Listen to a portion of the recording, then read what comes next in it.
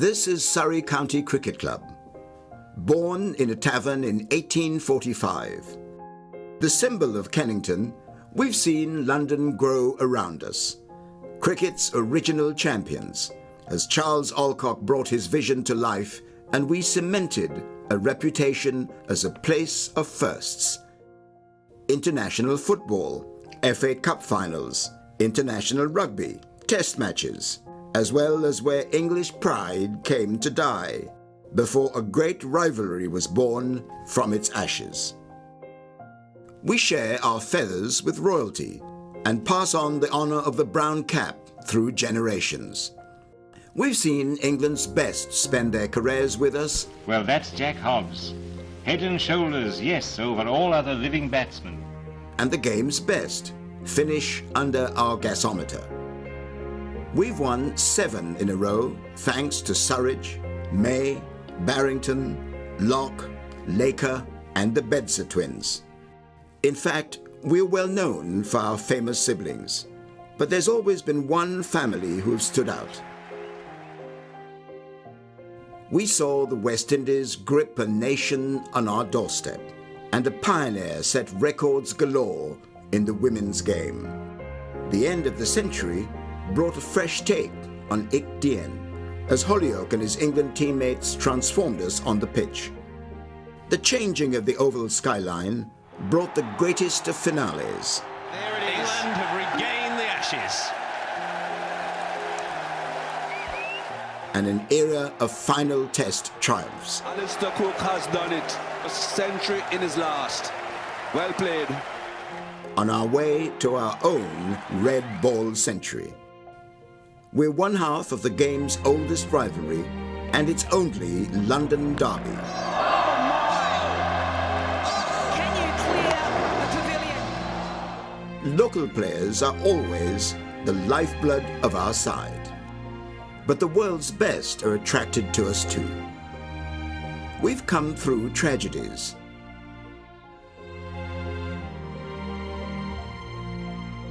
Now we're home to world champions and cricketers of the year. 175 years have passed. There's much more to come.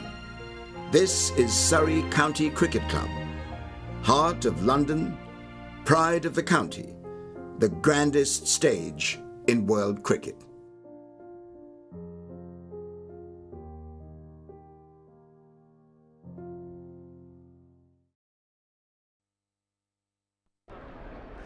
Well, a very good morning and welcome to the Kia Oval here on BBC Radio London, BBC Radio Somerset for this Royal London One-Day Cup game between Surrey and Somerset. Lovely to have you with us, as always, on a very nice morning here in South London, with already inside the ground a very big crowd, and I've heard whisper that there's a bit of a queue outside as well to get in, which is excellent news. So we should have a good crowd in today for what should be a very, very good game of cricket. Somerset, of course, the defending champions in this competition. It does seem a long time ago that they beat Hampshire at Lord's a couple of years ago, and they sit second in the table at the moment as we speak, with Glamorgan on top. Somerset on 7 points as well. Nottinghamshire third on 5 points. Yorkshire fourth on 5 points. And then Surrey, after defeat against Glamorgan, and it wasn't the best game of cricket I've ever been to, on Sunday, looking to bounce on Tuesday, looking to bounce back today against Somerset. Somerset-Surrey games, they always keep you focused, they always keep your attention. I'm delighted to say, alongside me today is the one and the only Mr. Anthony Gibson, who's had an interesting morning already, but is ready for action. Good morning to you, Mr. Gibson. Yeah, good morning, Mark. Yes, my train from Basingstoke to London Waterloo was cancelled, but fortunately another one arrived about half an hour later and got here in time. They gave 3 different explanations for the cancellation. First of all, there was something wrong with the train. That's never good. Then there was a staff shortage. Of course there was. Finally, the driver was taken ill. Wow.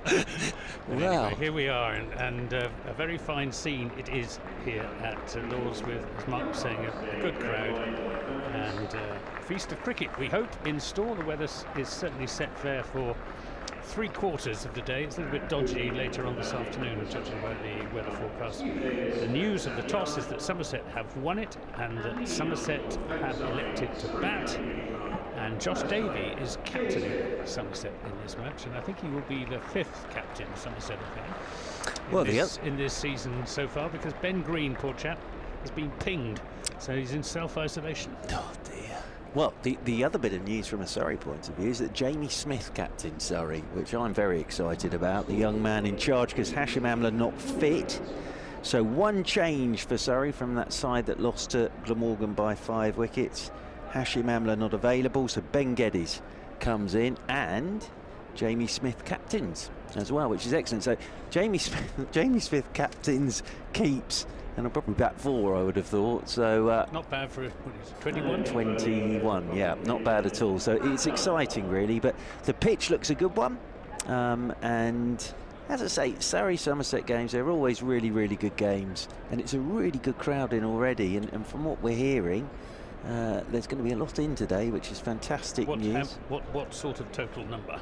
I don't know. We'll find out at the end. We had 5,000 at Taunton for the game against Yorkshire. Well, that's great, Sunday, isn't it? And they didn't get any cricket till 3:30. Well, but you know, we had. They were incredibly patient, I have to say. There was a full house at Guildford as well, which was wonderful, as you know. Lovely ground, Guildford. Well, it's going to be Matthew Dunn to get us started. Stephen Davis and Sam Young out there in the middle. So it's Matthew Dunn with our first delivery from the pavilion end, coming into the left-handed Davis, who's forward, punches out towards cover, and there is no run. Yeah, well, Somerset have started well in the comp. Beat Derbyshire, beat Glamorgan, no result against Nottinghamshire, and then beat Yorkshire in their last game. Mr. Hildreth's been going well. He has, and Steve Davis has been batting nicely as well. Hasn't got quite so many runs as Hildreth. But those by far well, I suppose Josh Davey now, who's come back into the side, recovered from injury. So you've got Josh Davey, James Hildreth and Steve Davis, and then 8 youngsters. Davis waits for Dunn, who's over the wicket to him, and Davis has played the line of that. That's bounced, gone past the edge, and that's taken by Jamie Smith, the captain, moving away to his left-hand side. Looks a used pitch. Would that be a fair assumption? Yeah, I think it is. It's so long since I've been here. It seems months since I've been here. It was probably only last week, to be honest with you. It may well be the pitch we were going to use against Northamptonshire, but then, of course, it rained. So we didn't. Well, we did a little bit, but not too much. But yeah, there's some bounce and carry there as well, as over the wicket comes Matthew Dunn once again, and Davis is up on his toes, pushing this one down towards Nico Reefer at backward point, and there is no run once again. Mr. Jeremy Coney is here today. He will be joining us at various bits of the day. The most important thing at the moment is finding the right remote control, though, for the tellies.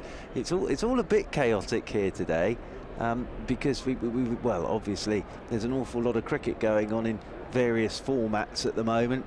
Of course, Test match day 2 of that at Trent Bridge, as Matthew Dunn, right arm over the wicket, he comes to Stephen Davis, and Davis pushes to backward point again. Round comes Nico Reefer to do the fielding, and there's no run. So interesting here, sometimes with Stephen Davis, you see a couple of sort of gullies and backward points in there, because that's his area through there. And Nico Reefer, very fine young athlete, is in there at backward point at the moment. But it's a wonderful picture here at the minute, and as I say, good crowd. So I'll go, but by the end, Mr. Gibbs, I'm going to walk round and count up the number of people. As in over the wicket once again comes Matthew Dunn to Davis. Davis, first runs of the day, just nudges this into the leg side, and Stephen Davis is off the mark, and that will bring Sam Young on to strike. My first look at Sam Young, one without loss. Yeah, he's 20. Oh, and he's 21. He was 21, in fact, on last Friday. I lose track of time. These matches come so thick and fast. Up at Welbeck Colliery in the rain, he celebrated his birthday. Sam Young, 21, comes from Plymouth. 7 games for England under 19s. Well, looking forward to... batted nicely against Yorkshire the other day. Yeah, looking forward to watching him have a bat today. Like us all, his birthday tends to be on the same date every year, as he's looking to turn this ball from Matthew Dunn into the leg side. Leading edge just potters out into the covers, and there's no run. So a tidy first over from Matthew Dunn. If you're just joining us on the Surrey live stream as well, of course.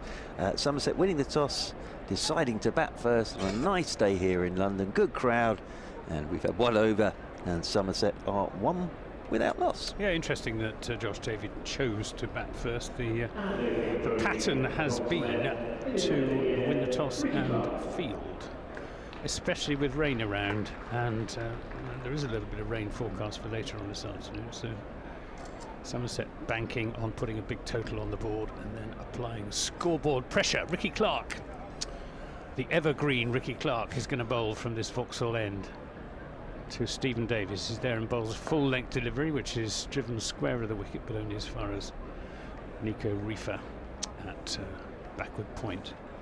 Steve Davis has a tremendous record for Surrey in this day cricket. 70 games for them, 2,719 runs at 41.19 with 5 centuries in 1950s, and a lot of those runs must have been scored here at the Oval.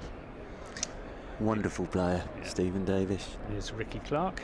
In and bowls to Davis, shuffles across his crease and turns that out to deep square leg, just for a single. 2 without loss. I remember watching Stephen Davis when he was here, winter, in the nets in the indoor school, in the Ken Barrington Cricket Centre, and the bowling machine must have been cranked up to top whack, and they're quick, those nets as well. And he was getting balls, just short balls peppered at him, and he had so much time to play those short, quick deliveries. When he's on form, he's one of the nicest players you could wish to see, isn't he? Very easy on the eye.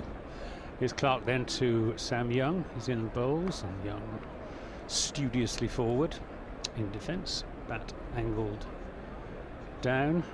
How many players are Surrey missing to internationals and the 100 and injury? It's about a team and a half, isn't it? I think we're up to 14, 15 now. I've lost count, to be honest with you. I can't work out where everybody is these days, because Marshall's back. Marshall's back, yeah, yes. Which He's is been good released news. by the Trent Rockets. That's nice of them. Yeah. Well, he did rather well for them. I know. Here's Clark into Young, bowls, and that's bold. Goes past the outside edge of Sam Young's bat.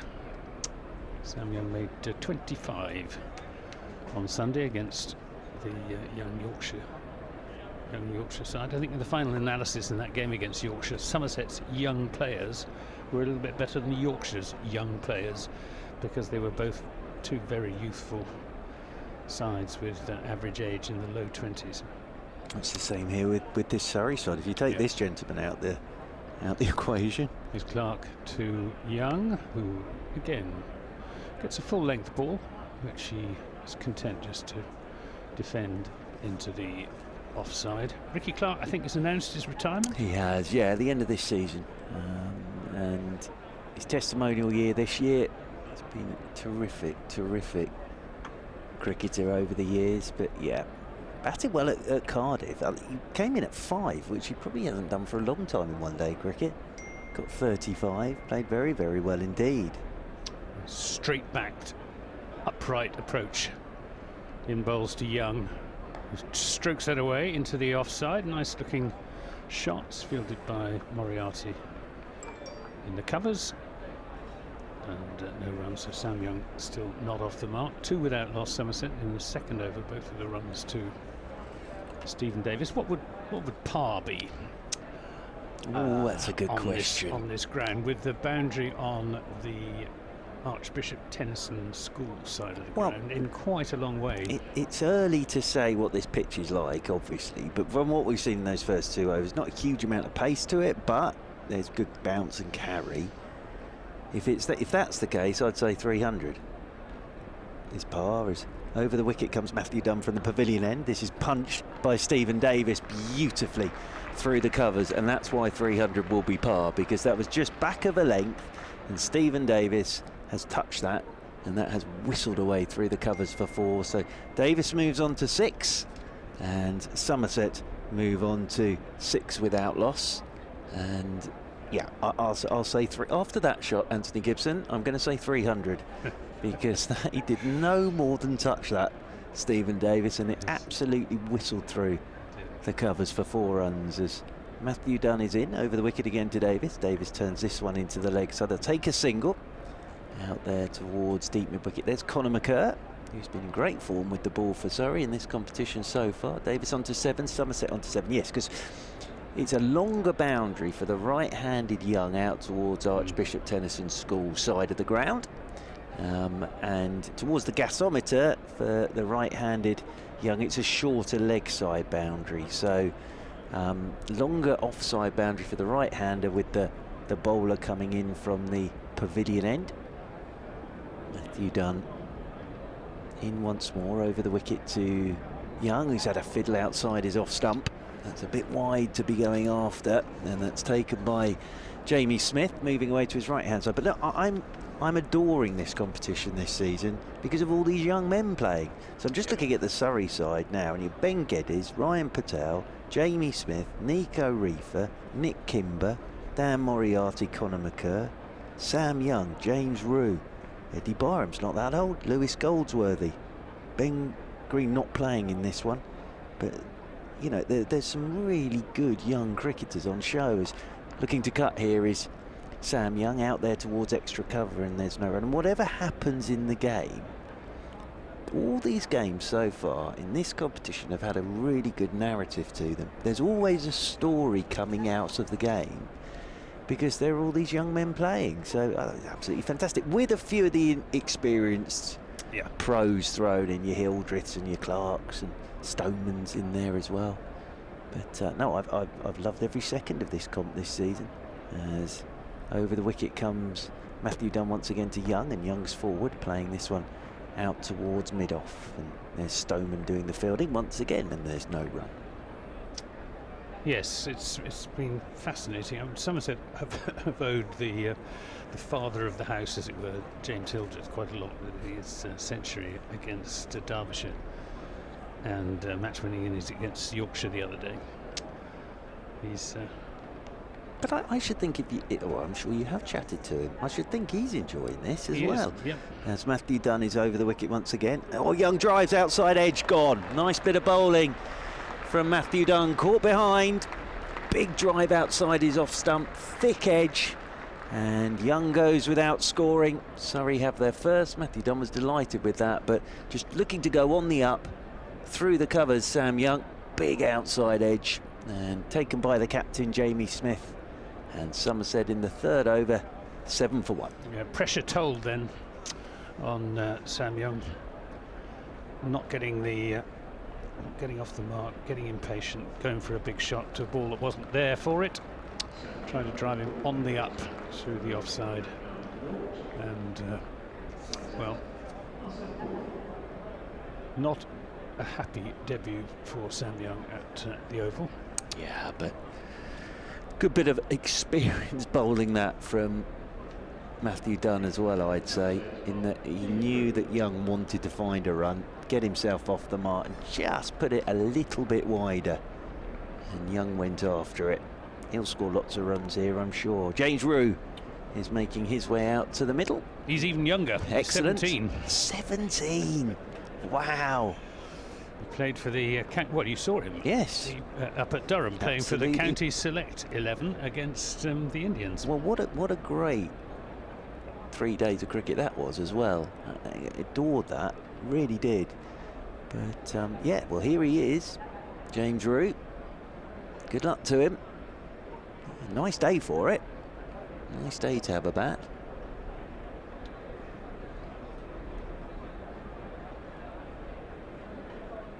Just looking at Ricky Clark's numbers there. He was in now and bowls to Davis, who plays that up to mid-on. Won't get a run. That was the last ball of the over. But, so Sam Young was out too. Rue kept wicket for the County 11 beautifully, actually. But I take it that Davis will keep wicket here today, right? Davis. Okay, so Rue playing just as a batsman. He's being played purely as a batsman and is regarded as very promising as a batsman. And again, he got he kept beautifully. up at Durham. Here comes Clark. In and bowls full length to Davis, who strokes that away through extra cover as if it's the easiest thing in the world. It was over pitch from Ricky Clark, and Stephen Davis, well, just seemed to have all the time in the world, and he transfers his weight so well. That's where, you know, that's where this effortless appearance his feet haven't gone anywhere there, but his balance is perfect. Exactly. And just again, for anyone moving his weight into the shot. Anyone who's ever seen Stephen Davis, he's in form. Those 2 shots he's played so far, this man is in form at the moment. 11 for 1 in the 4th over, being bowled by Ricky Clark, and Davis is playing this on the bounce to deep backward square leg. Yeah, I've seen enough of Stephen Davis over the years. Surrey need to get him early here.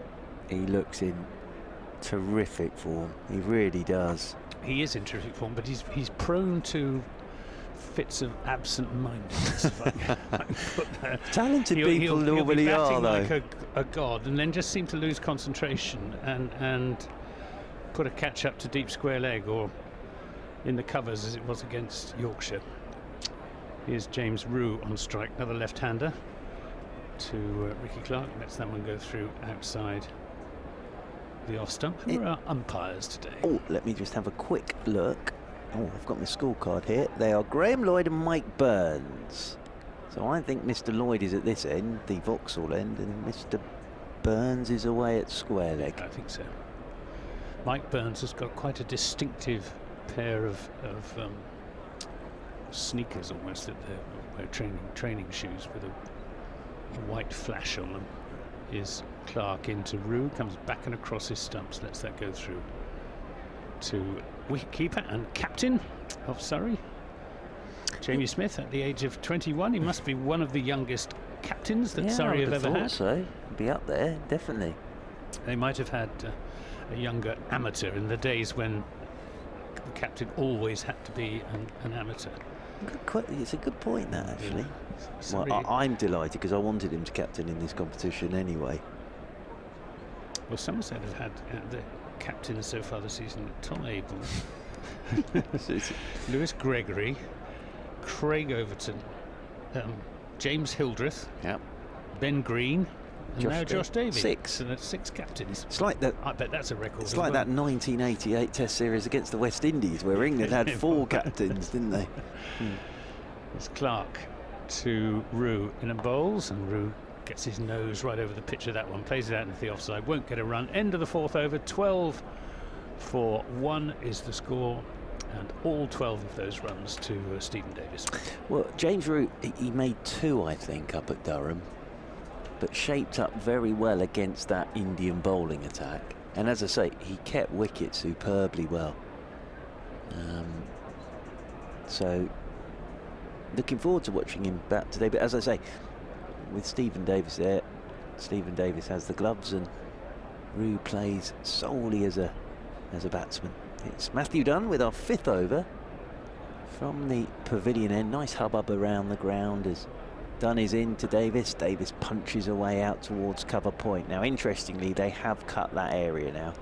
So Surrey now have Ryan Patel in a backward point position, and then Nico Reefer at cover point. So this is Surrey just trying to block off that scoring area for Stephen Davis. He doesn't mind just opening the face as well and gliding the ball down to the 3rd man, Stephen Davis. The 2 outside the circle at the moment are 3rd man and deep mid-wicket. Dunn is in again, goes wider of the crease this time. Short one to Davis, and it's a wide down the leg side, and it's kept going. And a glove on it from Jamie Smith. And that, again, like a plane on the runway there, just kept taking off at Jamie Smith. Tipped it over the bar. That'll be a couple more. 14 for 1. We'll keep a score on an eye on all the other scores around the country. India 25 without loss. They'll score lots of runs today, I'd have thought. It's not a great pitch, is it? It's not 180, whatever they were yesterday. No, the ball was still doing a bit, wasn't it? In the last session, I was swinging and a bit of seam as well. I'll probably be wrong, but I think they'll score a lot of runs on their first innings. 14 for 1. As over the wicket comes Matthew Dunn once again. And Rue looks to work down the leg side. This will be another wide, signalled by umpire Burns. Durham 26 without loss against Lancashire after 4 at Chesley Street. Glamorgan 7 for 1 against Leicestershire. That one at Leicester. And then Norway a 62 for 7 against Germany in the Tri-Nations. And France and Norway will get going later on this afternoon. As over the wicket once more comes Matthew Dunn, covering up his route, playing this one out into the offside, and there's no run. So yes, Norway, Germany in the T20 Tri-Series in Germany. And Norway in a spot of bother there, 62 for 7 after 17 overs. And then later on this afternoon, Norway against France. So if you want to know what's going on with that as well, cricket everywhere at the moment. As over the wicket comes Matthew Dunn once again, and forward goes Rue, punches up towards mid-off, and there is no run. Well, I think I'm right in saying the only other time that there's talk about cricket being in the Olympics, isn't there? There is. 20, but I think the T10. one time it has been in the Olympics was France in 1920 something. I think talking about France then, but there is talk of 2028 T20 or T10, are they? Over the wicket once again comes Matthew Dunn, and Rue across his stumps looks to work leg side, hits a thigh guard. I think this will be leg by. Yes, it will. Signalled by umpire Burns. One more to the total. 16 for 1. I think in favour of it, it's the point made in the Times today, is that it would bring cricket even, in the form of T10 to a much wider audience. Absolutely. Where is and it? also women's cricket, because there'll be a men's competition and a women's competition. I don't even know where those Olympics are, but I'm pretty sure someone was telling me the other day, if you want to break the American market, over the wicket once again comes Dunn, looking to drive is Davis. Thick inside edge, rolls back up the pitch, and there's no run. If your sport is in the Olympics, it doesn't half make a difference. Yes, exactly. Because I'm sure skateboarding's big anyway in America, but the amount rock climbing, all those sports now being seen by a worldwide audience. Davis waits again on 12 as Matthew Dunn is over the wicket to him, and Davis tucks him off his hip, and it's a good stop in there. Short fine leg by Ben Geddes. Moves round to his right, gets hands to it. They take a single. It's good running from Young and Davis. End of the over, 5 gone. And Somerset winning the toss, batting first, 17 for 1. Yes, it's a steady start, Somerset. So far, teams in this competition don't seem to have followed the England example of going really hard in the first 10 over power play. They like to build a platform in the first 10 overs and then accelerate gradually through the middle overs as Clark is in bowls outside the off stump to Davis, who's looking for a single but isn't there as it goes down to short fine leg, and then really go hard in the last 10 overs. Yeah.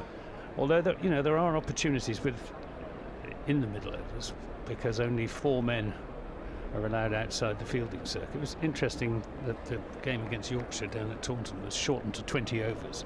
So you might think, well, typical, it's a T20 game, but of course it wasn't. James Hildreth said, it was different because you got one fewer man blocks, out in the deep, which made it much easier to score runs in those middle overs.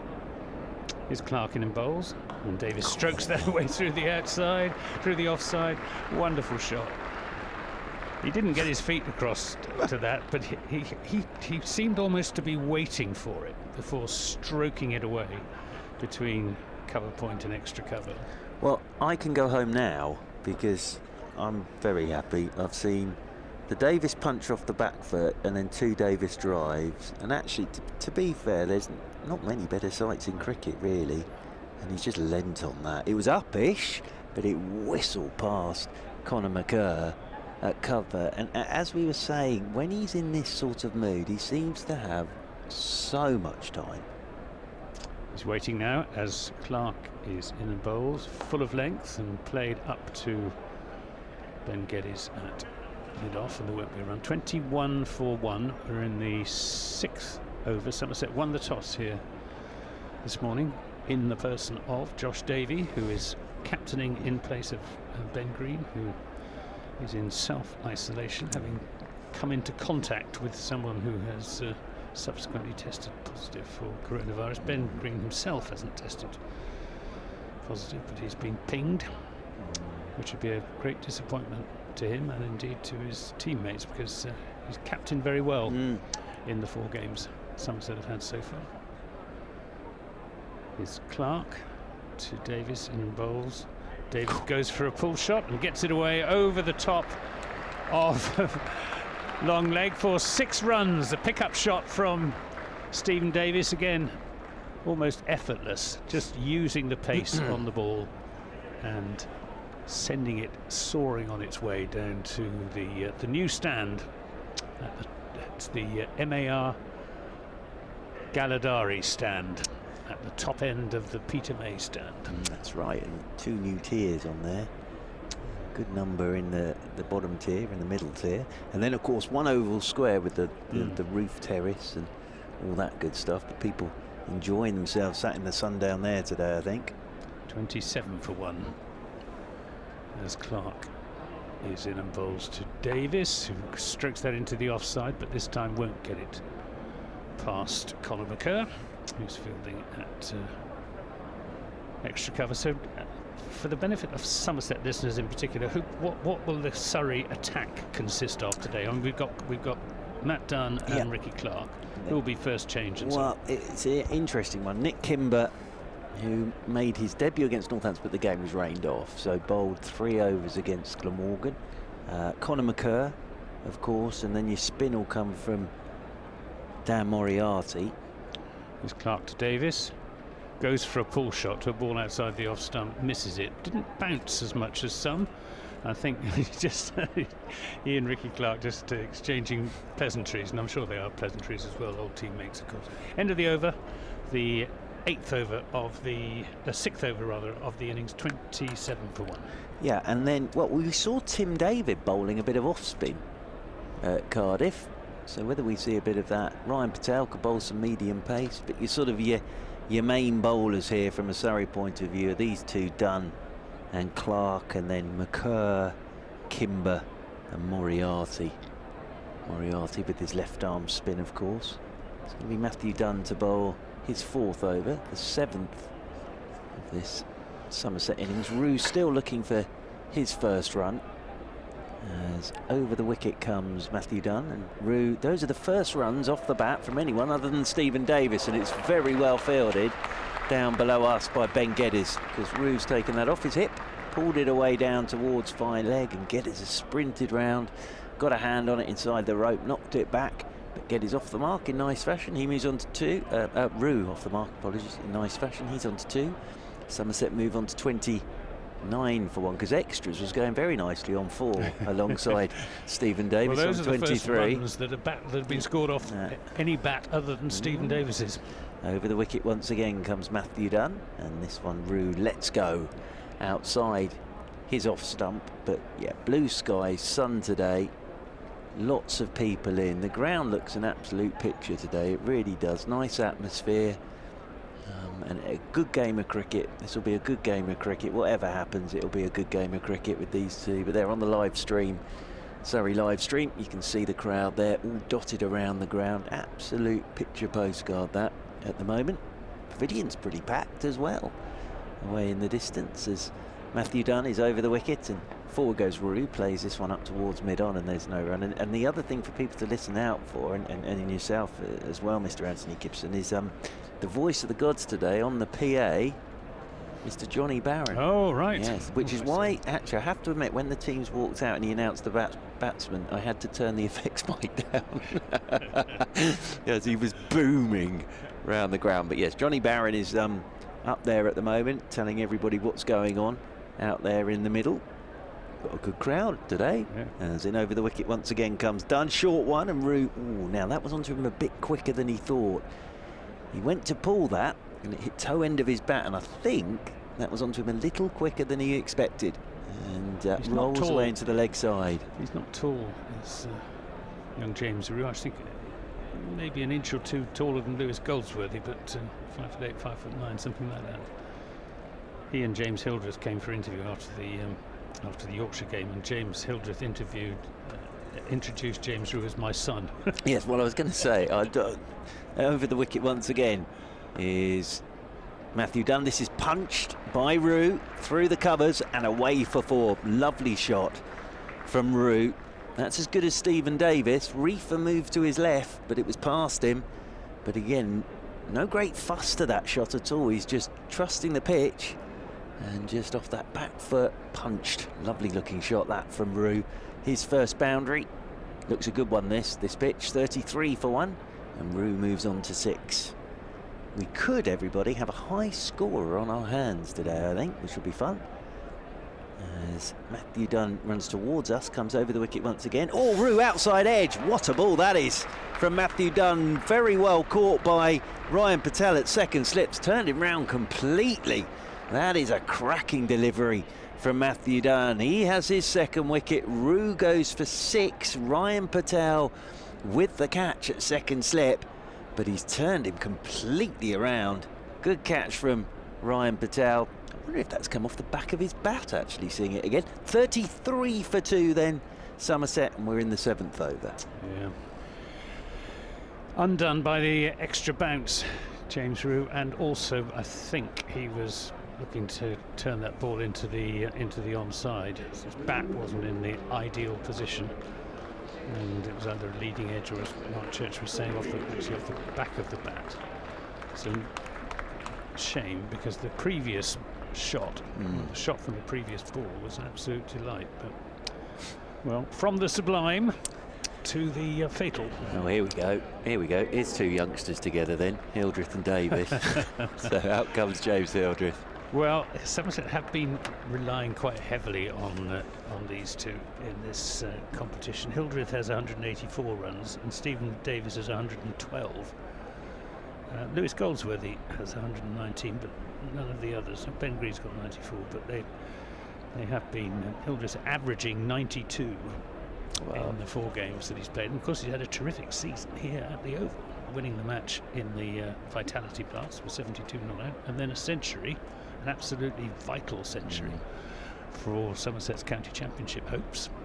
107 back at the beginning of July. I think I'm like a broken record when I'm with you, Mr. Gibson, about how much I admire and love watching James Hildreth bat. My key thing with James Hildreth as well is when it matters. When it really matters, that's when he steps up to the plate. In every form of the game, when it's really needed, that's when James Hildreth does it, and that shows the mark of a top quality player.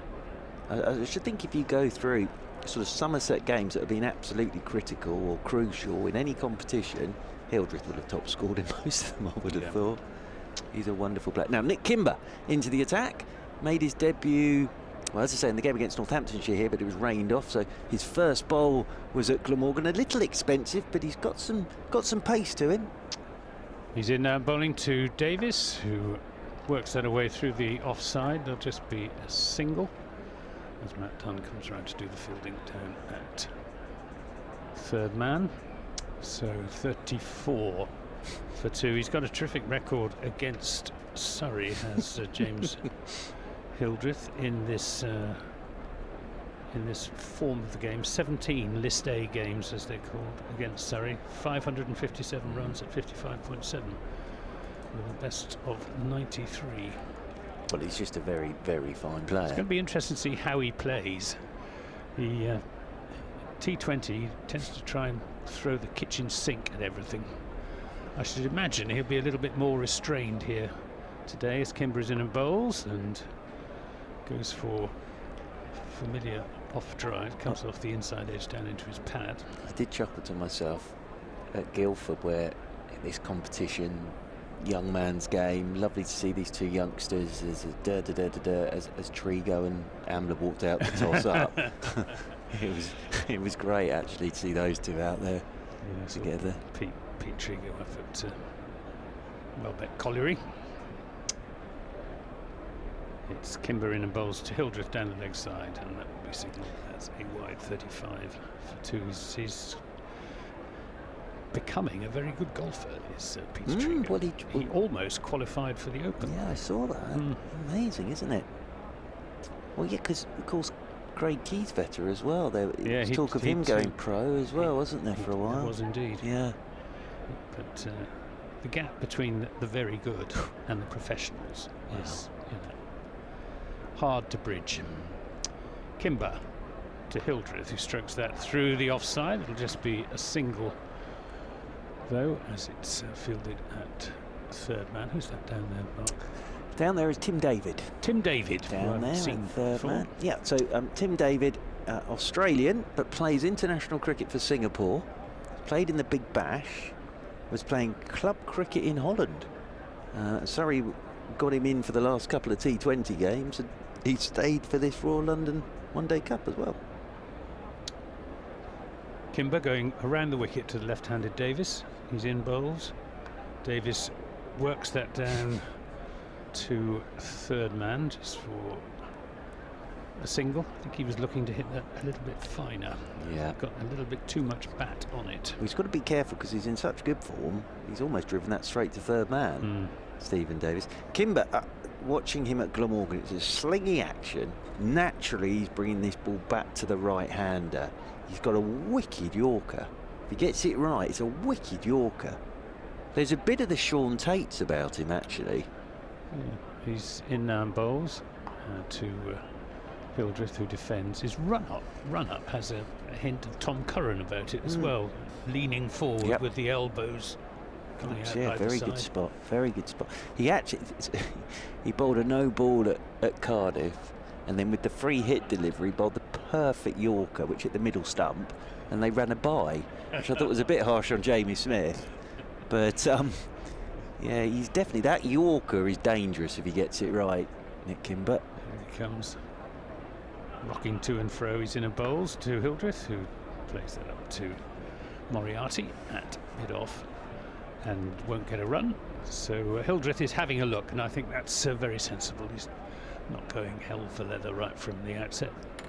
It's 37 for 2. We've had 8 overs, and Stephen Davis on 25 and Hildreth just the 1. Yeah, and well, it'd be lovely to see these two getting together with the sun shining. And Matthew Dunn, well, very nicely so far, as Matthew Dunn picked up both the wickets to fall. Matthew Dunn 2 for 16 off his 4, 37 for 2.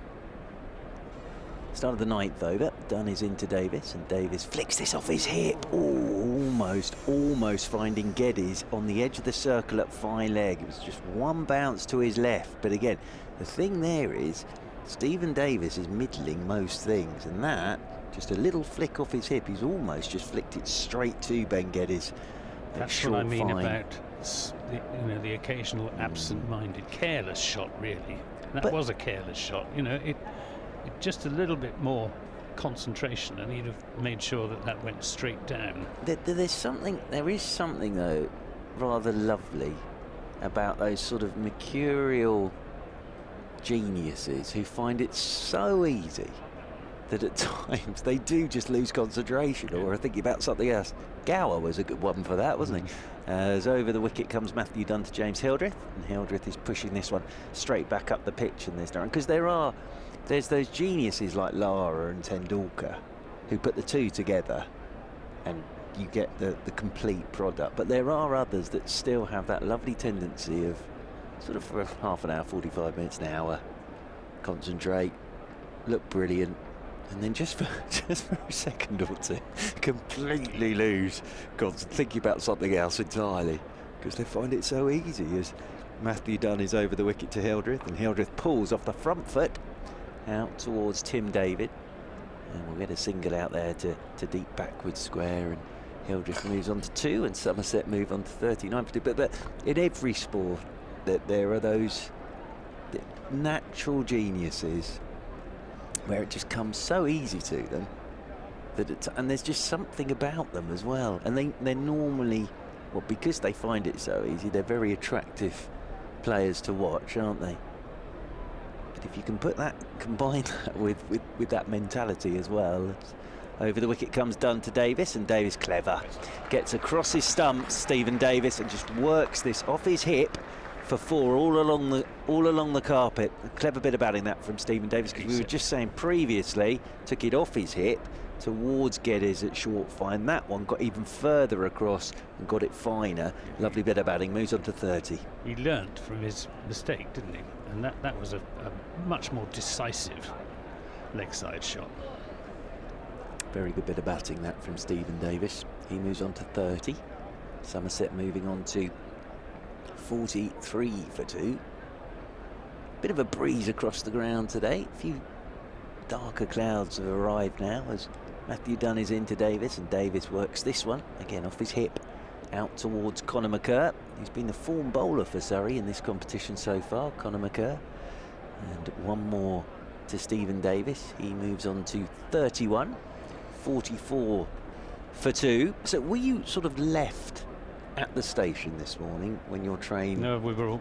Were you on it? We all had to. We were detrained. Oh, that's never fun. And so there was an entire train's worth of people then waiting to pile onto the next train. So it's never much fun, that, is it? It was a bit crowded, but no, we got here. I've never been on a train where there's been 3 reasons for it being stopped. As in over the wicket once again comes Dunn and goes past James Hildreth's outside edge. That's a nice bit of bowling again from Matthew Dunn. He has found a little bit of something from the pavilion end of the over. 9 overs gone then, and Somerset 44 for 2. I think Marchant de Lange is going to enjoy bowling on this, you know. Am I not right in saying that his not breakthrough, because it was the first game, he's sort of putting his mark on the 100. Wasn't that here?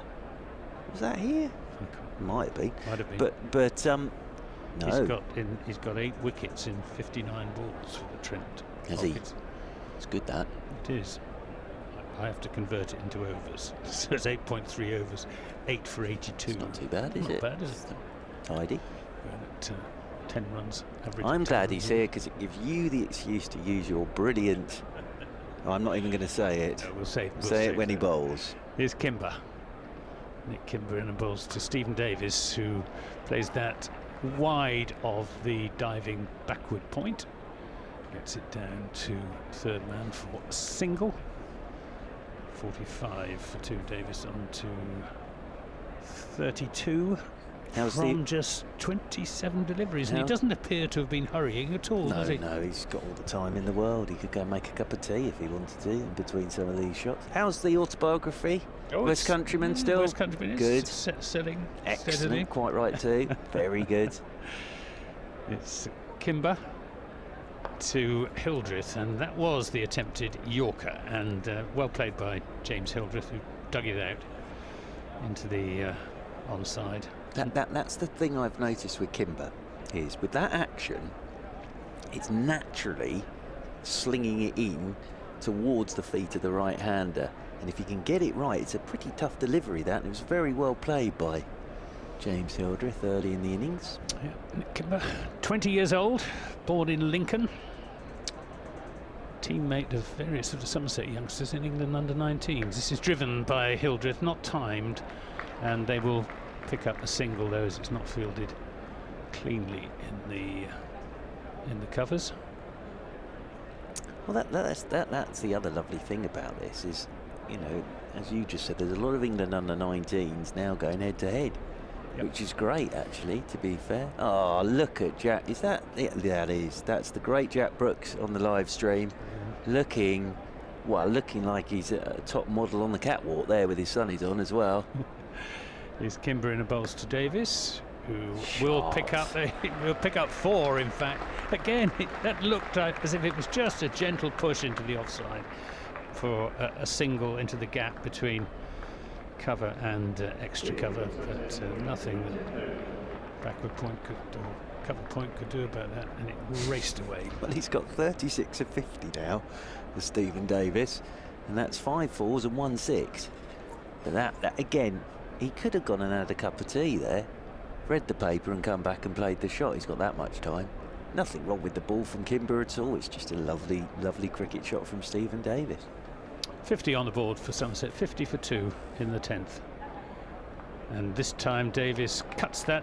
Well, in fact, he edges it down to third man. That wasn't what he intended.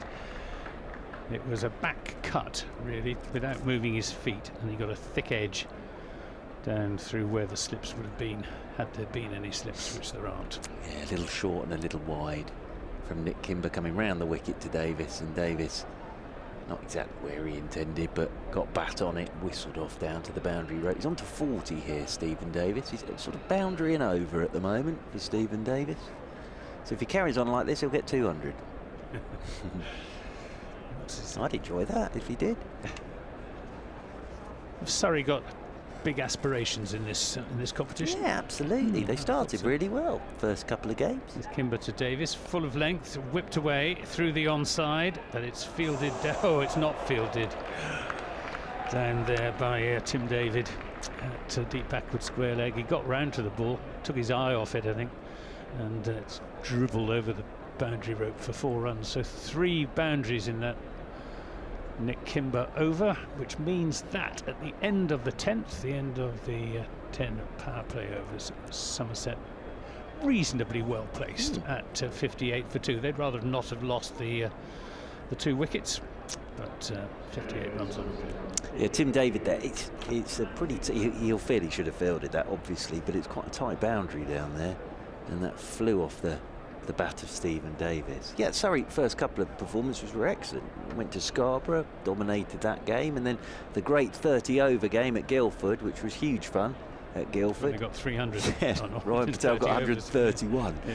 As Matthew Dunn started the 11th over, second power play then, 4 men outside the circle if he wants them, and this one's turned by James Hildreth out. Oh, there must be some Somerset supporters over there. Well, he's getting some ironic cheers as he picks that up. I wouldn't mess with Tim David, to be honest with you. 59 for 2, but yeah, it was a very easy fix for what happened at Glamorgan. They batted badly. You know, it wasn't 132 all out, that pitch. 200 on there would have been very interesting, actually. Gardens, yeah, 200 would have been very interesting. Slow old pitch. That, took them 44.1 overs to get to 132. Matthew Dunn coming in over the wicket to Stephen Davis. Kept his slip in there for Davis, and Davis up on his toes. I like that from Stephen Davis. Turns that one for a single out towards deep mid-wicket. That sort of says to me, Stephen Davis, yeah, okay, I'm in good form. I'm seeing it nicely, but I'm just going to stick around here for quite some time, and if he does, he'll have a big score on the board. Stephen Davis. Hildreth comes back onto strike on 4. Absolutely vital partnership this for Somerset. I know it goes without saying, but there isn't much experience to come in the batting lineup. Over the wicket once again comes Dunn to Hildreth, who's looked to pull a good length delivery off the front foot, and then pretends he's left it. Yeah. But he definitely went after that one, did James Hildreth, and that's taken by Jamie Smith. Life's looked a bit tougher from Matthew Dunn from the pavilion end. He's what has he got? 2 for 24 in 5 overs. Well, these are his best figures, because it passed me by completely. The first game, I was amazed by this. The first game at Scarborough was his list A debut for Surrey, Matthew Dunn. As over the wicket he comes once again to Hildreth, and Hildreth, shout for LBW. That looks leg-sidey to me, yeah. And umpire Burns just walks off and shakes his head. Just the way that Hildreth has shaped up to play that shot. India 33 without loss. KL Rahul is just settling himself down alongside Rohit Sharma. So there we are. Proper cricket. Yeah. Well, like watching KL Rahul up at Durham a couple of weeks ago. He sometimes struggles to get in that team. Over the wicket comes Dunn to Hildreth, and Hildreth, nicely played, just gets forward, bounced on him a touch there, and played down to Nico Reefer at backward point. I wonder what England's batting performance yesterday is going to do to the next season's fixture list. Well, look, there's a lot going round at the moment, and all I would say is it wasn't rocket science. really. They did look rusty, didn't They they? are absolutely against that attack. You know, really and truly. As in over the wicket once again goes Matthew Dunn. Short ball, and this is pulled in front of square by Hildreth. Out towards deep mid-wicket. They'll pick up a single. And that'll be one more to the total. And one more to James Hildreth. Good over again from Matthew Dunn. Tidy over from him. 11 gone. 61 for 2. Yes, it sort of was, it was a bit like going down yesterday to me. It smacked of going down, sort of a film like Jaws, Mr. Gibson, where there's a massive shark, yes, and you have to go down to take on the shark, armed only with a pencil. That's what it sort of reminded me of yesterday. Yes, it was very tough. I'm sure it's the right decision to bat first, but at Trent Bridge, you wouldn't normally, unless it was real green seamer. Do you know who I feel for in all of this at the moment? The players. I really do. I really feel for those 11 lads that walked out there yesterday for England. Poor old Joss looks as if he hadn't picked up a bat. Well, he hasn't, has he? When was the last time he saw a red ball? Here's Kimber in and bowls to Hildreth, who cuts away through the offside for 4 runs. Terrific shot from James Hildreth. It was short and wide from Kimber and given the Hildreth treatment. Lovely shot. Great shot, because it's actually not that short a delivery. It's just the width on it, and he just lays back and cuts it. It's actually a fairly good length ball, that from Kimber. But boy, is that whistle to the boundary rope. Jamie Smith in his first game as captain with a little bit of thinking to do here, because got Matthew Dunn bowling very nicely from the pavilion end, but runs are coming from this Foxhall end at the moment. 65 for 2 in the 12th over. Nick Kimber in and bowls to Hildreth down the leg side. Hildreth misses out there, really. Could have hit that almost anywhere on the leg side. Not a good delivery from Kimber. Overcompensating. He was too wide outside the off stump previous ball. Just trying to get his line a little straighter, and that one went down the leg side. And do you know the other thing I feel sorry for at the moment? The game of cricket. Yeah. It's been a fractious season, hasn't it? Kimber's in and bowls, and Hildreth is looking for a single, and they decide against it. As they've actually run 2 there, Davis and Hildreth, didn't they? They've actually got 1. Yeah, Ryan Patel recovered well after not stopping it cleanly. Yes, it's not good, is it, with all the different factions falling out amongst each other and all sorts of Our lovely game being is tearing itself apart at the moment. It's literally tearing itself limb from limb. Our lovely game at the moment, and it's sad. It's sad to be watching it happening. Kimber to Hildreth. Hildreth just angles that, not very far away from a diving Ryan Patel, and poor old Tim Davies is really going through it down there. Every time he touches the ball. There must be a clutch of Somerset supporters in that part of the ground. I'm going to be very interested to find out how many people there are in the ground today, because it's a really good crowd. And poor Tim David there, every time he touches the ball now, he's going to get a cheer. Take by 4 o'clock, it could be lively. 67 for 2 in the 12th. Kimber to Davies. Davies strokes that away. Oh, he's gone. He's gone. I said strokes that away, and he strokes it straight to backward point. And that is the end of Stephen Davies for 45 from just 32 deliveries. But, well, I was talking about this momentary loss of concentration, failing to keep the ball down, and he's paid the price. Well, well done, Nick Kimber, because that's his first wicket for Surrey. So well done to Nick Kimber. The reason I went, oh no, is I can't believe Stephen Davis has just done that, and he's hit exactly the wrong person in the shape of Ricky Clark, because Ricky Clark is not dropping that. But that's exactly what Mr. Gibson was talking about, and that's why I love Stephen Davis so much. And it's Somerset supporters going to hate me saying this, but that is Steve. He looks so good, and then that one moment and has cut that straight to Ricky Clark. But that was a joy. Those 51 minutes were a joy, but yeah, he could have had a double 100 today, I think, Stephen Davis. But Nick Kimber has his first wicket. It's a good one, Stephen Davis, and that was that partnership we were talking about, and it's Nick Kimber that's broken it. And he'll remember that. Well, it wasn't the best ball he'll ever bowl, but he's picked up the wicket and he's got rid of Stephen Davis. Yeah, it was there for the shot. He just didn't bother to keep it down. Well, he just straight to Ricky Clark. And Clark, again, he middled it. Ricky Clark, though, is not dropping that.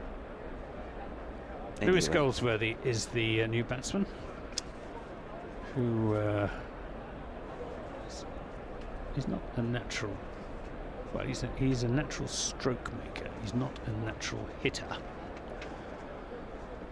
He's a conventional batsman with a good technique, and he's got some runs in this competition so far. 119 of them, best of 57 not out, averaging 59.5. So he's played an important role for Somerset. He's on strike now as Kimber is in and bowls to him, and that's the Yorker.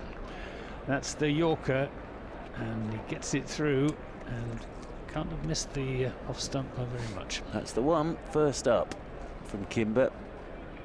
He's got that in his locker is very dangerous. It really is, and Goldsworthy there. First up. That is not what you want. That natural action is slinging that ball towards his feet. And on that length, on that line, that is not what you want first ball. Didn't miss the off stump by very much at all. Kimber to Goldsworthy, who's back on his stumps. Just running that down to Tim David at third man for a single to get himself off the mark. 68 for 3 Somerset. The 3 being Sam Young, who's caught behind without scoring, James Rue, who's caught at second slip by Ryan Patel off Matt Dunn for 5, and earlier in that over Stephen Davis, caught by Ricky Clark at backward point off Nick Kimber for 45 delightful runs, but an innings that was cut off in its prime. Yeah, it's the sort of innings that you, in club cricket, you sort of want to play when you've just sort of turned up and they're one short, you haven't said anything, and they say, "Do you want a game?" "Yeah, I'll go and have a bat." "What do you do?" "Wherever you want me to." And you just walk out there, stroke 45, and then get out. But no, lovely innings from Steve. He'll be disappointed though. He really will be disappointed. Sat down there below us. Now we're getting Dan Moriarty into the attack. Well, of course, there was me going on about Hildreth. He always scores runs when it matters. Of course, he got the 100 here in the championship game, which is when it mattered as well. Absolutely crucial. Brilliant innings, wasn't it? On that first day, of course. So Dan Moriarty's bowled very well in this competition already. Moriarty, 2 for 45 against Yorkshire at Scarborough, 1 for 49 against Nottinghamshire at the Run Festival of Guildford, and then 2 for 25 against Glamorgan. As forward is Goldsworthy to Moriarty's first delivery, left arm round the wicket, of course, kept his slip in there straight away. 68 for 3. Don't know if you can keep a slip in there straight away. As Moriarty in his sunglasses, round the wicket he comes again. Goldsworthy works this one up towards mid-on, quick single, put the pressure on the fielder, and Kimber's let that go through his legs, so they'll get 2. That just about putting a bit of pressure on the field. They pick up a couple of runs, and Goldsworthy moves on to 3, and Somerset move on to 70 for 3. Surrey fielding has not been immaculate this morning. Round the wicket once again comes Moriarty, and this one Goldsworthy works again up towards Kimber. Wait for it. Oh no, giving the young man a little bit of leeway there. If that had been Tim David, he would have got the bird. The MAR Galadari stand would have been on its feet. 70 for 3 as Moriarty in once more. Forward comes Goldsworthy, plays this nicely up towards mid-off. Matthew Dunn does the fielding. But yet the clouds today going right to left across the ground. The flag's actually fluttering quite strongly in the breeze on top of the flagpole. In again is Moriarty, quicker this time. Goldsworthy nudges this one out towards extra cover, and there's no run. Kimber's now being sent down to long on for the final ball of the over. Goldsworthy waits once again. Moriarty into him, and Goldsworthy pushes out through the covers. Will take a single, keep the strike. Tidy first over from Dan Moriarty. 13 gone. And Somerset 71 for 3. But there is that on the Surrey live stream. There is that flag billowing in the wind as we sit and look, as you're seeing it now, right to left. That's going. Where's that then? Quite a stiff breeze, isn't it? Yeah. But as they always say, Mr. Gibson, blowing the clouds in, but blowing them away. Southwesterly, isn't it? I don't know. I never know where I am in terms of north. That's more or less south, isn't it? Yeah, that Brighton's down there somewhere. So it's coming across the ground diagonally from the southwest, really. Never eat shredded wheat. That's the way I always remember it. So we got another over from Nick Kimber. Bowling to Lewis Goldsworthy. He's in and bowls. Goldsworthy defends. Kimber is in his 4th over. 1 for 25. The one being the very, very valuable wicket of Stephen Davis. Somerset haven't got a great deal of batting to come. They've got Eddie Byram in next, who hasn't exactly been carrying everything before him in this competition so far. And then that's it for the specialist batsmen. Then it's the bowling all-rounders: Casey Aldridge, Josh Davey, Marchant de Lange, George Drissel and Sonny Baker. This is tucked down towards fine leg by Goldsworthy. They're coming back for the second run and will get there comfortably enough. It's not a particularly good throw, and I expect, is the umpire going to signal leg by? No, it's a little bit of bat involved in that. Matthew 73 Dunn for 3. has launched that from fine leg to extra cover. Didn't get anywhere near Jamie Smith, and actually Mark Stoneman took it on the fuller extra cover. Tried to get the ball away as quick as he could and launched it straight to Mark Stoneman. Kimber again to Goldsworthy, full of length outside the off stump. Must have been close to being a wide, that one. Goldsworthy has nothing whatever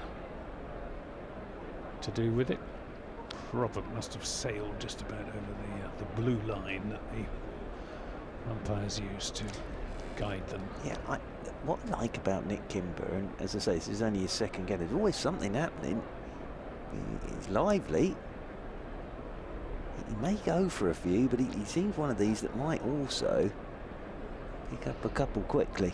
He's in now to Goldsworthy, and again Goldsworthy tucks that off his hip down to Dunn, running in from long leg just for a single. 74 for 3 in the 14th. He's not high pace, is he? No. He's that Yorker a is little bit quicker than military medium. But medium fast rather than fast medium. Yeah, bulk up at 20, I suppose. Yeah. But no, he's got a bit about him, definitely. Here he comes again. Long striding straight approach. He's in now and bowls short, and Hildreth doesn't get hold of this at all, but he'll pick up a run as it goes down towards Matthew Dunn. Long leg boundary, and it was a no ball and a free hit. He bowled a couple of those at Cardiff, so just overstepping the mark, and as I was saying, one of them, the free hit, he bowled the perfect Yorker.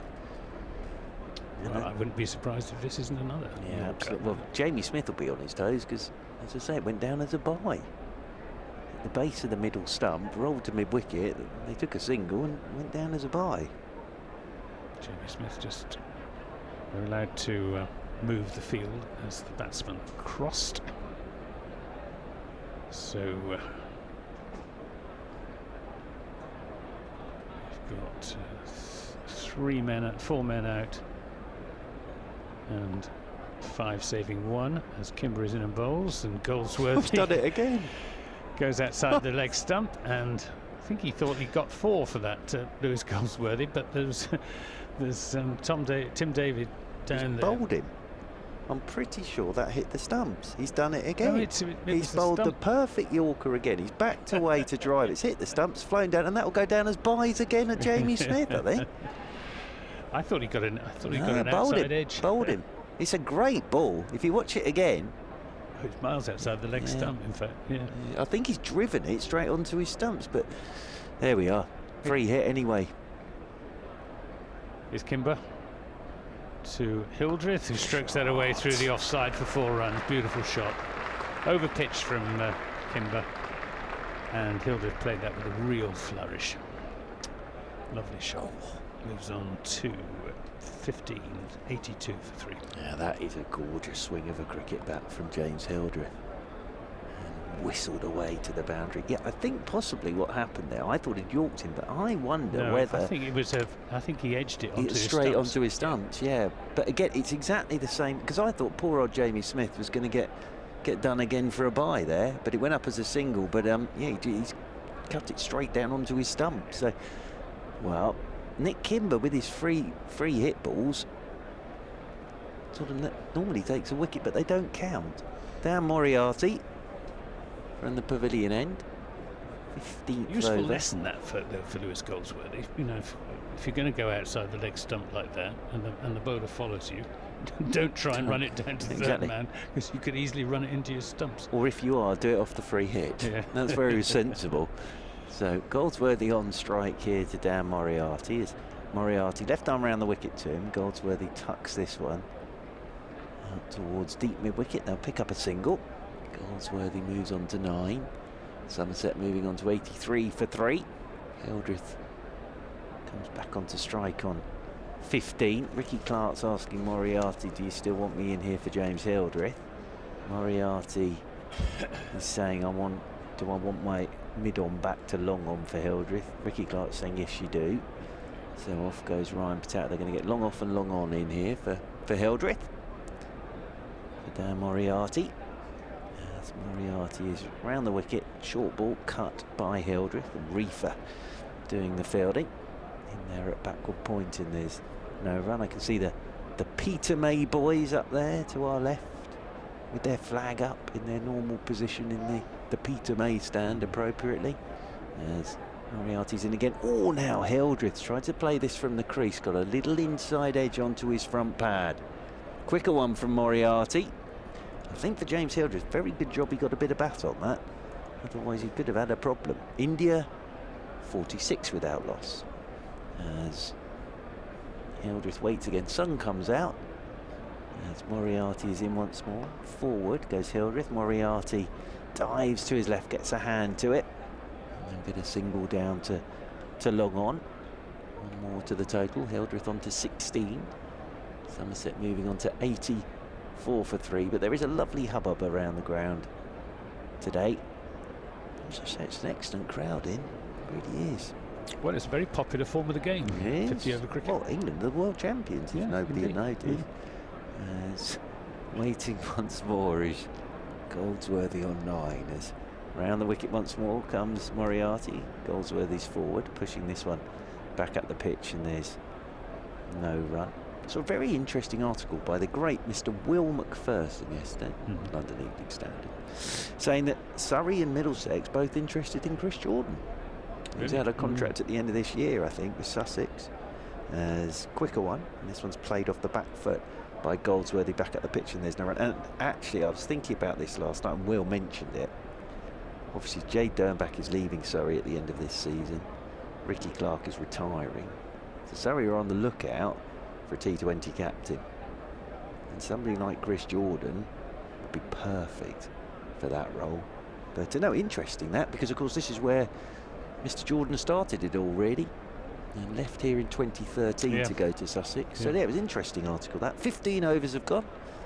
2 off that over from Dan Moriarty, and 84 for 3. Somerset. Can't imagine why he'd want to go to Middlesex.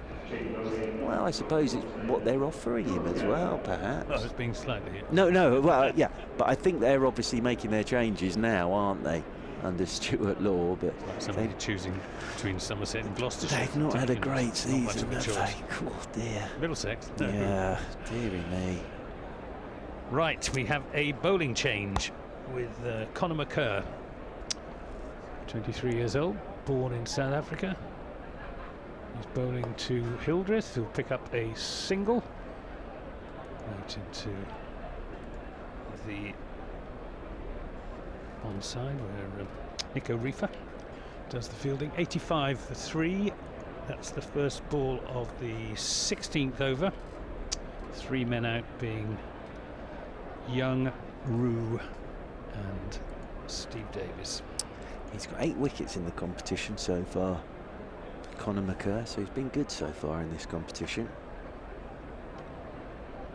Again, he's tall, bowling at full length, which is driven by Goldsworthy, but not timed.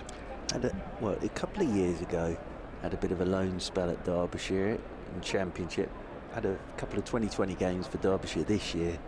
Conor, he's still a young man. He's had a few injury problems, but he's got all the talent in the world. He really has. And as I say, in List A cricket, he's had a very good season so far. He's coming in from the Vauxhall end to, and that's a Yorker, which is well dug out by Goldsworthy. It's like a test match this at the moment, isn't it? Get short-legged. Well, Lewis Goldsworthy likes, he's, as I said, a conventional player. He can play. He's got a good inside-out, lofted off drive. He can reverse sweep like all of the young batsmen can. Everyone was brought days. up on it now. Yeah. He's played those 2 Yorkers very well. And he's a very good hooker and puller.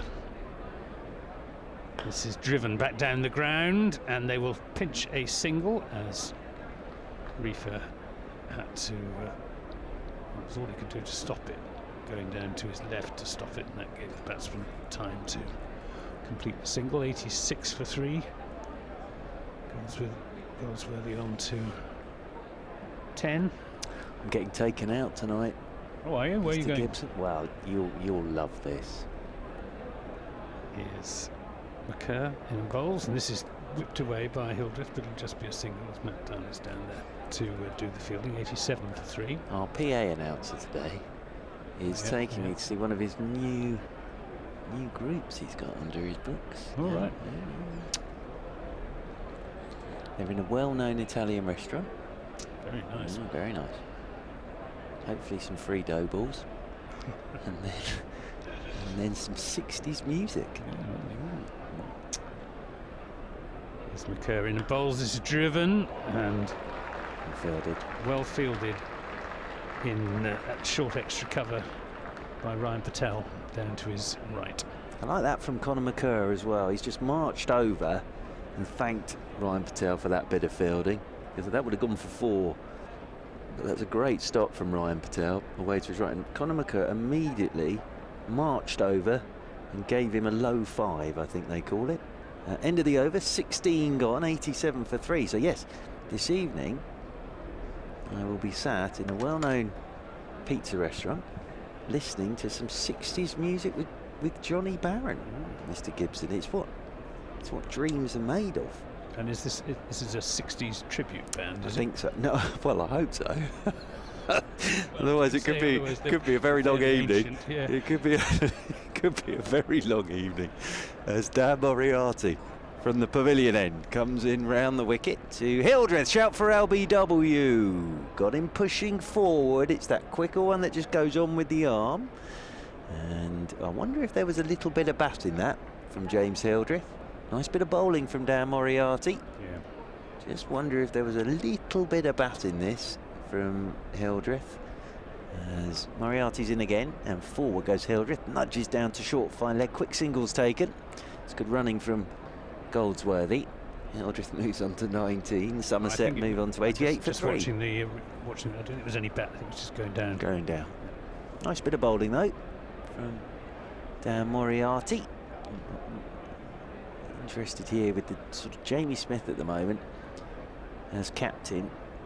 He won't try and reinvent the wheel, obviously.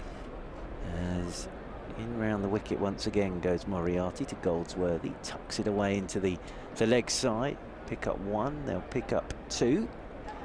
And Goldsworthy will move on to 12, and that takes Somerset on to 90 for 3. Elsewhere, Norway are 76 all out. Germany 32 for 1 in pursuit of that. In this, well, they've got off to a flyer. 32 for 1 or 5. As This one's turned, leg side, down towards short fine leg. Off goes Conor McCurr again. Hot pursuit, 2 more to Goldsworthy. Nicely played, sensibly played. He moves on to 14. Durham 83 for 3 in the 18th over against Lancashire. Glamorgan 68 for 1 against Leicestershire after 17. And France versus Norway gets underway at 2:30. As round the wicket once again comes Moriarty. Forward goes Goldsworthy. Nicely played again. Just turns this one down towards long on. Strolls another single. He'll move on to 15. And India 53 without loss. There at Trimbridge. Back onto strike comes James Hildreth.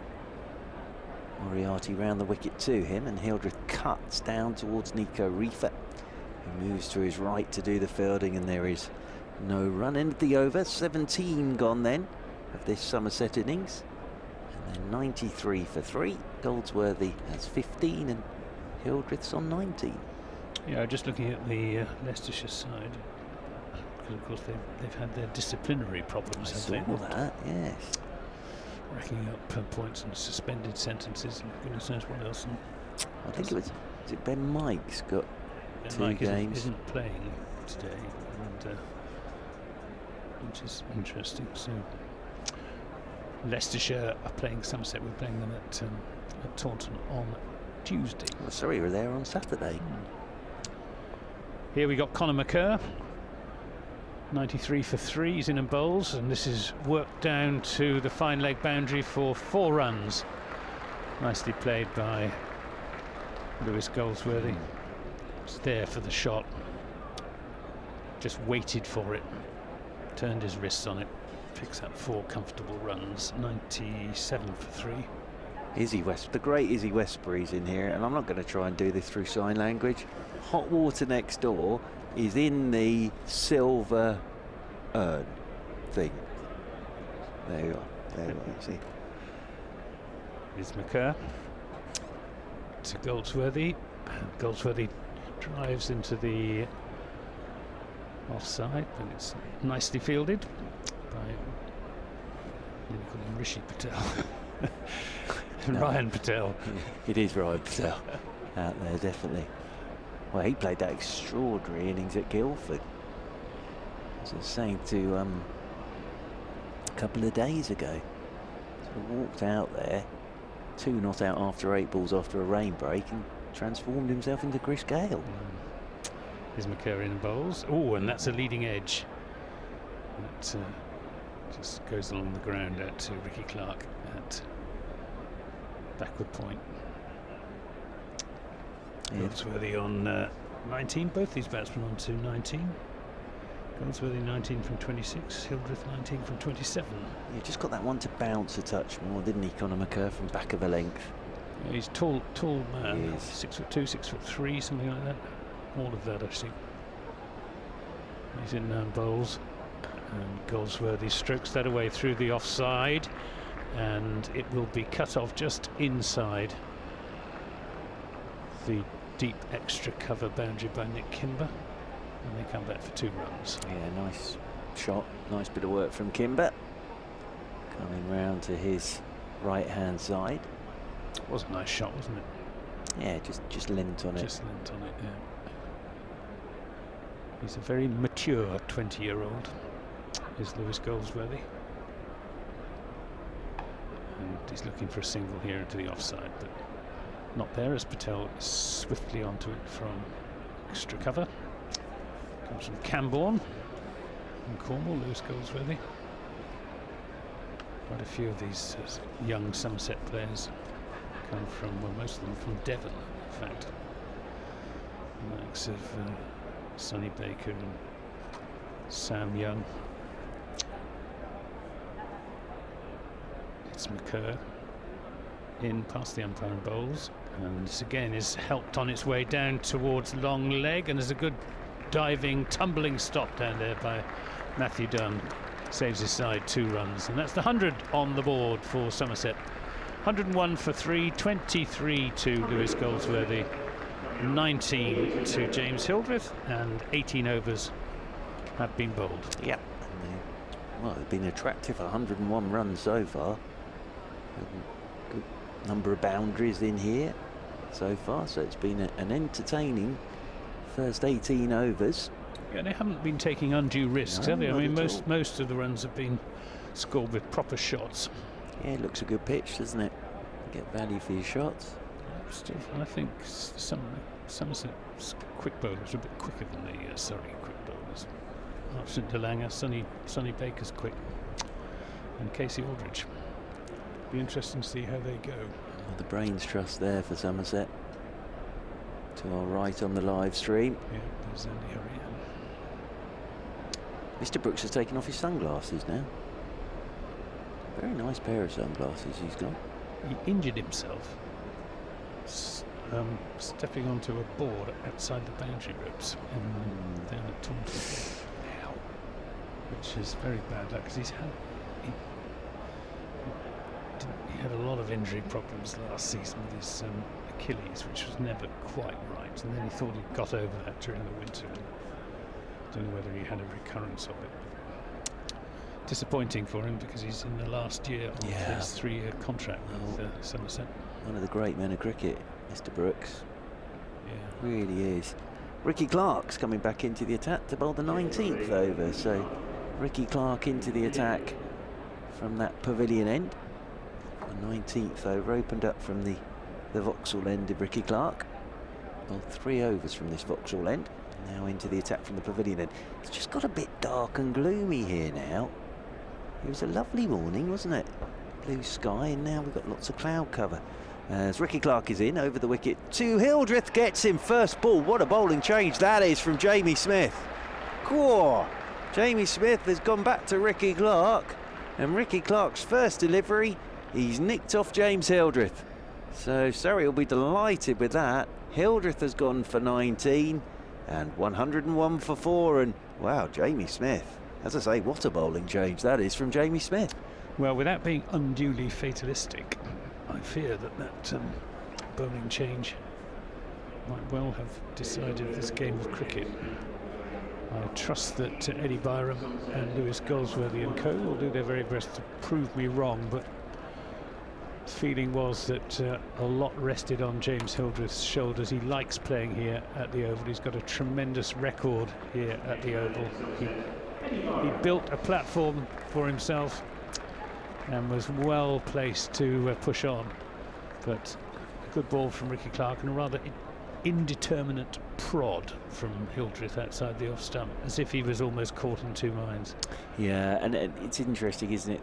Went to his most experienced bowler and said, can you get me James Hildreth? And he has with the first delivery. So very good bowling change that from Jamie Smith. And Byram makes his way out there into the middle. So James Hildreth goes for 19. Young going without scoring. Rue for 6. Davis for 45. And Hildreth for 19. So I do remember watching Eddie Byram go berserk in a 2020 game against Surrey, which he did, yeah. Which I think surprised everyone, because sort of in terms of championship cricket, it'd been sort of that nuggety opener. That's right. And then went out there and smashed it to all parts. He's a split batting personality. He's one of those, is he? Yeah. He's got very bright boots. As waiting over his bat then is Eddie Byram, wearing number 97, left-handed of course. Ricky Clark gets a slip in straight away for Byram as over the wicket he comes. Byram's letting this first one go. Outside is off stump. He's got something to prove, Eddie Byram. He's had 3 innings in this competition so far. Just 22 runs, the best of 11 not out.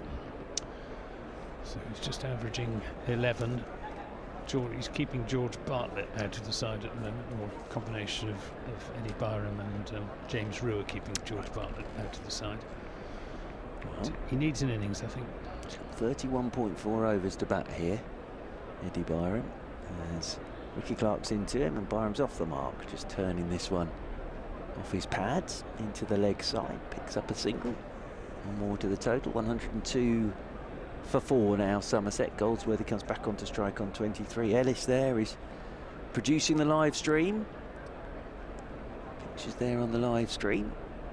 Very, very good. Jake, the cameraman, filming away out there. So Jake, the cameraman, was down at Taunton. he's everywhere. On Sunday, rather. He's everywhere. I reckon there's 3 of him. As turning once more is Ricky Clark. Coming over the wicket to Goldsworthy, and Goldsworthy's forward and plays this one off the stumps into the leg side. With this cloud cover, I just wonder whether Ricky Clark's just finding a little bit of shape from this pavilion end. Goldsworthy sort of leapt across his stumps there, working that one into the leg side. I think Germany are going to stroll their game against Norway, Anthony Gibson. 8th over, 43 for 2, chasing 77. Germany. Big game now. France-Norway this afternoon at 2:30. As over the wicket once more comes Clark. And in behind a shorter length delivery goes Goldsworthy. Pushes this one out towards Stoneman, who does the fielding. And they're at extra cover and there's no run. Last 2 recognised Somerset batsmen together here. So, which is obviously going to have to temper their attacking approach. Indeed. Can't afford to lose another wicket now, Somerset, because Surrey then will be amongst the bowlers. Yeah, and on a serious point as well with Stephen Davis and James Hildreth, yes, some lovely shots and enjoyed them, but Surrey would be delighted to get those 2.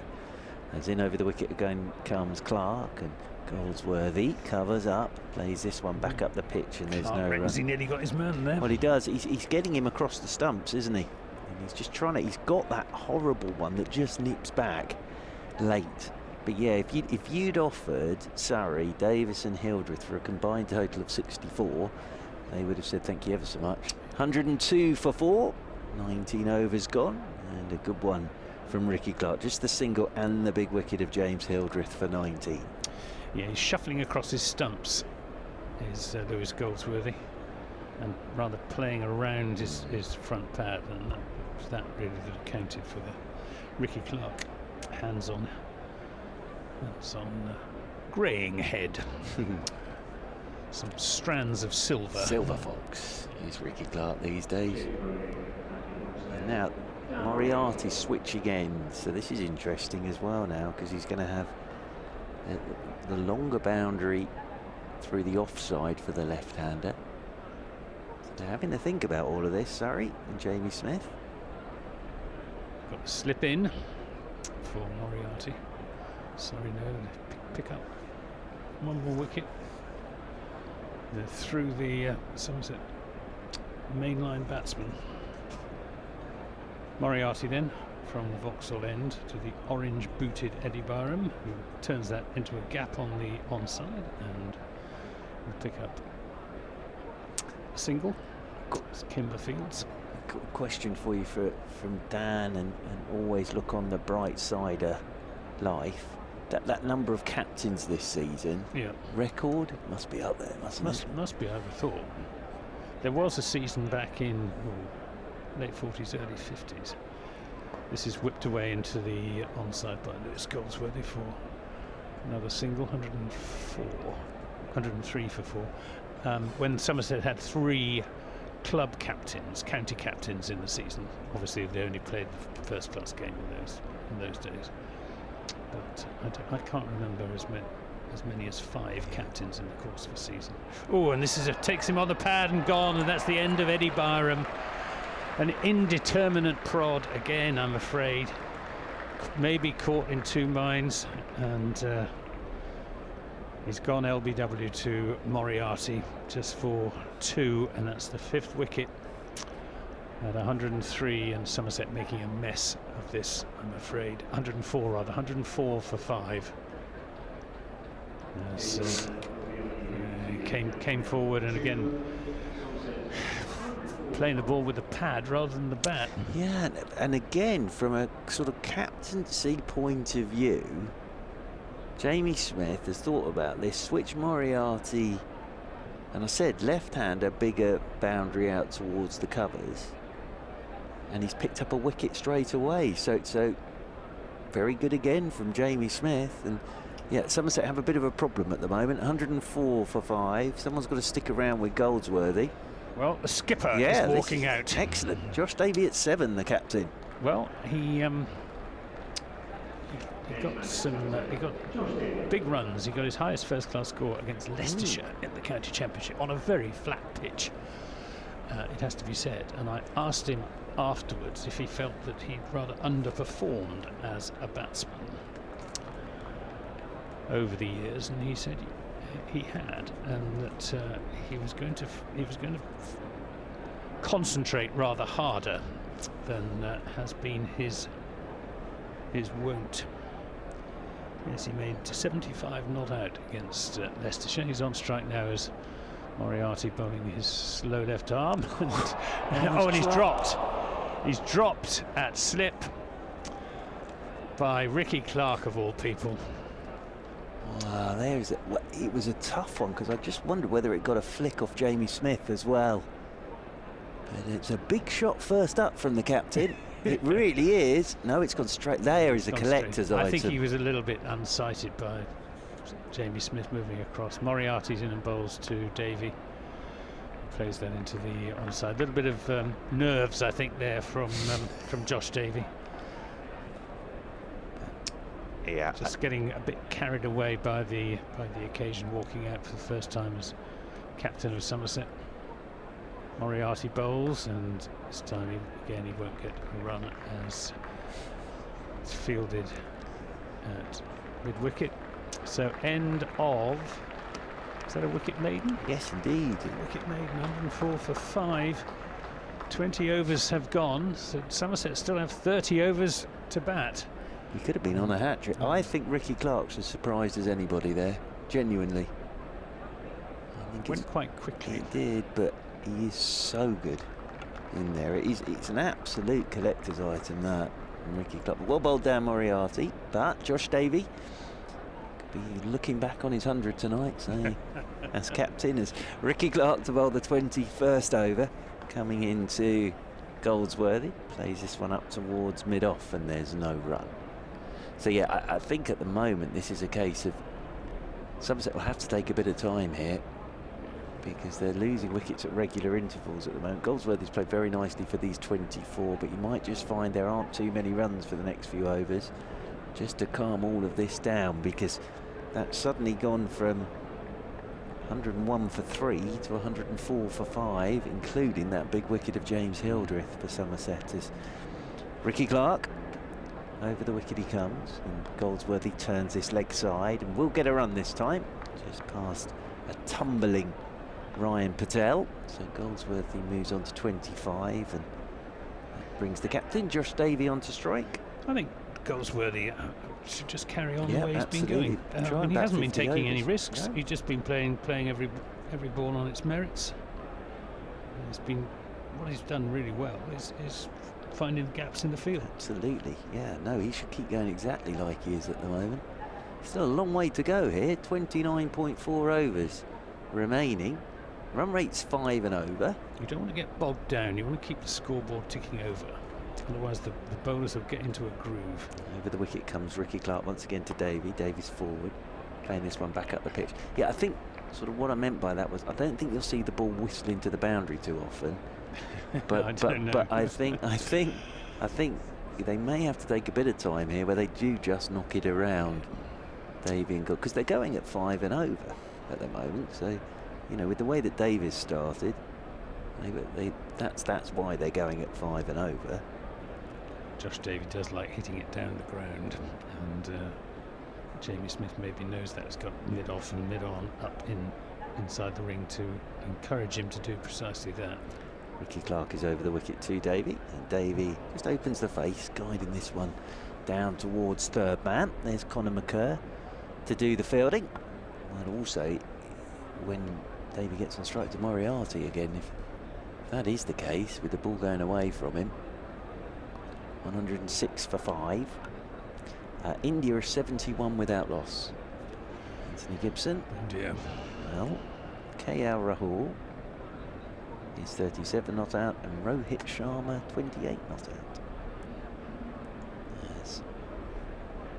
Ricky Clark runs towards us, coming over the wicket to Goldsworthy, and Goldsworthy off his hip, nicely played, tucks it away down towards fine leg. Round comes Dan Moriarty to do the fielding, 107 for 5. But yes, I think the other point here is, from a Surrey point of view, or a bowler's point of view, you want to squeeze it now. Yeah. You really want to squeeze it in this middle period. Even if you're not picking up wickets, just squeeze. And the Somerset batsmen need to resist the squeeze. Well, Not I by think we going all for, do. not by going for reckless big shots, just by knocking it around.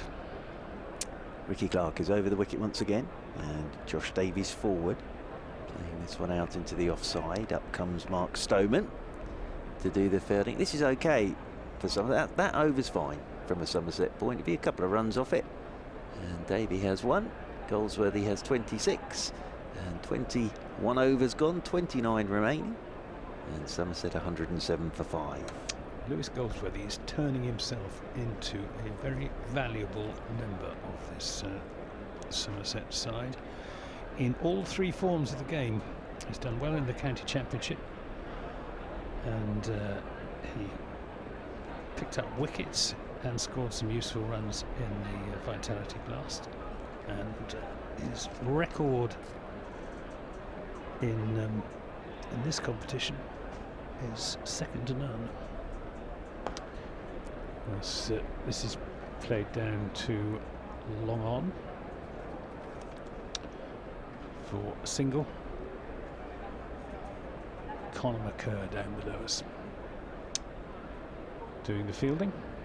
Another run, 108 for 5. We're in the 22nd over, being bowled by Dan Moriarty, and this is lofted down the ground for coming back for 2 runs. And I told you that that is his favourite shot. He didn't really go through with it on that occasion. Josh Davey checked the shot, but it was in the air a long time. It's a bold shot against the left arm spinner as well, turning the ball away from him. 110 for 5.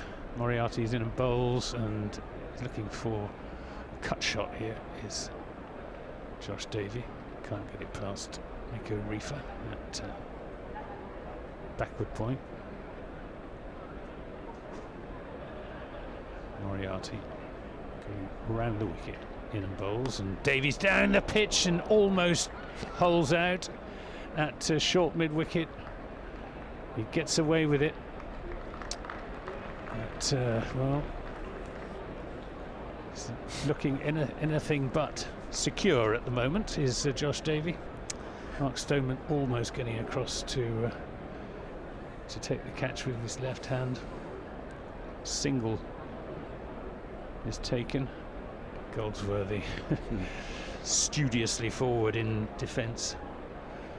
111 for 5. Well, yeah, and they get the long on in for goals. But Josh Davey will know this. He knows that Moriarty coming left arm round the wicket, taking the ball away from him. He's got to be careful. And Goldsworthy will pick up a single here as he just runs that out to deep backward square leg. That's the way to play. Spotted there was a gap there. He waited for the ball, played it late, and steered it into a gap in the field. Picks up a single, 112 for 5, and keeps the strike. Yeah. And it will be Ricky Clark to continue down there from the pavilion end. So 22 gone, 28 remaining. And Goldsworthy, nice innings of 28 himself so far, of 39 balls.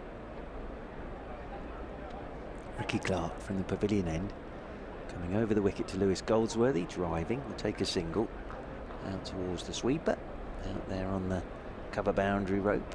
It's Geddes out there who does the fielding.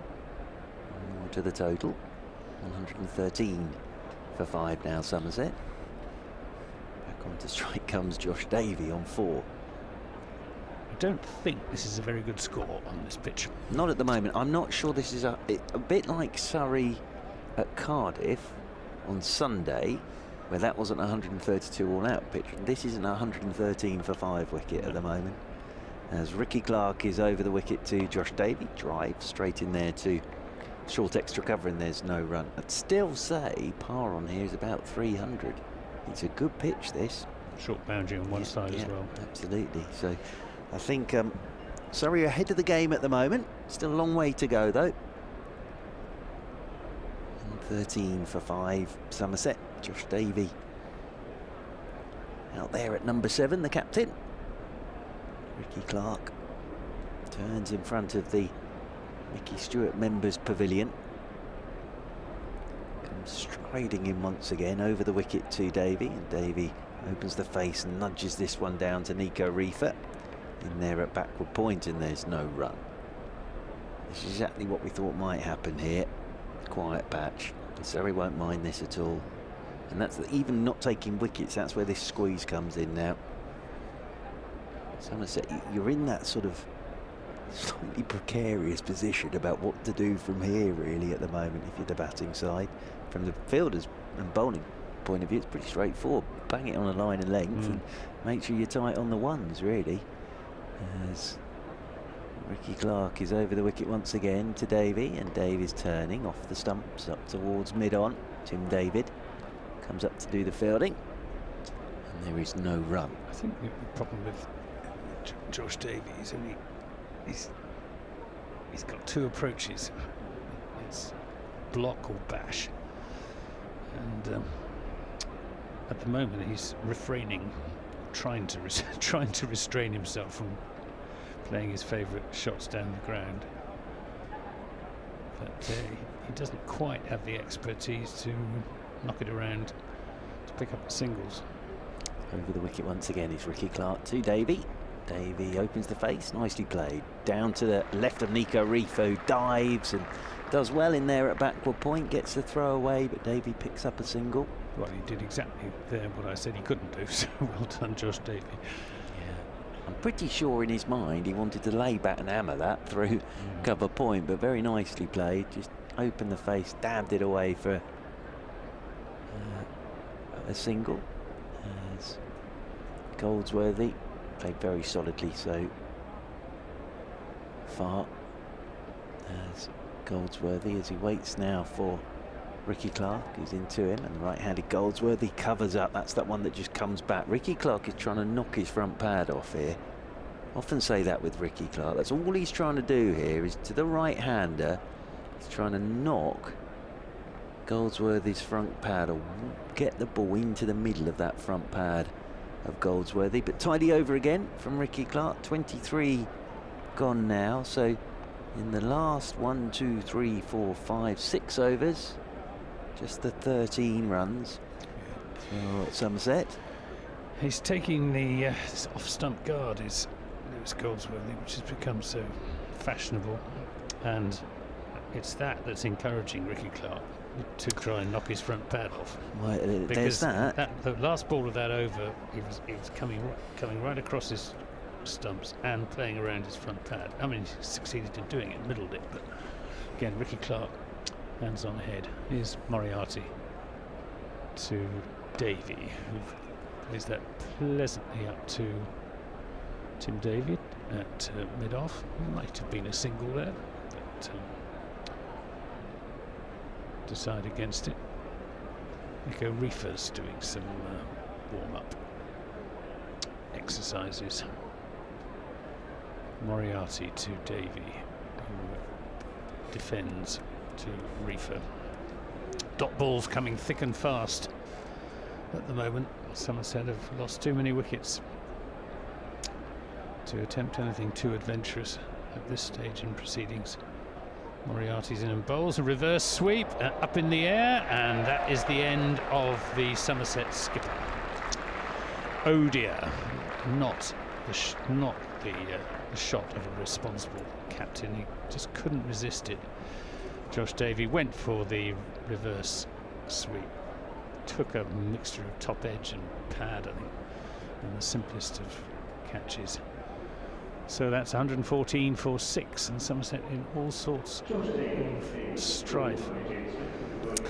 Yeah, I think bottom edge into pad. I feel a bit for Josh Davey here, because right, his natural game is go out there, play some shots. He's captain, he knows about responsibility, he's gone in at 7. it's a very difficult thing to do, is to rein yourself in. It really is. And he just couldn't resist the reverse sweep there. And I think, Mr. Gibson, that shot has got as much to do with what you were talking about going down the ground against the left arm spinner. Now, it's a dangerous shot, that, and we were talking about taking the ball away from the right-hander. So he knows if I go down the pitch to Moriarty, I get this wrong, I'm going to get stumped or caught, extra cover. So what's my other option? Reverse sweep. And he just got it wrong. And yeah, I feel a bit for Davey there, because as I say, it's not an easy thing to do, is change your game completely to go out there. See Jack Brooks there again on the live stream. Look at Brooks's grin there. Look at it. He was just doing, Mr. Brooks, the international sign of pair of binoculars. So he's taking his sunglasses off. Jack Brooks. They are very trendy. I wouldn't expect anything less from Jack Brooks than very fashionable sunglasses. You can sort of see Jay Brooks strolling down the King's Road tonight with his sunglasses on. One of the great men of cricket, but now Casey Aldridge out there. Young Casey's just had the one innings, 9 not out. He's on strike now as Moriarty is in and bowls to him, and he's punching that into the offside for a single to get himself underway. 115 for 6. That looked a terrific game, the Glamorgan game between Somerset. Oh, we won by one run. What a game that turned out to be. It was a very good win. And Lewis Goldsworthy again, just turning that with flick of the wrist into the onside. Comes through for the single. So again, with that Davey dismissal, I think that's got a factor in it, and you give credit to the bowler and the captain that they've thought about that. Yeah. But it's not a great shot. Moriarty bowls to Aldridge, who won't get a single as he turns that into the onside. Well, it's the very end of that over. 116 for 6. It's a very difficult shot to play. Absolutely. A reverse sweep. And I know they practice it a lot, but you know, Daniel Moriarty's a top-class spin bowler, and you know, Josh Davey, with the best winner in the world, isn't a top-class. Do you remember when Mike Gatting played that in the World Cup final, and the whole of the country came to a halt, didn't it? It was almost brought up in Parliament that he's played a reverse sweep in a World Cup final against Alan Border of all people. But you see it all the time now, don't you? They practice and practice and practice. Matthew Dunn it will be from the pavilion end. But again, I just think good thinking from Smith and Moriarty as well to get that wicket. So Matthew Dunn into Goldsworthy, and this is pushed uppishly by Goldsworthy, and now Jamie Smith is sort of saying, right, let's try and finish this. 117 for 6. He's bringing back Matthew Dunn, who bowled lovely first 6 overs, didn't he? Picked up a couple of wickets and sort of just said, right, I'll bring back my strike bowler now. Here comes Ricky Clark into slip. And see if I can pick up a couple more quickly, because Mr. DeLang is going to play it one way, which will be great. That'll be fun. I'm looking forward to that. But you're right, Mr. DeLang on here will be a handful as always. Josh Davey on here will be a... But I still think it's a good pitch. It's not 117 for 6. As in over the wicket comes Dunn to Aldridge, shot up on his toes and crunches this off the back foot out there towards Geddes, sweeping out there on the cover boundary. Well, first 2 balls I've seen of young Mr. Aldridge, it all looks very natural. Yeah, it does. I haven't seen enough of him as a batsman to pass judgment, but he certainly has a reputation of being a bowler who, if not quite an all-rounder, he's a more than useful lower middle order batsman. Matthew Dunn, over the wicket he comes once again, and forward goes Goldsworthy. He's playing very nicely in amongst all of this. He has, hasn't he? 31 not out object now. lesson. He's got 31 from just 43 deliveries without taking any risks. Yeah, absolutely. When I played, not to a very good standard, I always quite liked it when my side collapsed, though, because it sort of suited my game. In fact, I had no shots. Sort of, oh, he's doing a great job in amongst the carnage. As in over the wicket once again comes Matthew Dunn, and forward again goes Goldsworthy. Plays this one up towards mid-off, and there's no run. I think we'll get an official attendance at some point today. I think it'll be a good one. Oh my goodness, Germany 58 for 4. Now, bit of a collapse there. So 19 required off 40 balls to beat Norway, but of course Norway get a chance again this afternoon against France at 2:30. This in the Tri-Nations T20 Tri-Series. As Dunn is in, Goldsworthy's looked to have a hook from wide outside his off stump. That's gone past his edge. That's taken by Jamie Smith, moving away to his right hand side. So yeah, just banged it in there. Goldsworthy, good hooker, good puller, Mr. Gibson was saying when after that one. He is. Quite gloomy here now, but there is a patch of blue sky away to our right at the moment. So fingers crossed that gets here at some point today. As in over the wicket again comes Dunn, and Goldsworthy nudges into the offside, thinking about a single. There isn't one there. The other thing that comes into play in these situations in a game is run out as well. That's why the fielders have to be on their toes. There is always the chance of a run out in these situations with sort of top order batter with the lower order in this situation. Halfway point then for Somerset. 25 overs gone, and Somerset are 118 for 6. Yes, and Grumpy Git makes a good point. The question now is, can Somerset bat our full 50 overs? And with rain possible, will we be Duckworth-Lewis'd?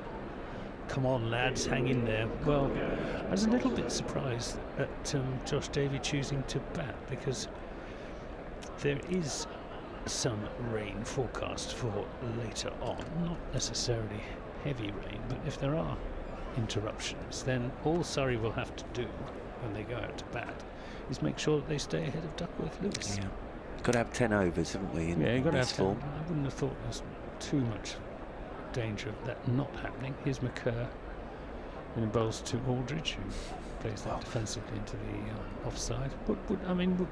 What would you have done if you'd won the toss this morning? Would you? Unless I was I'd have looked at the pitch and thought I'd be quite happy to chase anything on this. So yeah, I think I probably would have bowled actually. But that just seems to be the modern fashion now, to have a target, isn't it? Here's McCurr in bowls, and again Aldridge just fences that away into the offside. But I always think if there's rain around, it's easier for the side batting second. Yeah. Oh, absolutely. Because Duckworth-Lewis very often will favour the side batting second, and also you know exactly what you need to do, which the side batting first don't know what they. Absolutely. You know.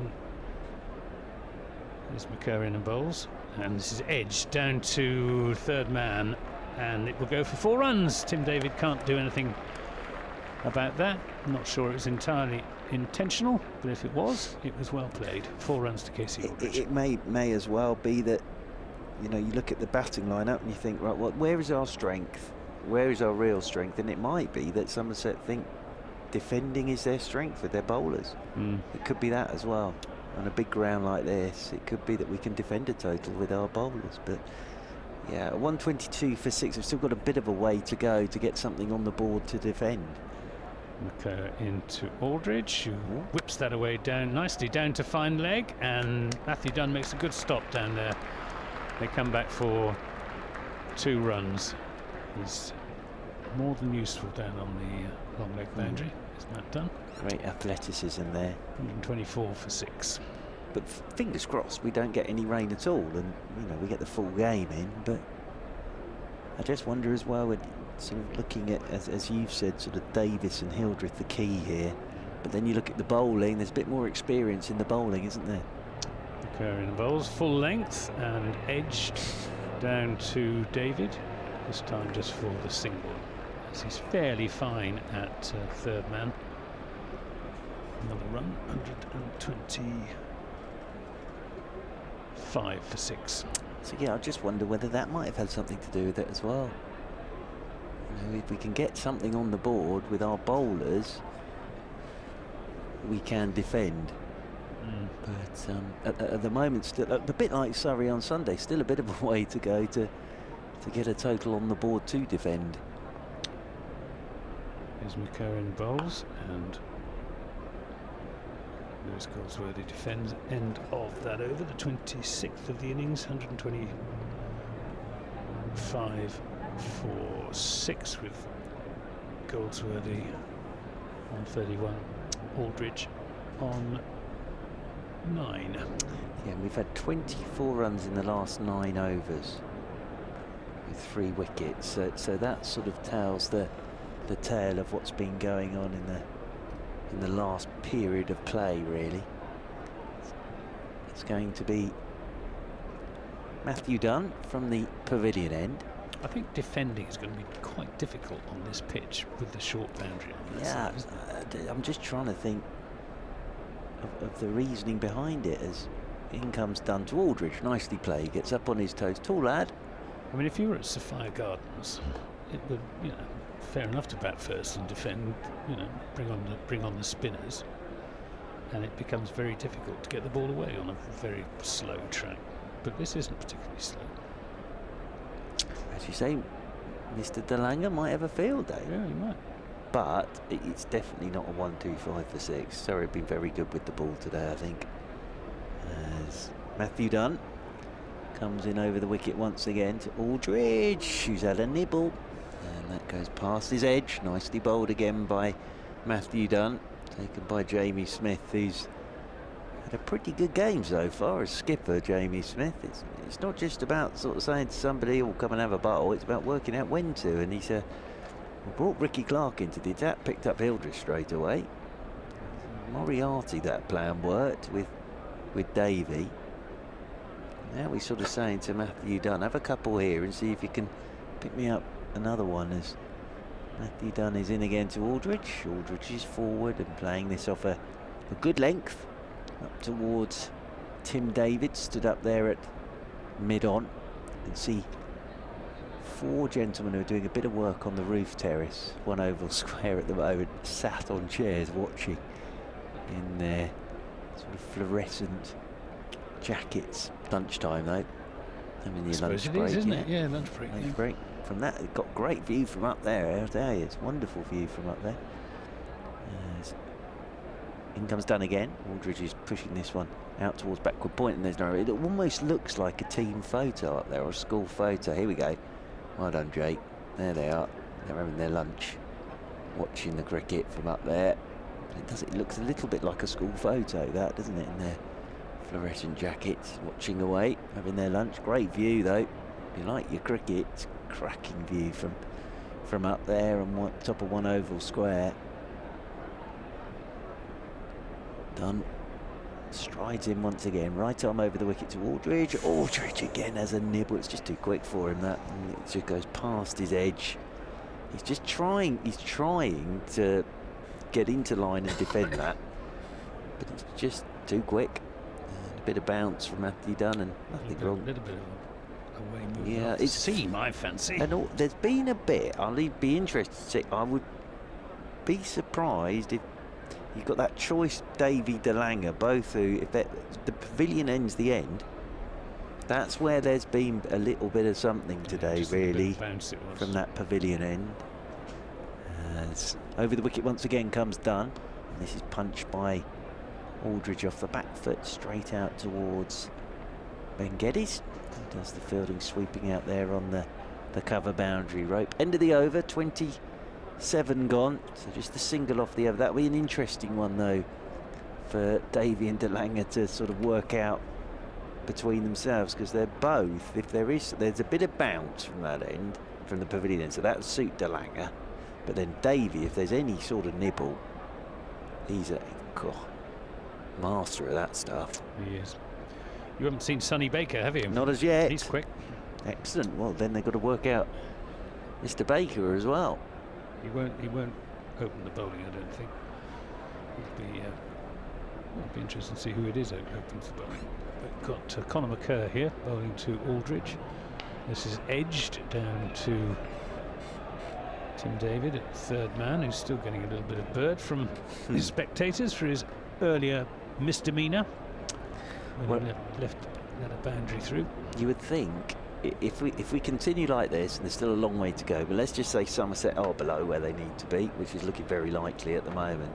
The only way to win it, if you're Somerset, is to knock Surrey over. Yeah, exactly. So you just go for it. But sometimes, obviously, that can mean the runs flow quickly because you're just looking for wickets. McCurr to Goldsworthy, who is looking for a single down to third man, but can't get it past Nico Reefer at backward point. But there's still a long way to go. But that sort of 300 is miles away at the moment. So what have we got? 23 overs. So I don't know, another 120 would be optimistic, I think. Load 230, 240. I think that would be just about the summit of expectations, as that's very nearly played on by Lewis Goldsworthy, who's looking to pull that into the onside, and came off his pad and just missed the off stump. Well, the problem there for Goldsworthy was he completely lost where the ball had gone. I think he was almost looking in the wrong direction, and it was sort of, yeah, he was. It was rolling back towards his off stump, and he was looking down the leg side, so almost trickled back onto his stumps, that one from Conor McCurr. There's McCurr then to Goldsworthy in bowls, and Goldsworthy tucked up by a ball angled into him. This is an exact replica, other way round, of Sophia Gardens a couple of nights ago, where Surrey really struggled batting first. But on that occasion, I think they were stuck in by Glamorgan. I can't remember now. I'll have a look at my notes, but pretty sure Glamorgan won the toss and decided to. No, Surrey won the toss and decided to bat, actually. Yeah. Sorry, I got that wrong way around. There's McCurr in bowls, and this is runs here for Goldsworthy, 4 of them. Nicely judged shot through backward point. Didn't try and hit it too hard. Touch of the Steve Davises about that shot. He was a right-hander, of course, but it's Lewis Goldsworthy, but steered it using the pace on the ball. Nicely played, wasn't it? Whistled away down to the boundary rope for 4. 131 for 6. Goldsworthy on to 31. McCurr from the Vauxhall end in and bowls, and this is turned down to long leg for a single. Sounds like there's lots of kids in as well today, which is great. 132 for 6. Yeah, really good atmosphere here today. So there we are on the live stream. Lots of kids there having a watch. Nice day out, that. I wonder actually as well. It is, and they're watching proper cricket. Watching proper cricket, and weather's okay now. Somerset will be quaking. Anthony Gibson, Ryan Patel's into the attack. Oh dear. Ryan Patel, the destroyer. What were his figures at Guildford in 2018? Well, it was. We were saying how much he likes Guildford because he hit that 131 the other day there. Well, he was the quickest to 5 wickets, wasn't it? At the start of a spell, the quickest ever to 5 wickets. I think it was in 11 balls or something ridiculous. Anyway, Ryan Patel is into the attack down there at the pavilion end. Goldsworthy will be the man on strike. Patel, right arm over the wicket he comes in to Goldsworthy, and he's turning him away into the leg side. And we'll pick up a single, just a little medium pace swing. He's got the one that comes back in. Big booming in swinger from Ryan Patel. And 33 for 6. Aldridge comes back onto strike. So still to come. Drissel, DeLanger, Baker for Somerset. Over the wicket once again comes Ryan Patel and beats the drive of Aldridge on the outside.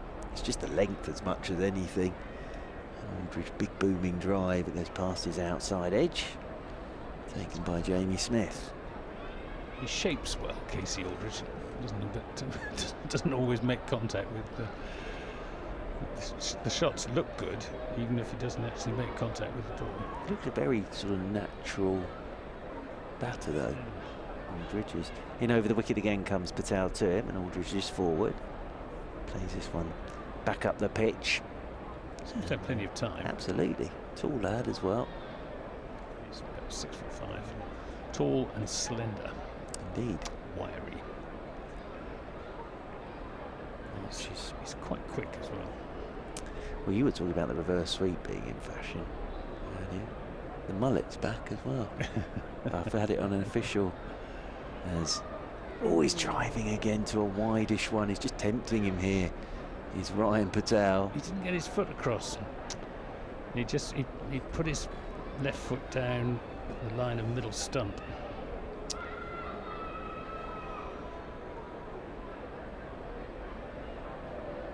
It's fine clearing your left leg if you're going to hit it over the top of the leg side, but it's not so great if you want to drive it through extra cover.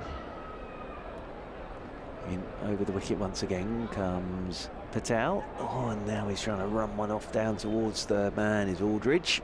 Oh, and Patel's got it on a bit of string here, and Aldridge cannot lay bat on it at the moment. Jamie Smith again taking that one, moving away to his right. He's tempting him, isn't it? He's floating it. It is, just outside but it is, and again, have a drive at this. Let's go. Well, going back to what we were saying with Josh Davey as well, for Aldridge, it's there to play the shot. That's the thing. As in over the wicket once again goes Patel. Aldridge solidly forward this time. Plays it up towards mid-off, and there is Ricky Clark to do the fielding. End of the over. 29 have gone, and Somerset are 133 for 6, so just a single off the over from Ryan Patel, so it's exactly what we expected here.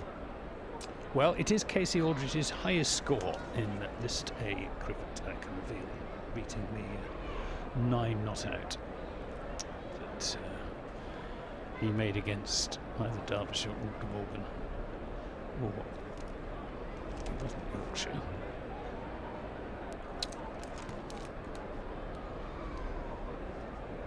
It was against Glamorgan. Conor McCurr is in and bowling to Goldsworthy, who covers up, plays it back to the bowler. What I would say is we've sort of been talking about the Somerset batting. Surrey have been very good with the ball today. Yeah, they haven't bowled much loose stuff. No, not at all. And even with Stephen Davis going, they weren't bad balls. It's just Davis, the way he plays. There's McCurr, tall and strong, he's in and bowls, and Goldsworthy gets one on his hip. So looking to work it away into the onside, but can't get it any further than Ricky Clark, who's at shortish mid-wicket. Just got the mid-on and shortish mid-wicket, saving one on the onside, and then you've got long leg, deep backward square leg, third man and cover sweeper of the men out. This is a Yorker, or attempted Yorker, which turns into a low full toss and is driven without timing. This is extraordinary. This is exactly, well actually Surrey only got 132 at Sapphire Gardens, but this is sort of exactly the same as it was at Sapphire Gardens, really. And on that occasion Surrey won the toss and batted. McCurr to Goldsworthy's there in bowls, and Goldsworthy will pick up just a single. Down to third man, moves on to 38 from 57 deliveries, 134 for 6. Somerset, how are India getting on? Yeah, 97 for 1. Oh, who's out? Sharma caught Curran, bowled Robinson for 36. KL Rahul 48 not out. They're well placed. Germany beaten Norway by 5 wickets. McCurr then to Aldridge, who defends into the onside. Do you think these are genuine Germans and Norwegians who are playing, or are they British expats? Yeah, just looking at the scorecard, Sven Forkbeard. The playing Norway for side, Norway. no. The Norway side, I'll let you look there because I don't. But there don't seem to be that many Norwegian names playing for Norway in that game. So I think there's a lot of sort of expats types. Occur then into bowl to Aldrich, who again defends. He's doing a good defensive job, is Casey Aldrich. 11 from 23 deliveries. No, 22 deliveries. But Somerset a bit bogged down at the moment, as you would expect with 5 batsmen back in the dressing room, and not a great deal of batting to come, with all due respect to Marchant de Lange, who could score very rapidly if he gets a bit of luck. He's got a very good eye, Marchant de Lange. Yeah, well, he can hit the ball an awfully long way, And can't he's one he? of those that I was, if he applied himself a little bit more to his batting, he might turn almost into an all-rounder. Ryan Patel from the pavilion end, coming in over the wicket to Goldsworthy. Lovely shot, just picked it up and helped it over the leg side. 1 bounce, 2 bounces, and away for 4. So very good shot that from Lewis Goldsworthy. He's on to 42, 138 for 6. Yeah, very nice shot. It's that in-swinger again from Ryan Patel, but that started on about off stump and just kept swinging and just picked up by Goldsworthy. He's in again, Patel, and Goldsworthy's forward, pushes this one out towards extra cover. So these two have now added 24 for this 7th wicket. They've been together for around about 6 overs. So they're doing a pretty good job here. This is Goldsworthy and Aldridge. And Patel at the moment has got backward point, sweeper on the cover rope, 3rd man, extra cover, mid-off, mid-on, mid-wicket, deep backward square and a 5-leg. He's in here to Goldsworthy. That just hopped a touch on Goldsworthy as he pushed forward, hit the shoulder of the bat and then potted out towards Stoneman. That extra cover. Lovely though to hear all the kids having a good time here today. See them there away to our right. I wonder as well whether they might be here as well for Ben Hollyoake Learning Centre and then have come up to have a little watch as well, which is great. Adds to the atmosphere, of course.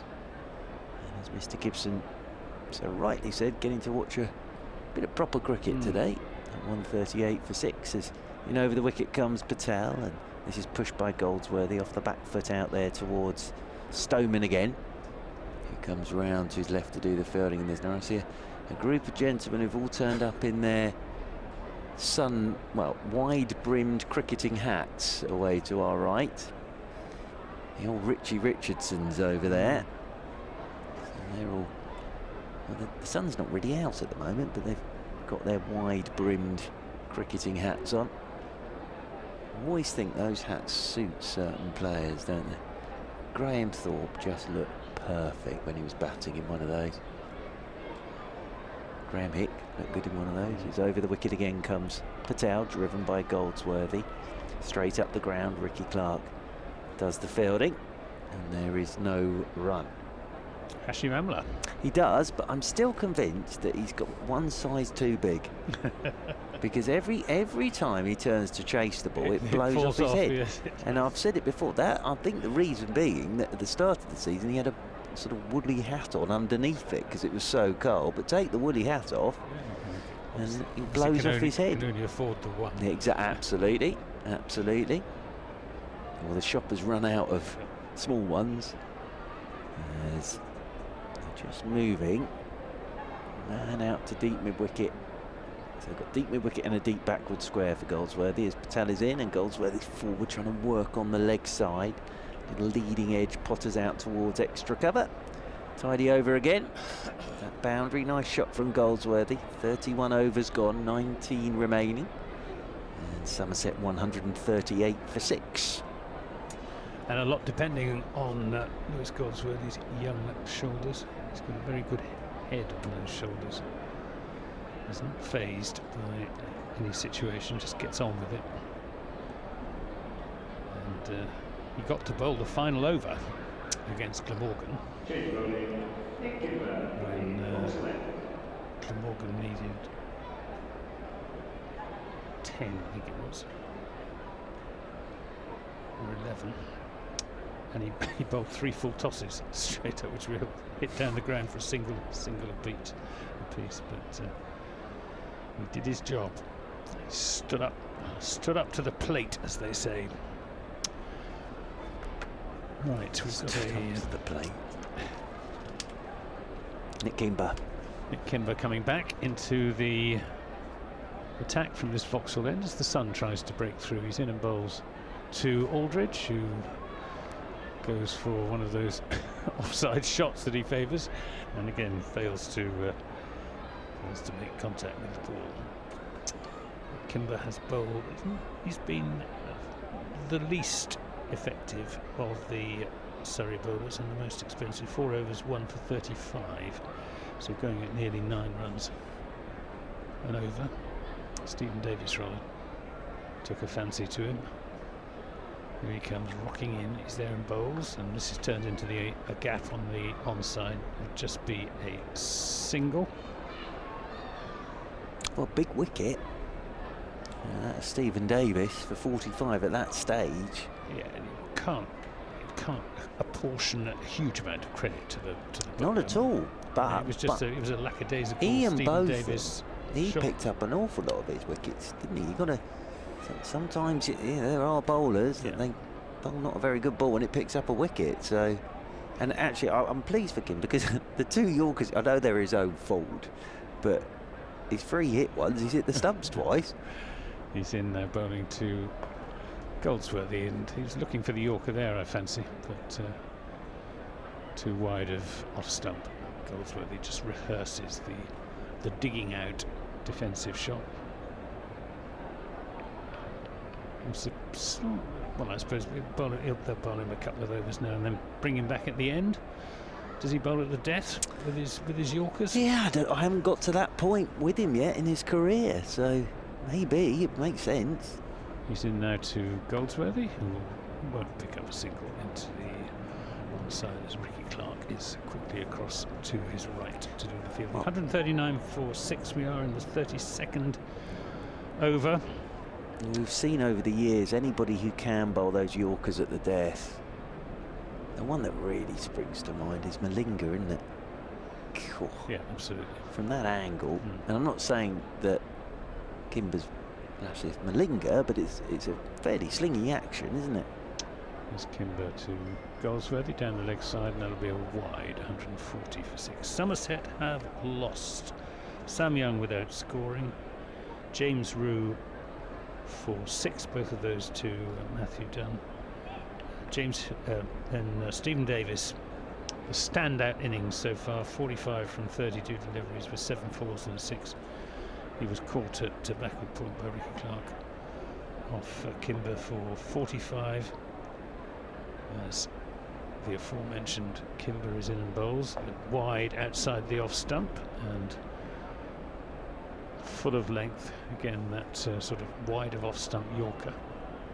Goldsworthy picks up a single, takes him on to 44. Yeah, Hildreth was caught behind off Ricky Clark.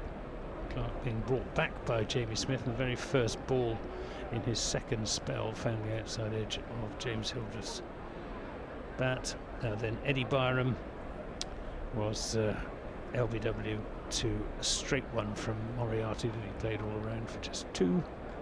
Kimber is in and bowls, and this is caught by Ricky Clark, and Casey Aldridge dabbling with the ball outside off stump once too often, and an absolutely regulation slip catch to Ricky Clark, and that's the 7th Somerset wicket going down on 141, and Aldridge has gone for 13.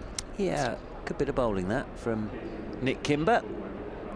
Aldridge just having a fiddle outside his off stump, and nicely taken by Ricky Clark. We did have the collector's item earlier of Clark dropping one, but that one he hung on to, and Aldridge done a pretty good job there.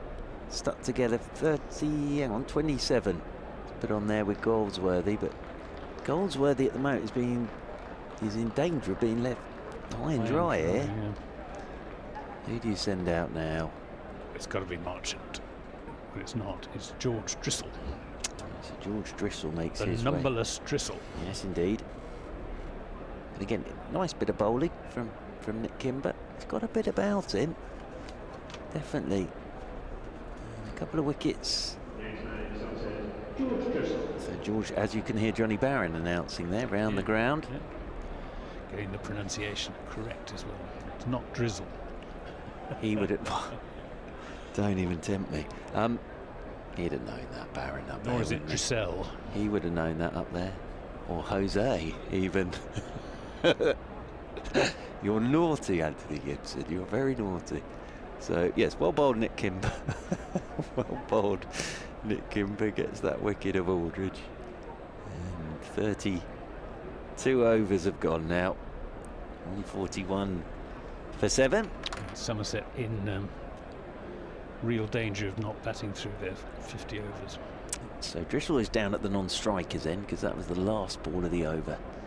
So Goldsworthy still on strike on 43 to Ryan Patel, who's going to bowl the 33rd over from the pavilion end. And Goldsworthy looks to drive through the offside. Bottom hand comes into this shot. That rolls up to Tim David, stood up there at mid-on, and there's no run. Now, if you were Lewis Goldsworthy, how would you play this? Would you go on the attack now or just carry on? Not yet. I would speak to my partner at the other end and just say, can you hang around with me for the next 6 overs? Get it down to 10, then I'll go. As driving here is Goldsworthy. Straight in there to extra cover. Stoneman does the fielding, moving away to his right hand side. I think Drissel's job here is to stick around with him and get it to 10 left. Because we've still got Marchant to come out, who can whack it to all parts. But Goldsworthy deserves to get someone sticking there with him for the time being. As Goldsworthy chips this one bounce up towards mid-on. Although he's looking in this over to be a bit more positive, isn't he? That's why I asked the question. Yeah. There seemed there was just a hint of aggression about the shot he played at the very first ball of this over. I think he should just keep going the way he is but he's got to have someone up the other end with him. And actually, to be fair, Aldridge, that's why he did a good job there. Stuck around with him. As Patel's in, turning it again is Goldsworthy. Won't get a run. I think towards mid-on. He could have got a run there, couldn't he? The fielder is not the best fielder in the world, Tim Davies, right back on the edge of the fielding circle. I was wondering if he's trying to see as much of the strike as he can at the moment. 2 balls to go in the over. He might take one off this ball. Sort of yet to face a ball, of course. Only just got out there. Ryan Patel, over the wicket he comes once again, and Goldsworthy's had a nibble trying to get it down towards third man. That skates past his outside edge, just looking for the angle there to get himself a single down towards third man is Goldsworthy. Nice bit of bowling, because the other thing that Goldsworthy's got here is Ryan Patel swings the ball back, doesn't really have an outswinger, but that's the one that's just held its line. A touch on Goldsworthy there. So this is the final ball of the over. On 41 for 7. Patel is into Goldsworthy. Goldsworthy drives, will take a single off the last ball of the over. Drissel's got to get his skates on because Ricky Clark had spotted that and went with the throw down to the keeper's end. But he's safely home as Drissel. It's the end of the over, just the single off it. 33 gone. And Somerset are 142 for 7. Yes, just having a look at what's going on Twitter. Lewis Goldsworthy, Tony Harwood says that Lewis Goldsworthy is having the same problem as Joe Root. No. Scoring runs whilst all around him are collapsing. Yes. Andrew Hoover says not going well for Somerset, but on the plus side, good to see the Surrey live stream adopting the BBC commentary. No, that's nice. Here's Kimber in again and bowls to Goldsworthy, who turns this down into a gap on the onside. It's going to be cut off by Matthew Dunn just inside the long leg boundary. Sends in the return and they come back for 2 runs, 144 for 7. Yeah, he's done very well down there today, Matthew Dunn, hasn't he? There's been a couple of brilliant stops from him. Judged that nicely. It's nicely timed by Goldsworthy. Not a particularly good delivery from Kimber, who does stray down the leg side maybe more than he ought to. Here he comes again. It's Tom Curran-esque approach. This is short and pulled away by Goldsworthy in front of square. It'll just be a single. I'm just going to have to leave you for 1 second. Fine. I'm going to be honest with everybody again. Call of nature. It's me age. 145 for 7. Goldsworthy is on 47, but he hasn't got the strike. George Drissel has the strike in his 3rd innings in this day cricket. Played 1 for Gloucestershire. And this beats him outside the off stump from Kimber. He got 1 not out against Glamorgan for Gloucestershire. No, he didn't. He got a duck for Gloucestershire in that this day game, but he did get a run against Glamorgan. So 1 not out is his. I take it back. 3 not out is his best score in this day cricket. He waits now as Kimber is in and bowls and looking for a cut shot. Doesn't time it. Comes off the bottom of the bat. Just dribbles out into the offside. Ryan Patel picks up 145 for 7. Somerset in the 34th over.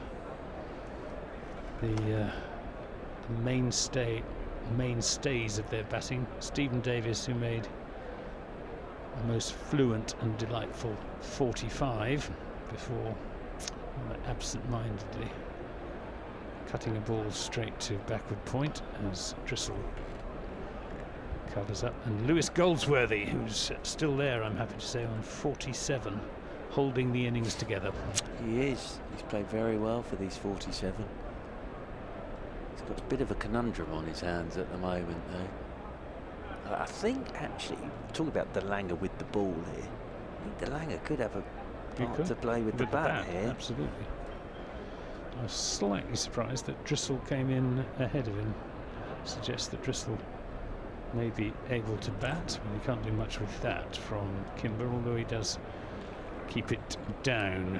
Just lets it hit the angle down face of his bat out into the offside. End of that over, which was the 34th of the innings, 145 for 7. Yeah, just doing a quick bit of maths, which is always dangerous with me. Last 17 overs, 44 runs, 4 wickets for Somerset.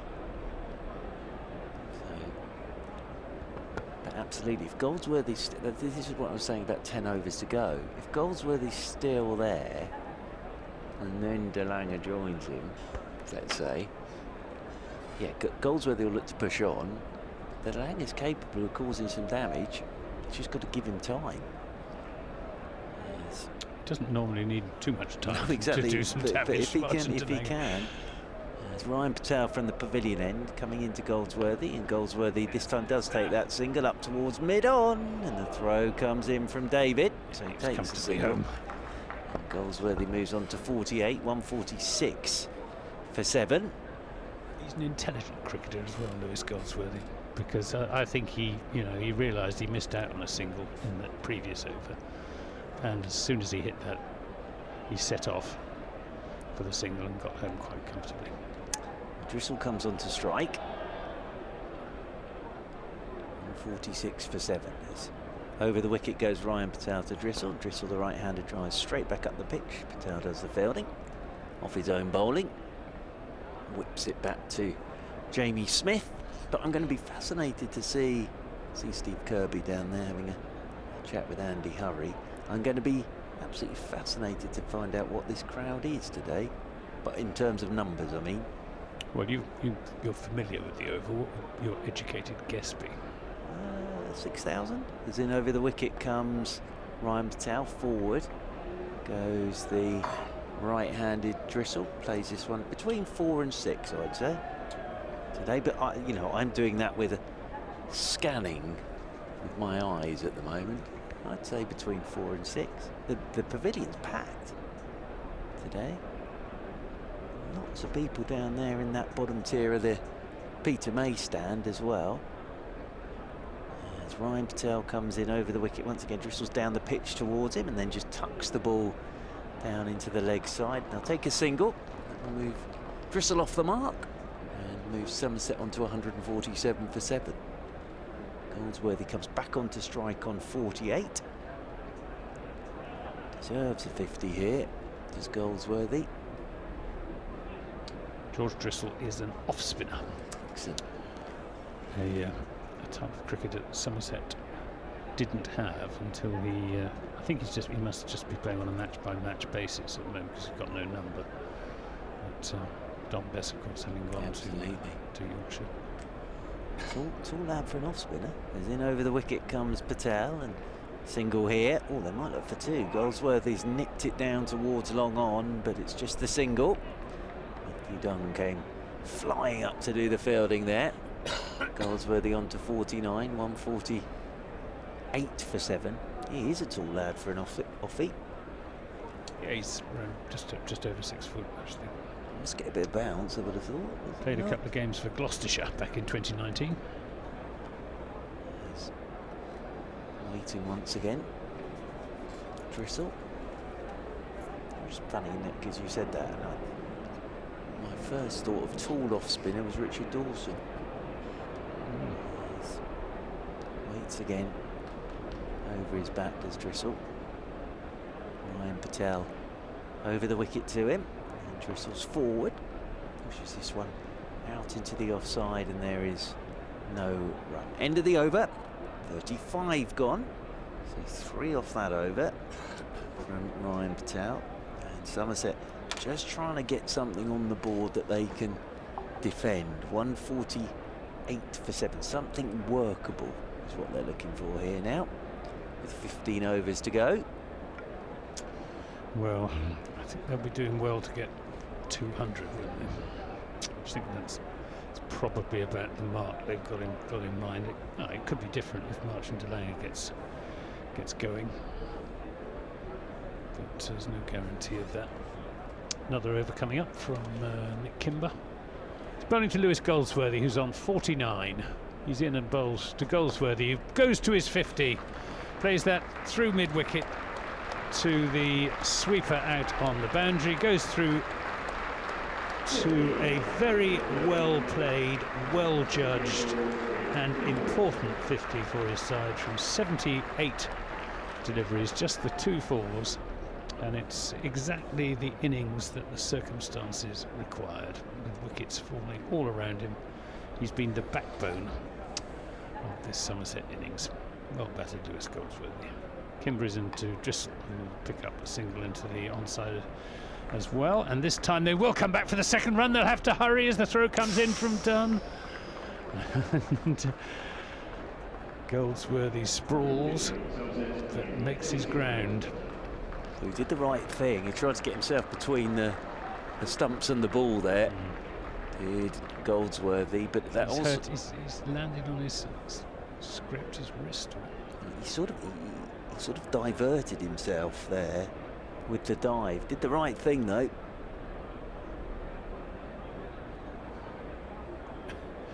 Here's Kimber into Drissell, who won't get a run this time, as that's played to mid-on.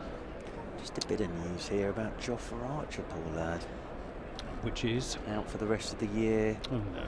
Another stress fracture of that elbow. Oh, yeah, so speedy recovery to young Mr. Archer there. But so he won't be featuring in the Ashes. No. Oh dear. Here we got Kimber to Drissell. Drissell looking for a single off the offside that isn't there. He's doing a job, George Drissell. He is. 3 of 10 deliveries. Not really played a shot in anger yet. It's not really his role at the moment, is it? No. No, I mean, the main priority for Somerset is to bat out 50 overs. If Lewis Goldsworthy is still there with, I don't know, 5 or 6 to go, no doubt he'll change gear, as this is short ball from Kimber, which Drissell ducks underneath, flies through to Jamie Smith. captaining Surrey at the age of just 21, captaining, keeping wicket and opening the batting. Well, I'm not sure. I think Ben Geddes might do that today. Yeah. The great Alex Stewart hasn't quite got all three done yet with Jamie Smith. 151 for 7 then. As Kimber bowls. This is driven by Drissel away through the offside. It's going to be cut off just inside the boundary, and they come back for 2 runs. That's Conor McCurr doing the fielding out there. 153 for 7, and that is George Drissel's highest score in this day cricket. I can reveal to you, beating his exclusively revealed by Anthony Gibson here on the commentary. No, he's doing a very good job here. Sort of, I thought, get yourselves to 10 and then think about it. So Goldsworthy on 50 off 78 balls. Ryan Patel will continue. I'm just looking at who's got what left. Dunn's got a couple left. Clark's got 4 left. Kimber's got another 3 to go. Moriarty's got 4. So Ryan Patel is into Goldsworthy, who drives. We'll just get a single out here to Ben Geddes, sweeping out there on the cover boundary rope. 154 for 7. So, yeah, you'd think you'd see a bit of Dunn, bit of Clark.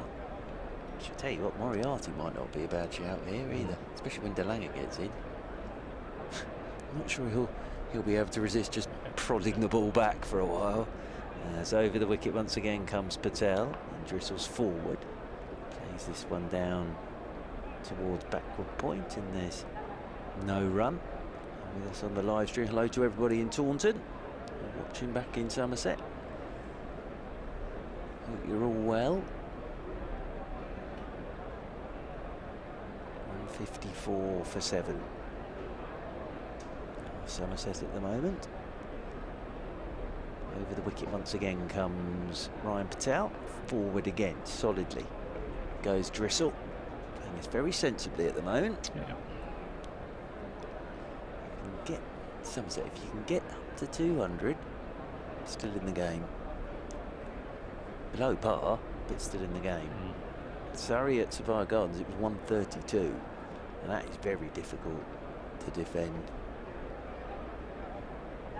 Patel over the wicket he comes once more. Drissel's forward, drives up towards mid-on. David will do the fielding, and they'll pick up. Pretty brainless piece of cricket. Well, he's hurled it and hit Drissel, and it's ricocheted away, and they'll just pick up a single. It almost ricocheted all the way to the boundary. That We didn't hit the stumps. No point in throwing the stumps. I mean, he hit the stumps, and Drissel was home. So. Apologies, I thought that hit Drissel, but it hit the stump.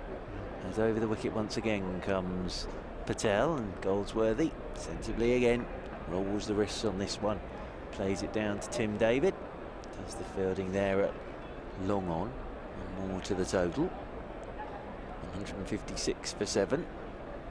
As I think those gentlemen with the cricketing hats on have also come in Hawaiian shirts today. So I think it's a Hawaiian shirt and wide brim sun hat. Sat in the JM Fin stand, there away to our right. So I think it's been a choice of Hawaiian shirt and wide brimmed cricketing sun hat for that group of gentlemen. Look like they're having a good day. They're bringing third man up and sticking long on in now as over the wicket goes Patel to Drissel, and he's looking to work around that front pad. He's a long way forward though, walking down the pitch at Ryan Patel, and that hit the pad. The appeal went up to umpire Burns, but he was almost standing next to Ryan Patel as it hit the pad. End of the over, 156 for 7 then Somerset, and there are 13 overs remaining. Yes, signs of aggression there from George Drissel. Walking down the pitch to Ryan Patel, 2 batsmen having a word in the middle. There's Goldsworthy, perhaps, just saying to Drissel, just keep it calm for the time being. Here's a headline for you. There was me talking about Jaws earlier. Bournemouth beach closed after large animal spotted in sea. Oh, I see. Oh, there are those gentlemen on the live stream with their sun hat and Hawaiian shirts. Daniel Moriarty coming back into the attack from the Vauxhall end. He's bowling to Lewis Goldsworthy. Drives over Shot. extra cover. It's going to be cut off by Tim David. But he plays that shot well, that lofted into out off drive. Goldsworthy picks up a single for that one. 53 he has, 157 for 7. Yes, there they are. All looking very splendid. Very colourful. Yes, indeed. I've got a couple of those in the wardrobe somewhere. Moriarty then to Drissel. Drissel defends with great determination. See you in a Hawaiian shirt, Mr. Gibson. I reckon you'd pull it off quite I don't happily. actually possess a Hawaiian shirt. A Hawaiian shirt.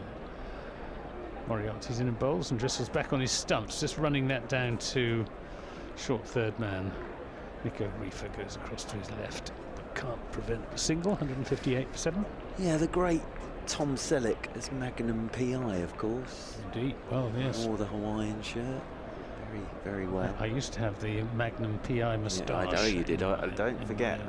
Yes. Yeah, and if you want to see that, this is driven by Goldsworthy, but he won't get a single. get yourselves a copy of West Countryman.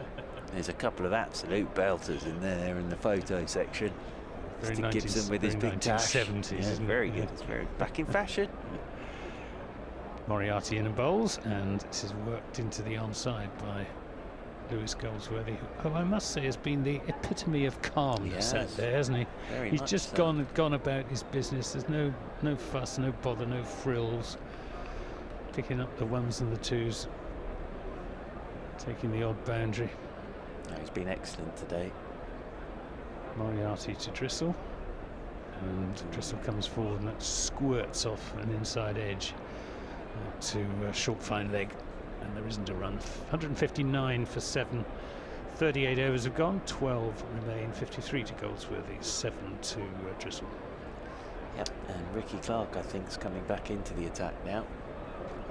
So, yeah, those gentlemen there in their Hawaiian shirts. You're watching on the live stream. So front left is a Magnum type shirt, a reddish one. I do actually possess one, because a couple of years ago I knew you. the Rose and Crown at Hughes Episcopal Eli. Absolutely. For the New Year's Eve, we had to come in fancy dress, and I came as Magnum PI. Do you see? There you go. So I've got the sunglasses as well. You see? There's I haven't got there, and then I mentioned Magnum, and you've gone dressed up as Magnum. Indeed, yeah. Did you go in a convertible Ferrari? Red Ferrari. As Ricky Clark is into Goldsworthy from the pavilion end, who turns this one into the leg side, and there is no run. So I still possess a rather loud red and yellow and blue Hawaiian shirt, which I haven't worn other than that on that one occasion. Can you see? You knew, I knew, didn't I? I knew. It's not a picture of you like that in West Countryman, though. In your Magnum PI. Yeah. It's the old red number is the Magnum PI shirt, isn't it? As over the wicket once more comes Ricky Clark. And Goldsworthy, nicely played, just gets up on his toes, works it leg side. Out towards Conor McCurr. As the throw comes in, one bounce.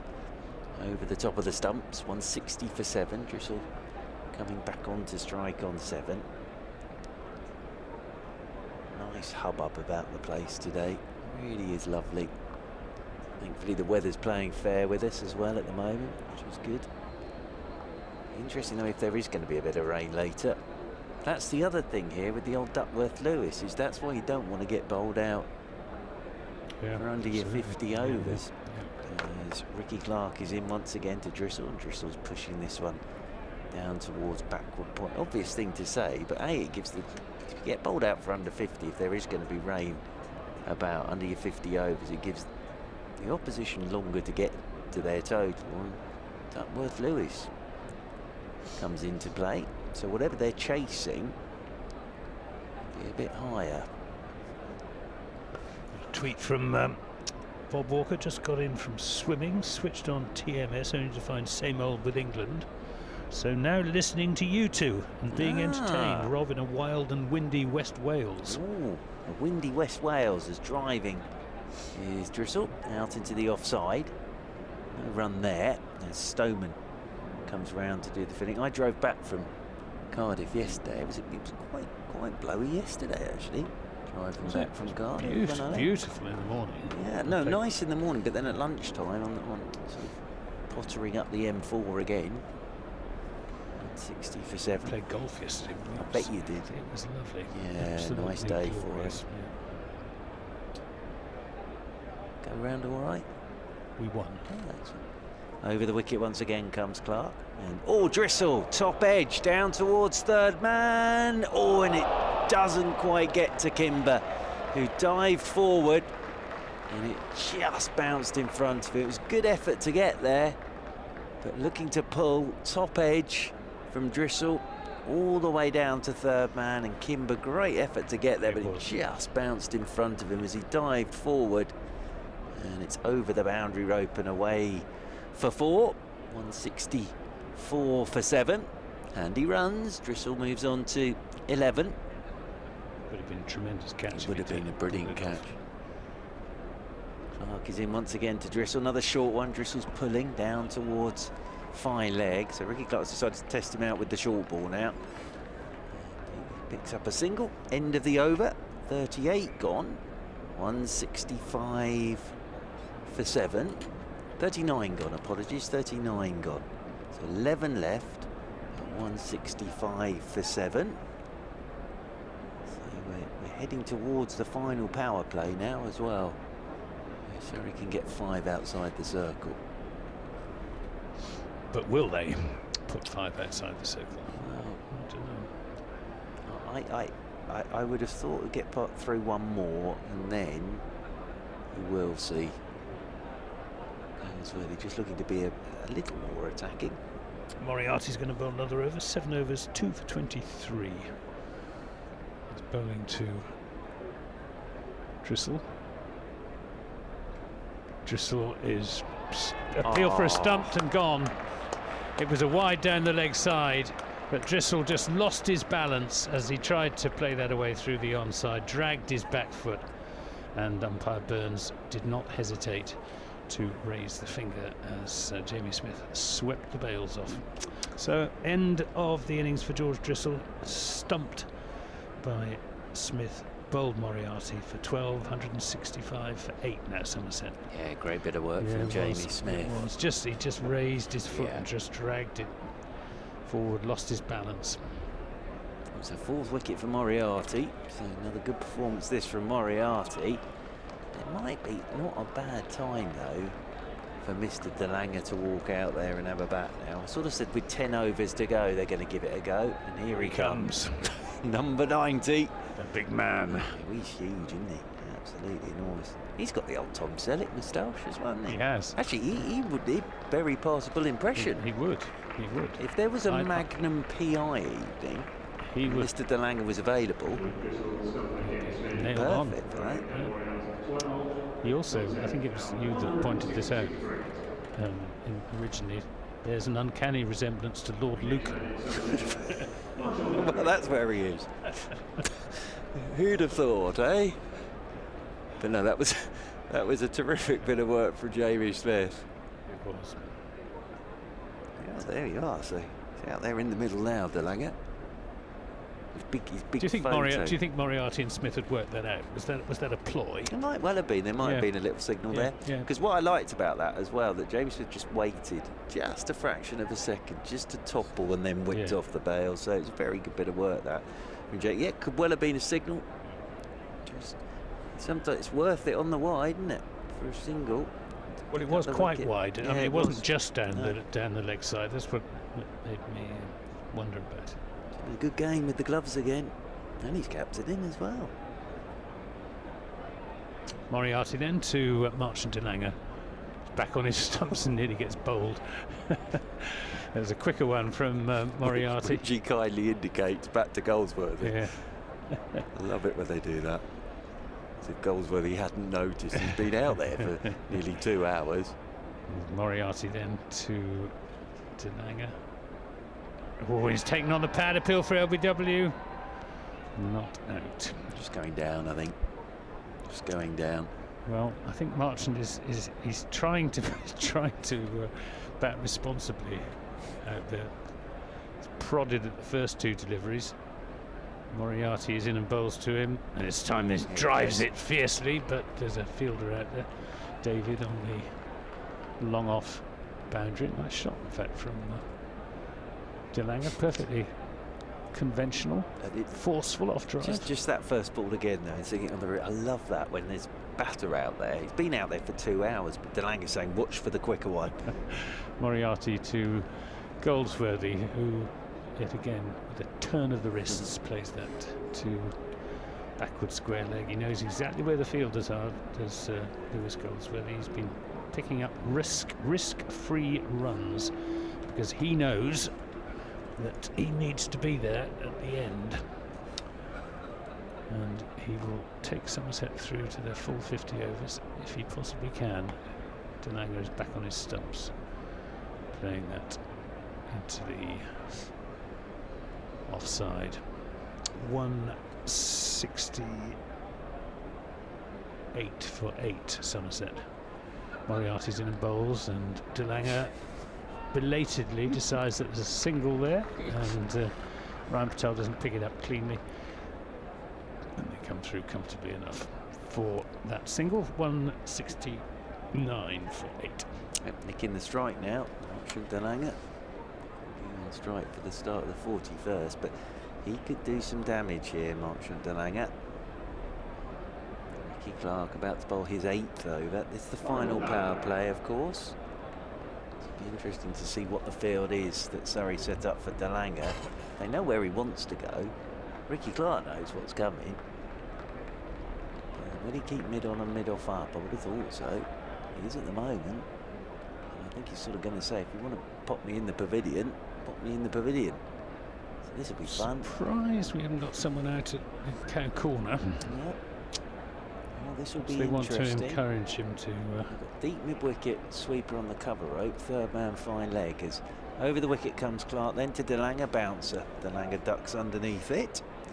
Ricky Clark with a big grin on his face runs down towards Marchand De Lange. Then comes wandering back.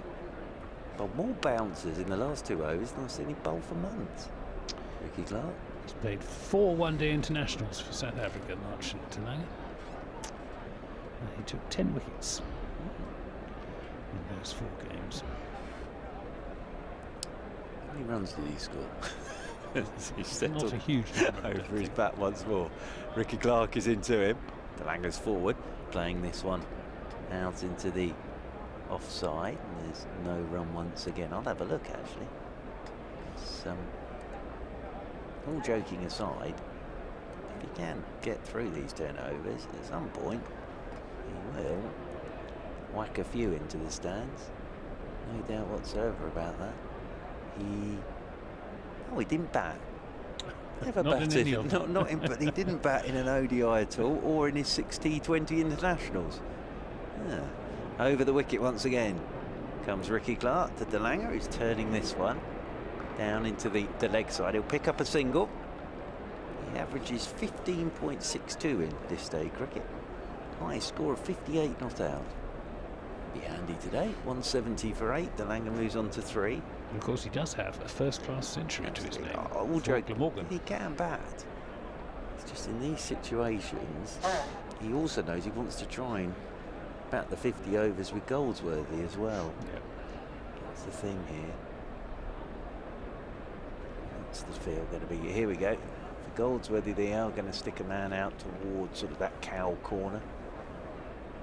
Or golden calf corner, of course, here. Sorry.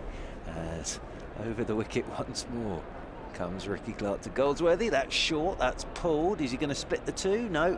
Conor McCurr does very well. Dives to his left and then flicks the ball up to Ryan Patel.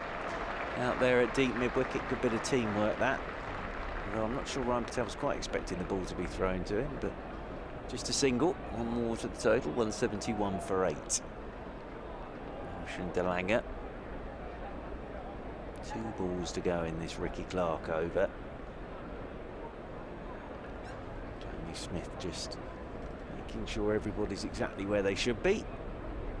And Ricky Clark comes striding in once again over the wicket to DeLange, and DeLange's back on his stumps playing this one back up the pitch. Clark got a fingertip to that. Comes out to David, comes around to do the fielding, and there is no run. Might turn the old air conditioning off at half time.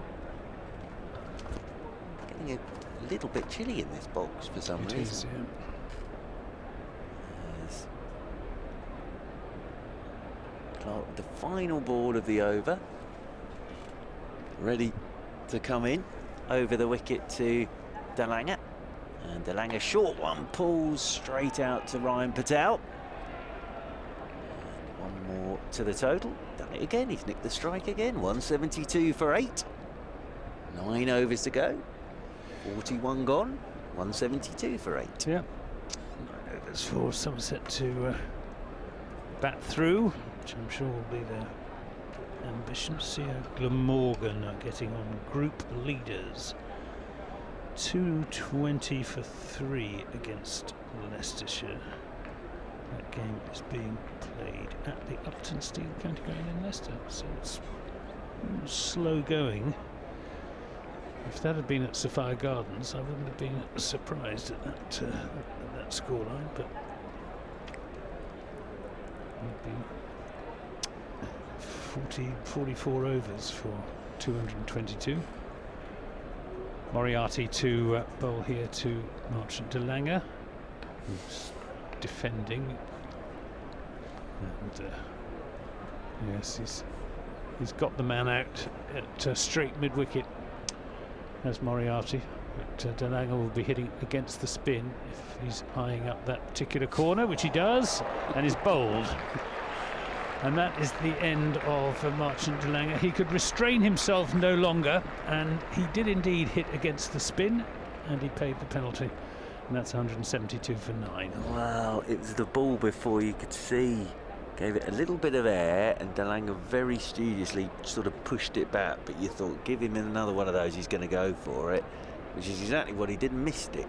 And it's a nice bit of bowling from Moriarty. 4th for Moriarty now, 4 for 27. 172 for 9. Goldsworthy still there on 57 as Martian DeLange comes marching back towards the dressing room down below us. So final batsman making his way out there, Sonny Baker, to join Goldsworthy. But I think Surrey have been very good with the ball today, and Moriarty once more wickets. Key thing with Moriarty, didn't go for many runs either. So 4 for 27 now for Dan Moriarty. These is best in List A cricket. It's only his 5th game, of course, in List A cricket. Didn't get a chance last year. This will be Sonny Baker's first innings in List A cricket, in his 5th game. Well, there are still 8.4 overs to go. I don't know whether he has any batting pretensions, Sonny Baker. But the fact that he's coming in at number 11 suggests they may be limited. But I think at the moment, really now, his job completely is almost to be not out at the end. 50 overs and let Goldsworthy do all the scoring now. Easier said than done. Here's Moriarty. He's in and bowls to Baker outside the off stump. Baker lets it go through to Jamie Smith. Yes, but Surrey have been good with the ball today. This is defended, the onside. I'm guessing that England may have just picked up a wicket. Yeah. I'm just looking. Yep, Pujara's out. Caught behind off Jimmy Anderson. Sounds like Kohli's out as well. Ooh. Moriarty's in and bowls, and this is outside the off stump to Sonny Baker. The arm ball. Can't miss the off stump by very much as Baker shoulders arms. Oh yeah, Kohli is out. Great excitement in the First ball. Raoul's still there though on 48. Moriarty then to Baker.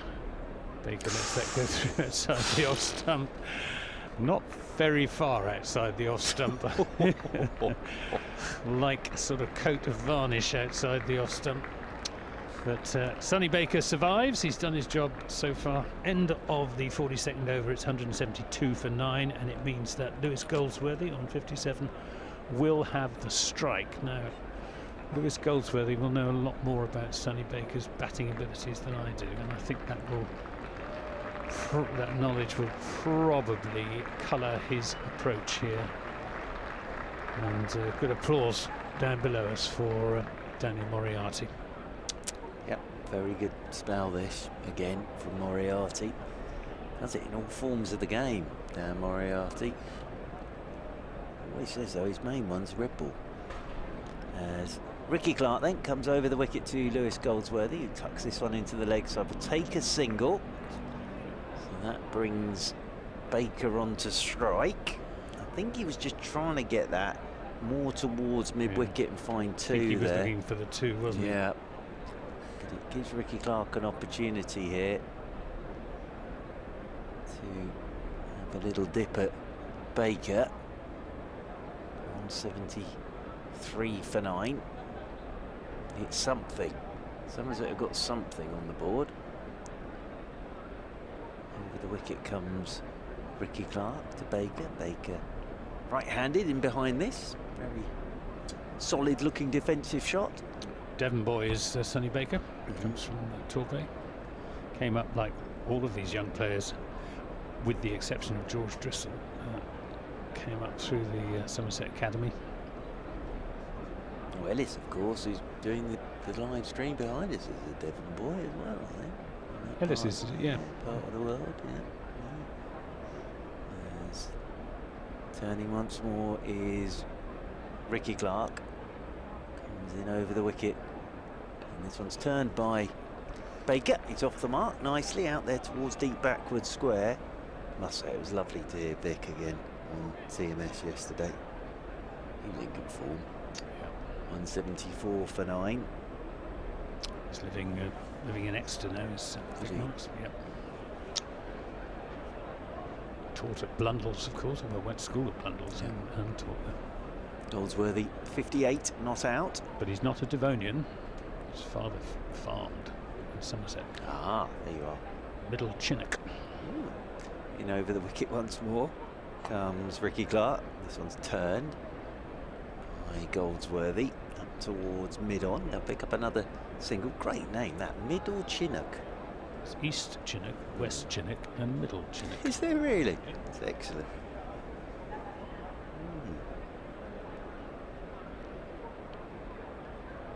Middle Chinook. 175 for 9. It's between Crookherne and Yeovil. Is there a real rivalry between the three Chinooks? As Ricky Clark is in to Baker, and Baker's forward, nudges this one down to backward point, and there is Nico Reefer to do the fielding, and there is no run. Well, he looks as if he knows how to handle it. Definitely. Sonny Baker, doesn't he? Definitely. Matthew Dunn lobs the ball back to Ricky Clark. Dunn's still got a couple of overs up his sleeve. Very nicely up top today did Matthew Dunn. Ricky Clark runs towards us. Comes in over the wicket to Baker, and Baker in solidly right in behind this one. Plays it back up the pitch to Tim David. There's no run. The other thing is, this is a good pitch. But I suppose the other thing is, you're thinking about staying out there for the 50 overs, is you've still got the Surrey bowlers running on the pitch. You're still, it's not going to get tired, but you know, you're staying out there for your bowlers, and the surface might not be as good after 50 overs as it would be if it was 30 overs. I know it's an obvious thing to say, but that all comes into play as well. Grumpy Git has not been impressed with Somerset's batting on this pitch. You can excuse the youngsters, he says, but Davies, Hildreth and Byram are players with first team experience. To be honest, if Grumpy Git with that handle had been pleased, I'd have been surprised. It's Moriarty in a bowls to Goldsworthy, who hits that hard into the offside. It's half stopped at mid-off by Ryan Patel, but they're able to come through for a single. So Goldsworthy displaying confidence in his batting partner. 176 for 9. We're in the 44th over. Say as well, up to this point, hugely impressed with Smith's captaincy in his first game. Moriarty bowls and Baker goes for the drive, comes off the inside edge into his pad and goes out into the offside. Yes, he's handled his bowlers well, hasn't he? Moriarty, slow left arm. This is chipped into the onside, but safely. Out to long on. Nick Kimberfields, 177 for 9, means that Goldsworthy has strike. Moriarty bowls. Goldsworthy lost this, and it's just short of Ryan Patel, who shies at the stumps because Baker was backing up when he shouldn't have been. So almost a catch, almost a run out, and in the end, nothing done. Yeah, Goldsworthy, you could see what he wanted to do and then decided not to do it. Yes. Moriarty to Goldsworthy. This time he drives without timing it down the ground. We'll pick up a single as David comes across from a long off to do the fielding. Goldsworthy on to 61, which is his highest score in this day cricket, beating the 57 not out that he made against Derbyshire. Very good. In the first match in this competition. Moriarty bowls and appeal for LBW. Given not out. Maybe a little bit of bat involved. Hard to tell. Moriarty looks very disappointed. Well, that was his last ball, and he's sitting on a 5 so he was hoping the finger would go up. But outstanding figures. 10 overs, 1 maiden, 4 for 30 from Dan Moriarty. Gets a very warm round of applause. It hit the back pad, but it was going down. Yeah, I think so. Mighty. Listen to that for Dan Moriarty. He's picked up a few new fans today. And there to our left-hand side. So impresses again is Mr. Moriarty. Goldsworthy on strike. Clark coming in over the wicket to him. Goldsworthy drives. Oh, he's timed this nicely. Oh, good stop again though by Matthew Dunn. Tumbling away to his right up there at mid-off. He has been very good in the field today, Matthew Dunn. So that brings Baker back onto strike on 2. It was a good article with Dan Moriarty by Nick Friend in the Cricketer, and just talking about his love of red ball cricket. Just loves bowling in red ball. Can do it with the white ball though. That's the other thing. Is Ricky Clark is in, and Baker's pushing out into the offside. And there is no run. KL Rahul has a 50. 51 not out. 107 for 3 India. Rahane's out there as well with him. Jimmy Anderson, 11 overs, 7 maidens, 2 for 11. Still got it, hasn't he? Oh, I've said it all along. If he's fit, he plays. All this rotational palaver. Yes. Over the wicket once more comes Ricky Clark. And once more, Baker plays this one out into the offside, and sort of with that news of Jofra Archer today, everyone's getting way ahead of themselves talking about the Ashes, as we saw yesterday. It'll be a big old couple of months. August, Still September. don't know who's going to be prepared to go. Exactly, well, that's the other thing. Australians insisting there. That's the other thing. Can't really play it here that time of the year either. That'd be fun. Cold. As over the wicket once more comes Ricky Clark. And forward goes Baker. Pushes this one down to Ryan Patel at short mid-wicket, and there's no run. Disappointed with that, Sonny Baker. He timed that really quite nicely, and I think he thought, oh, there's runs here, and hit it straight to the fielder. Waits again. Baker, Goldsworthy down at the wrong end at the moment on 62. 93 deliveries.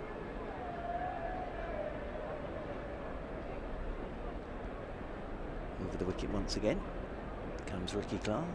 Oh, Baker, little inside edge past his leg stump. He should get a single. He will get a single. That means Goldsworthy has one ball to go in this over. On strike.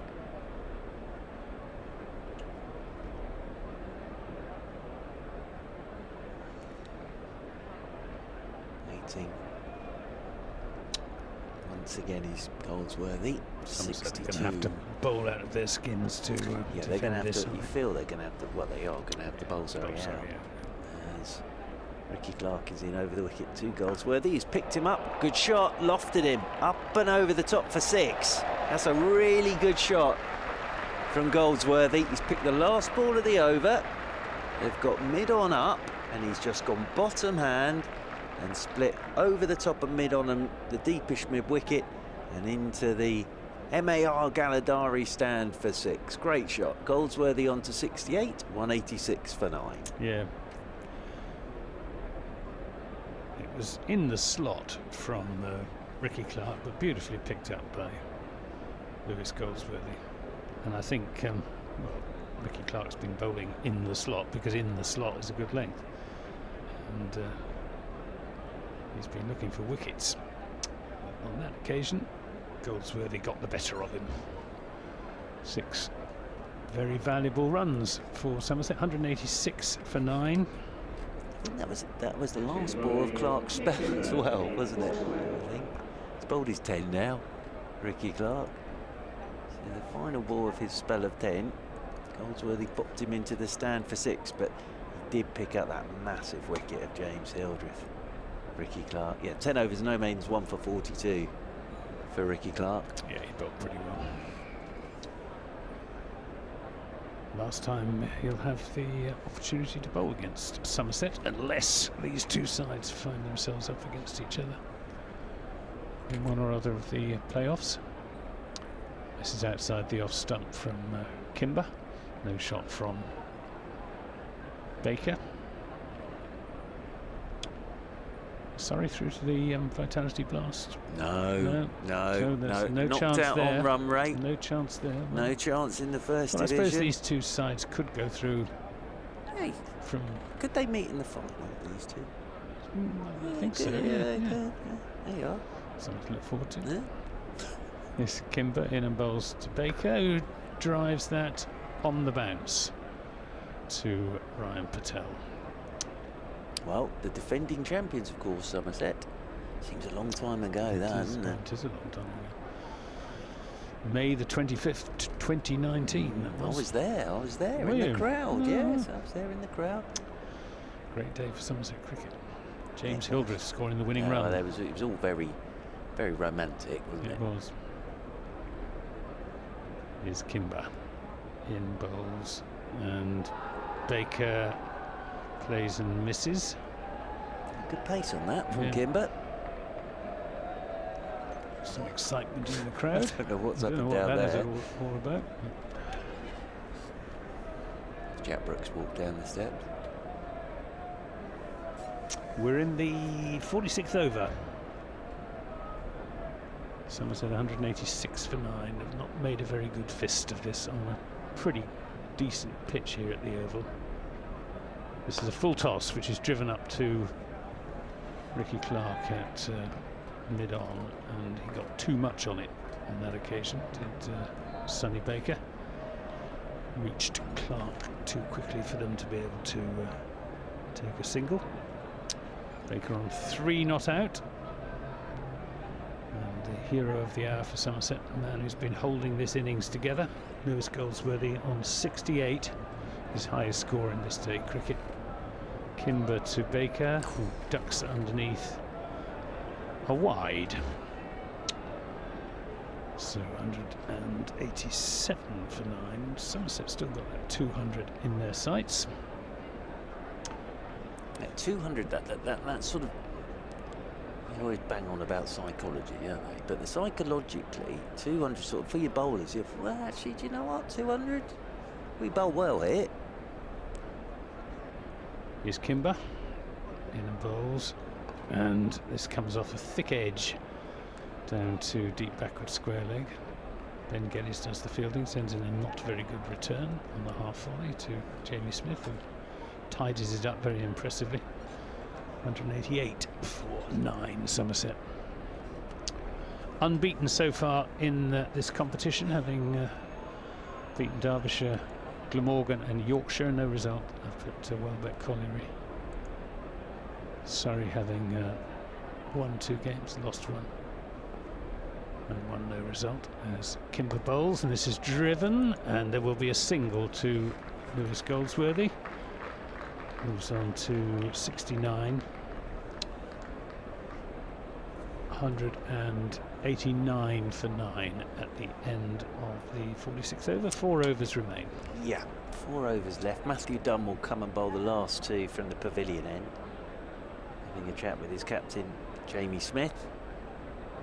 Then you'd have thought it would be Kimber to bowl the last 2 from the Vauxhall end. So that's your question answered, Mr. Gibson, and question answered for me about Kimber bowling at the death. So Matthew Dunn, 2 for 29 today. Very good at the top of the innings. There's Matthew Dunn. Dunn, Stoneman and Smith having a bit of a natter about everything out there at the moment. The field is a sweeper on the cover rope, the 3rd man. There's fine leg, deep backward square. Now deep backward square is coming up to an orthodox square leg, so they can have a long on instead. And the man at the straightest mid wicket catching as well. There's Dunn wanting his fine leg. Does he want fine leg up? Yeah. Moriarty, fine leg up on the edge of the circle. So now they're going to get a man to sweep up at, well, a deepish cover point basically, is Nico Reefer. As Matthew Dunn is over the wicket to Goldsworthy, picks him up, slings him for 6. Great shot from Lewis Goldsworthy. It was just short of length, but he's just stood on that front foot and slung it for 6. And this is a really good innings from Lewis Goldsworthy. He's on to 75, 195 for 9. Yeah, terrific shot again from Lewis Goldsworthy, belying his lack of inches. Yeah, terrific innings this. He's about 5 foot 6 inches tall, and I think 8.5 stone, something like that, Lewis Goldsworthy. Like me. In over the wicket once again, Gov's done, and Goldsworthy flashes at this outside edge. That's going to fly away down to the boundary rope for 4 more. So 6-4 from Lewis Goldsworthy, and he's moved on to 79 now. Well, he's obviously decided that the time has come. Again, effective, exactly where he intended, but it's flown off the outside edge and whistles off down to the boundary for 4. Something for Jamie Smith to think about and Matthew Dunn to think about. 199 for 9. Yeah, so Ricky Clark's just wandered across to have a word with Matthew Dunn about all of this. But there's that 200 we were talking about. It's way below where they would have wanted to have been. Somerset have not gone down in a heap after that crumbling middle order, and that's thanks to this man batting out there now. Goldsworthy waits again. Matthew Dunn is into him. Goldsworthy opens the face, guides this one right up there in the block hole for a single. That's the 200 up for Somerset. So there's 200 up for Somerset. And a good round of applause. 200 for 9. Goldsworthy there are on quite to a 80. few Somerset supporters here. Absolutely, of course, they always are. Yeah. Nice trip down. As long as you don't go down the old A303, you'll be fine. I saw It was all right this morning. I saw a lot of Stonehenge when we came up to you for that Friday night game in the T20, as I sat looking at it for about 4 hours. Waiting on strike is It was all right this morning. Everything went smoothly until I got on the train at Basingstoke. 10 minutes later, we were all told to get off. Oh dear. Smith is just bringing up his deep mid-wicket to the edge of the circle. What's Sonny Baker going to do? Well, there are 3 balls left of the over. Goldsworthy's going well at the other end. Dunn is in to Baker, and Baker just tucks this one off his hip down into the leg side. That's exactly what he should have done. He's picked up a single and got Goldsworthy back on strike. So he's done his job. Baker on 5, 201 for 9. I do like the fact, though, and I don't like the fact that your train is the most awful thing when you're on a train. You have to get off it with everything. But 3 reasons for your train to have stopped. That is unlucky, isn't it? Yeah. That really is unlucky. Dunn was about to come in over the wicket. Something wrong with the train. Yeah. Staff shortage, and then the driver was ill. fallen ill. Yeah. Put those 3 together. Could you all get off, please? As Dunn is into Goldsworthy. Goldsworthy goes again. High into the Galladari stand for 6. What a good over this is for Somerset, and what an innings this is turning out to be now for Lewis Goldsworthy. Great shot again. He's just taken himself outside the off stump and then lofted it high into the MAR Galladari stand. That's the biggest of them. Very good innings this. 207 for 9, Somerset. So this has slightly ruined Matthew Dunn's figures this over. Where does Goldsworthy go now? So far. He can find a single anywhere if he wants it and keep strike as Dunn is into him, and he drives, and he's driven that well. He's driven it too well. It's past the diving stone and an extra cover, and he's on to 90, Goldsworthy. And the only thing that hasn't turned out right there is he's stuck up at the non-striker's end, but Baker's already proved he can bat. Goldsworthy moves on to 90, 211 for 9. 21 off that over, and 20 of them to Lewis Goldsworthy. So in 1 over, he's gone from 70 to 90. 90 from exactly 100 deliveries. What a well-judged innings it's been. Very good. Very, very good. I do hope he goes on to get his 100. He deserves one. He does. Really does. It's been such a sensible innings. What holding things together with wickets falling around him. Absolutely. Batting with the tail. Here comes Kimber then. Bowling to Baker. He's there, bowls full toss. Baker gropes for it outside the off stump. He's looking for the Yorker again, Nick Kimber. Which is best Not delivery. quite getting it right at the moment. That was outside off stump, a full toss.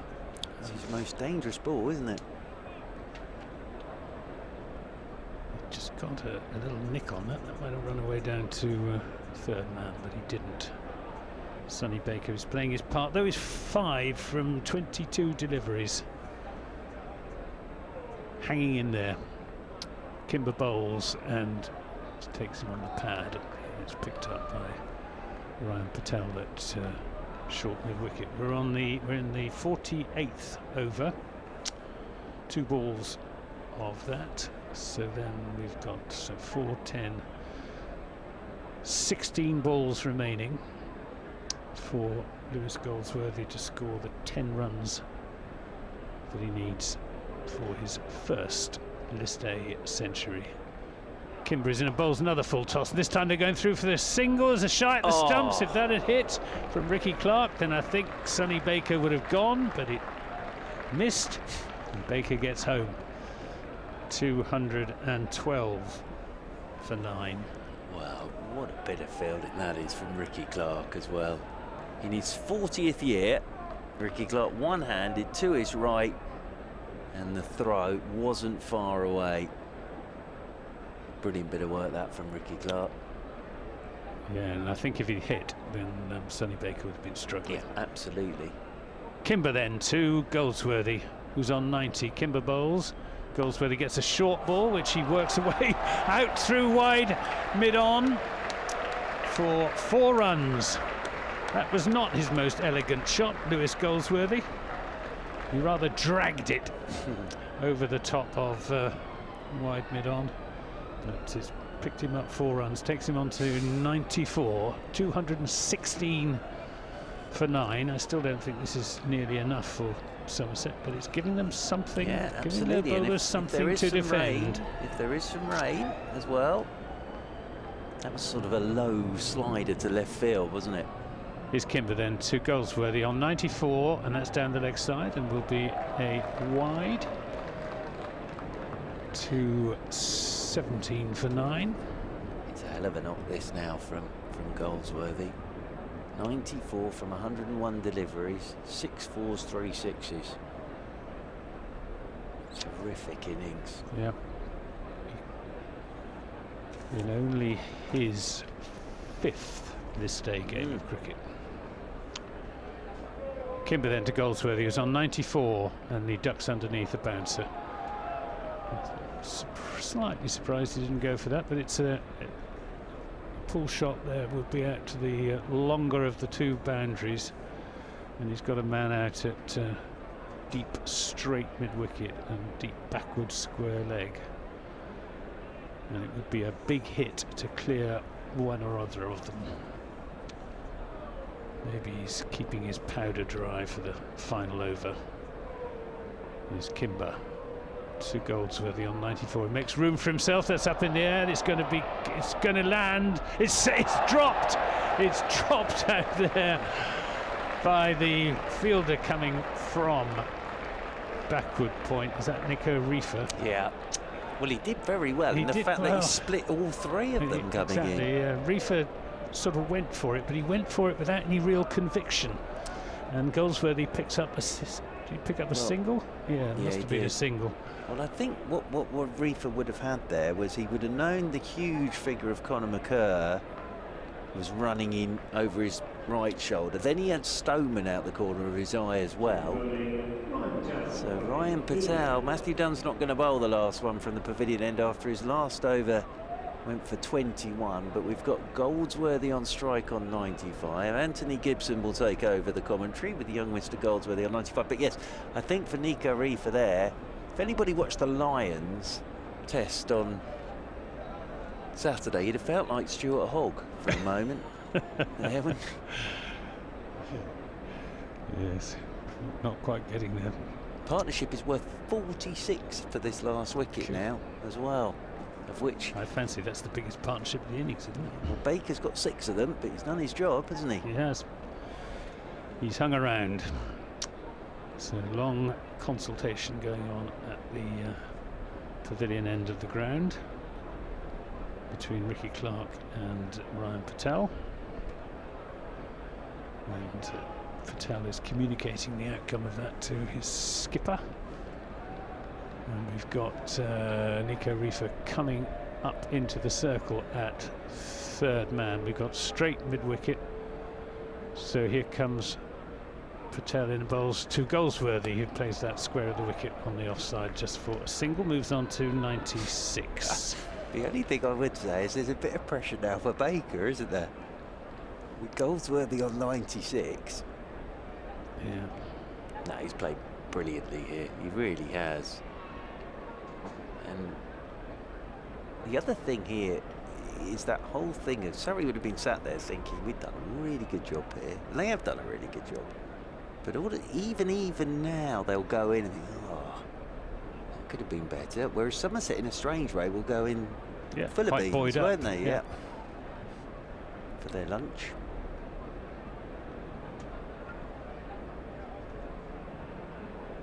Surprised that Jamie Smith's standing back to Ryan Patel. I suppose at this point it's more along the lines of just stopping. The other thing is, what I suppose if you stand up, you could just run a bye straight away, couldn't you, if you miss it? Yeah, but he's a good wicketkeeper.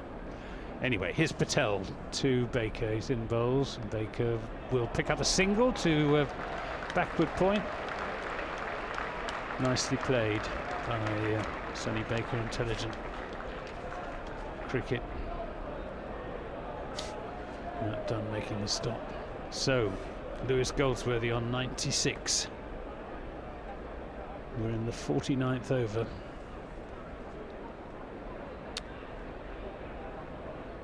Here comes Patel to Goldsworthy. He pulls this away through the over the top of. Oh, he's caught on the boundary. Caught on the boundary by Tim David, going for the 6 that would have brought him his century. And that's Somerset all out for 220. Lewis Goldsworthy, well, he perished gloriously, going for the 6 that would have brought up his century. Terrific innings by Goldsworthy. He's gone for 96 from 105 deliveries and is being very warmly applauded by people all the way around the ground. Some people away in the stand, Peter May stand, standing to applaud him back into the pavilion. Tremendous knock from Lewis Goldsworthy. 96 he's made. He's held this innings together. He's given Somerset the chance, and he's the pride of Cornwall. The pride of Cornwall. What a great innings. What a great innings. But Tim David actually did very well there to take that catch and land inside the boundary rope, because he's a big man, Tim David, and that's probably what did for Goldsworthy, because he got quite a bit of that. But what an innings. Gone for 96, so 220 all out. 221 for Surrey to win. There could be a bit of rain about. I thought Surrey bowled pretty well there, actually. But a very fine innings from Goldsworthy of 96. Davis with 45 at the top of the innings, the 2 main run getters really. But Baker did a good job there as well with those 7 runs. But just looking at this again on the live stream, got a fair amount of it. But Tim David, good catch, did well to stay inside the boundary rope as well there, did Tim David. So 220 all out. Anthony Gibson and I will be back with you in around about 30 minutes time, with Surrey requiring 221 to win.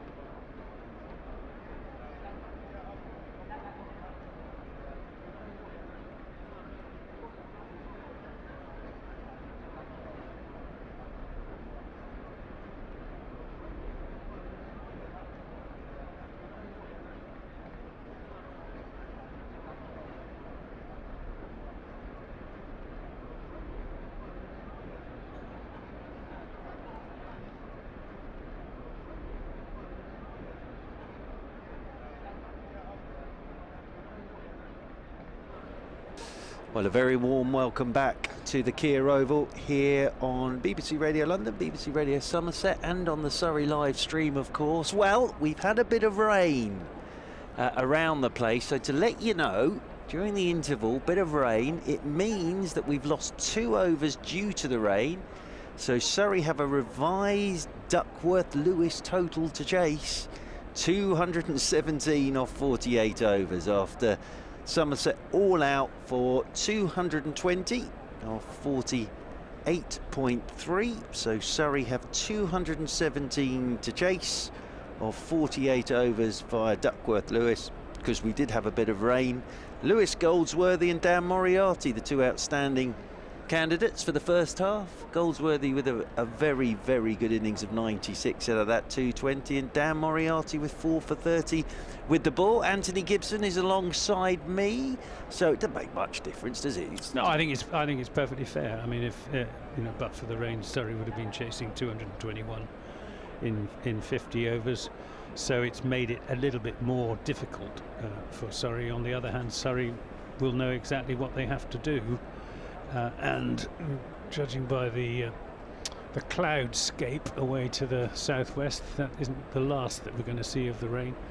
So Surrey's task will be to get ahead of the Duckworth-Lewis target as the innings progresses, and stay ahead of it, because then whatever the interruptions for rain, or if the game is abandoned, as long as 10 overs have been bowled, if they're ahead of Duckworth-Lewis stern, then they will win, which is why I found it slightly curious that Josh Davey, on winning the toss this morning, decided to bat, because if there's rain around, it does give an advantage to the side batting second, and that advantage Surrey will no doubt make the most of. Yeah, interesting.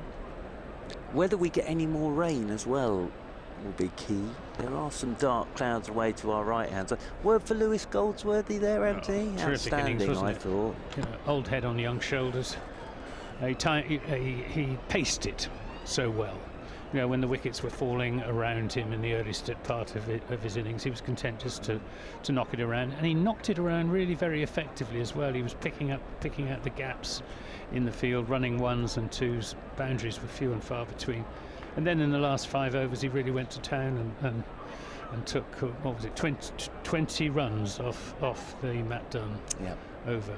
Terrific piece of batting. And I've just tweeted that, whatever the outcome of this game, as far as Somerset are concerned, it will always be memorable for me, and I think for loads of other Somerset followers, for that innings by Lewis Goldsworthy. Yeah, absolutely, and that 48 runs with Baker as well for the last wicket, very important. You still feel that Somerset are going to have to bowl Surrey out here, but by putting a total on the board, and again we were saying sort of bat your 50 overs if you can, and that's come into play now, because if that had been 30 overs and all out for 150 and then it rained at that ball, we might be near finishing now actually. So Josh Davey is bringing out the Somerset players down below us from the JM Finn stand, and Ben Geddes for the first time will open in one-day cricket alongside Mark Stoneman. So those two are making their way out into the middle. So it's 48 overs for Surrey to get to 217 Duckworth-Lewis after 220 all out Somerset, and it looks as if it's going to be the captain. We were debating who might go from the pavilion end, because that's where there was a bit of nip and bounce, and it looks like the captain, Josh Davey. When you're in charge, you see, you get your choice, but he's a wonderful bowler. Josh Davey bowled that spell in our championship game between these two sides at Taunton, where the weather was awful, but he did bowl a spell where he bowled too well. No one could lay a bat on him. Rory Burns batted well that day. He did bat very well, but there was some balls in there which Josh Davey could bowl for the next 10 years and nobody's going to hit them. So it's going to be Stoneman on strike. He got an absolute beauty first ball of the game from Michael Hogan at Sophia Gardens on Tuesday. So Stoneman, the lights are on as well now. He's a bit short of runs, isn't he, Mark Stoneman? Well, actually started lovely innings up at Scarborough, 73 not out, then 43 at Guildford. So the Morgan was his first failure, actually. So no, actually, I beg to differ. Yeah, I think he's in quite good nick. He'll be out now. Round the wicket comes Josh Davey with our first ball to Stoneman. He lets this one go outside his off stump. And into the gloves it goes of Stephen Davis, moving away to his left-hand side. Now, on a serious point, 73 not out in the run chase at Scarborough and just held the innings together. And then, well, as everyone did, sort of teed off at Guildford with 43. But then the ball he got from Hogan on Tuesday was an absolute perler first up. First ball of the game, caught at slip. As Josh Davey, round the wicket he comes once again to Stoneman, and Stoneman looking to work into the leg side, hits his thigh guard, rolls out towards extra cover, and there is no run. But no, I very much enjoyed that innings from Lewis Goldsworthy. James Hildreth stood in there at first slip, Casey Aldridge at second. Tall second slipper, Casey Aldridge. He is. Good fielder though, either in the slips or in the outfield. Waits again to Stoneman. Round the wicket once more comes Davey to him. Stoneman turns this one into the leg side and won't get a run there. Good atmosphere about the place. 4,500 in today. Yeah. So it's a good crowd in today as well. Not quite as good as the crowd at the county ground at Well, Taunton on the Sunday. I wouldn't Not expect a bad it effort. to be either, Mr. Gibson. That would have been a good atmosphere though at Taunton as well. It was. Sunny day as well, no? No, we didn't get started till 3:30. No. Around the wicket once again comes Davey, and Stoneman again just tucks this ball away into the leg side, and there's no run once again.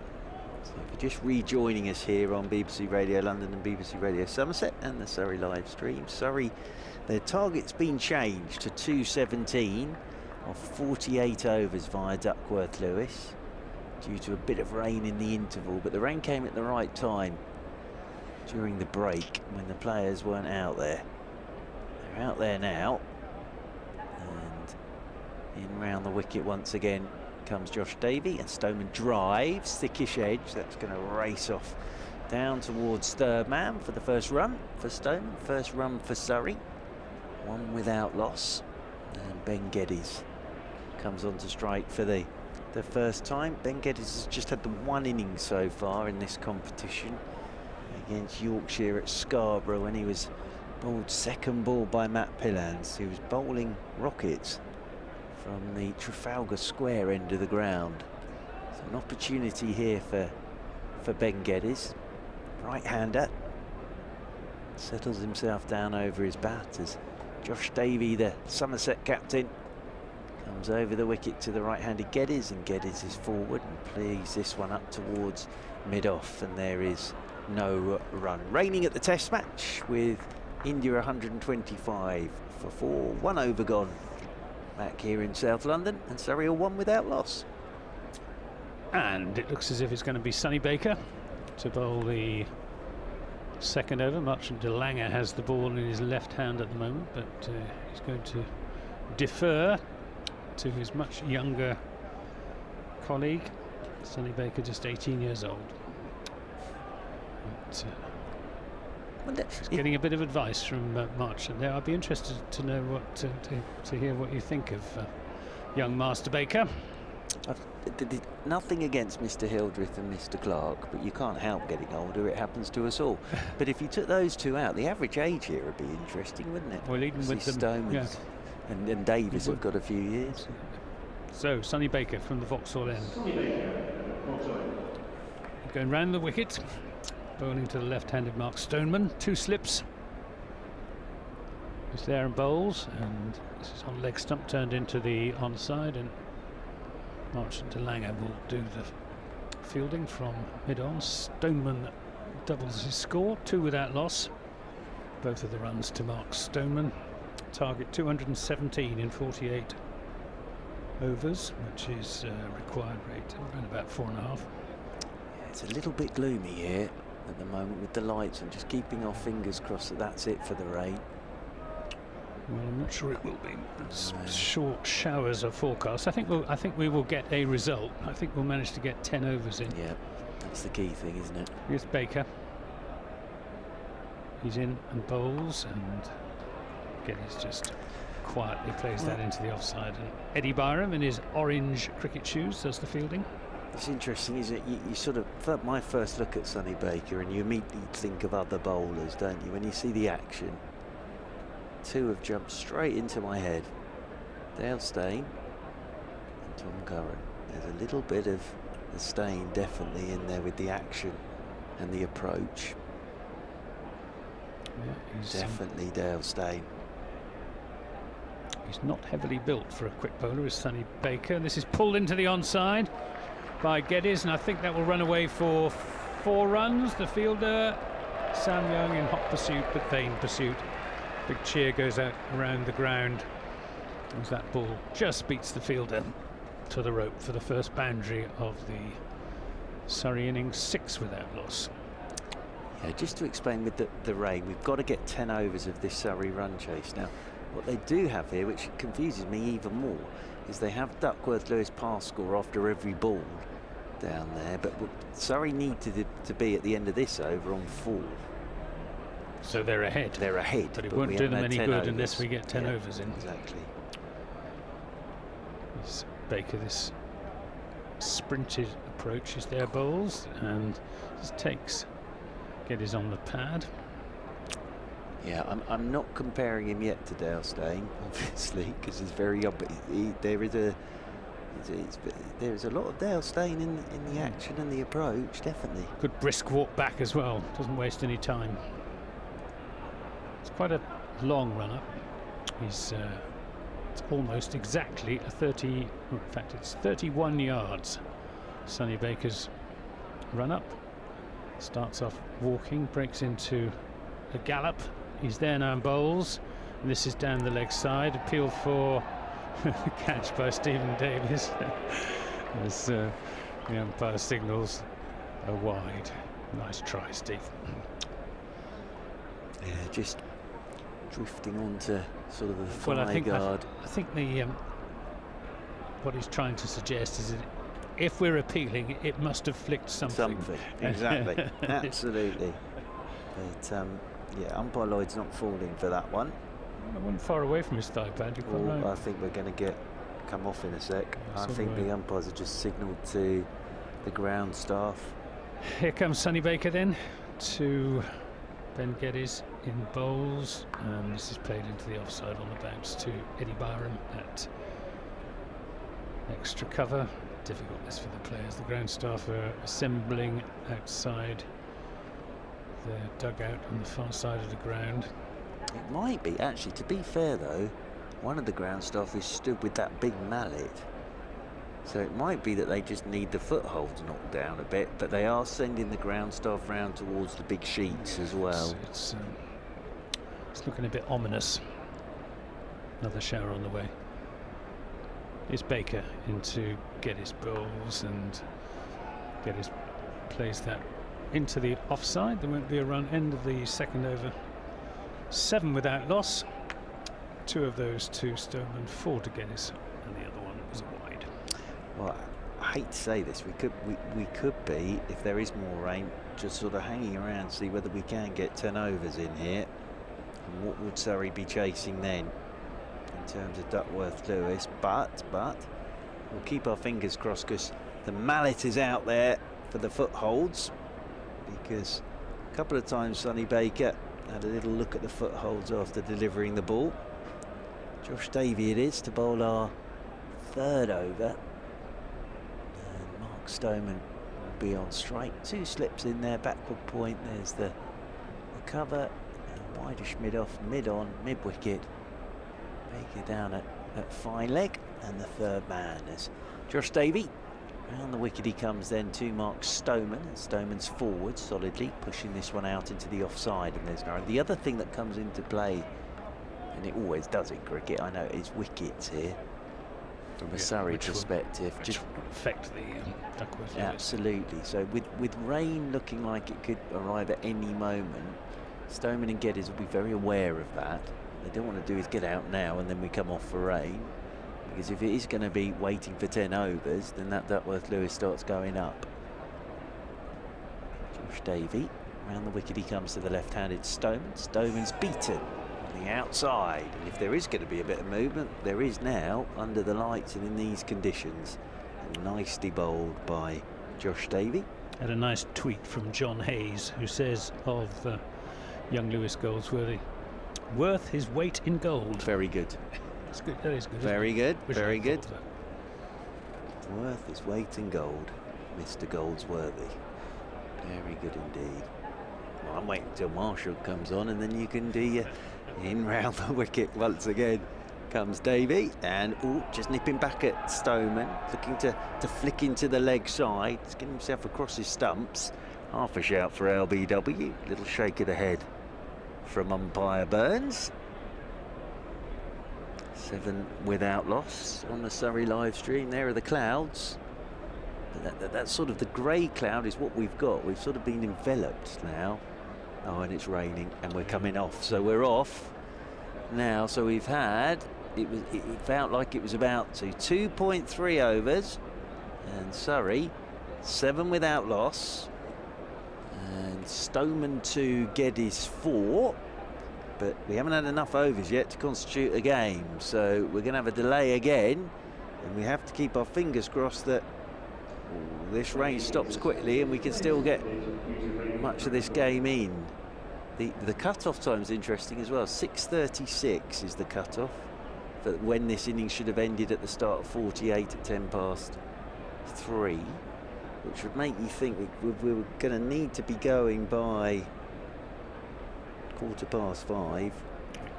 You would have thought, to get in the remaining 7.3 if that's the case, but at the moment rain again and players making their way off. It doesn't look terminal by any stretch, but they're getting all the bits and pieces on just to make sure.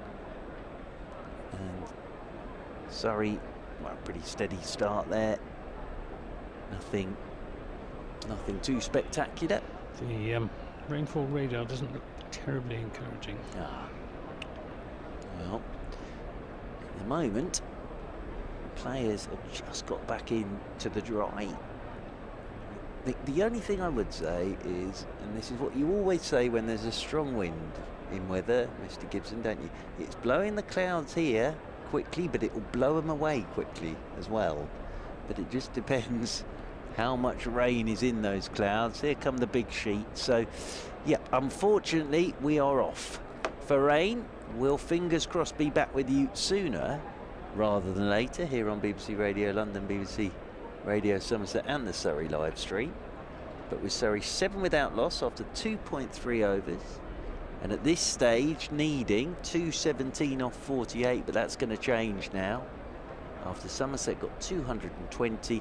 We'll leave you for the time being here on the Surrey live stream and on BBC Radio London, BBC Radio Somerset. Fingers crossed we'll be back with you for more cricket, but at the moment, sadly, rain has stopped play.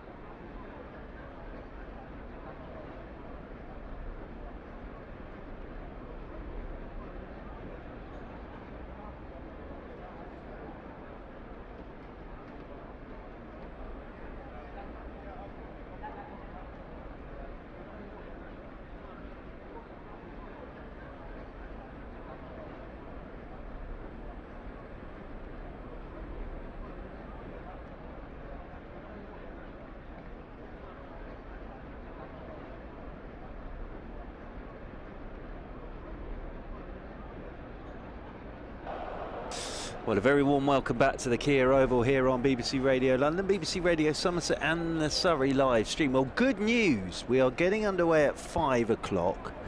We were 2.3 overs into Surrey's run chase of 217 of 48 overs when the rain came.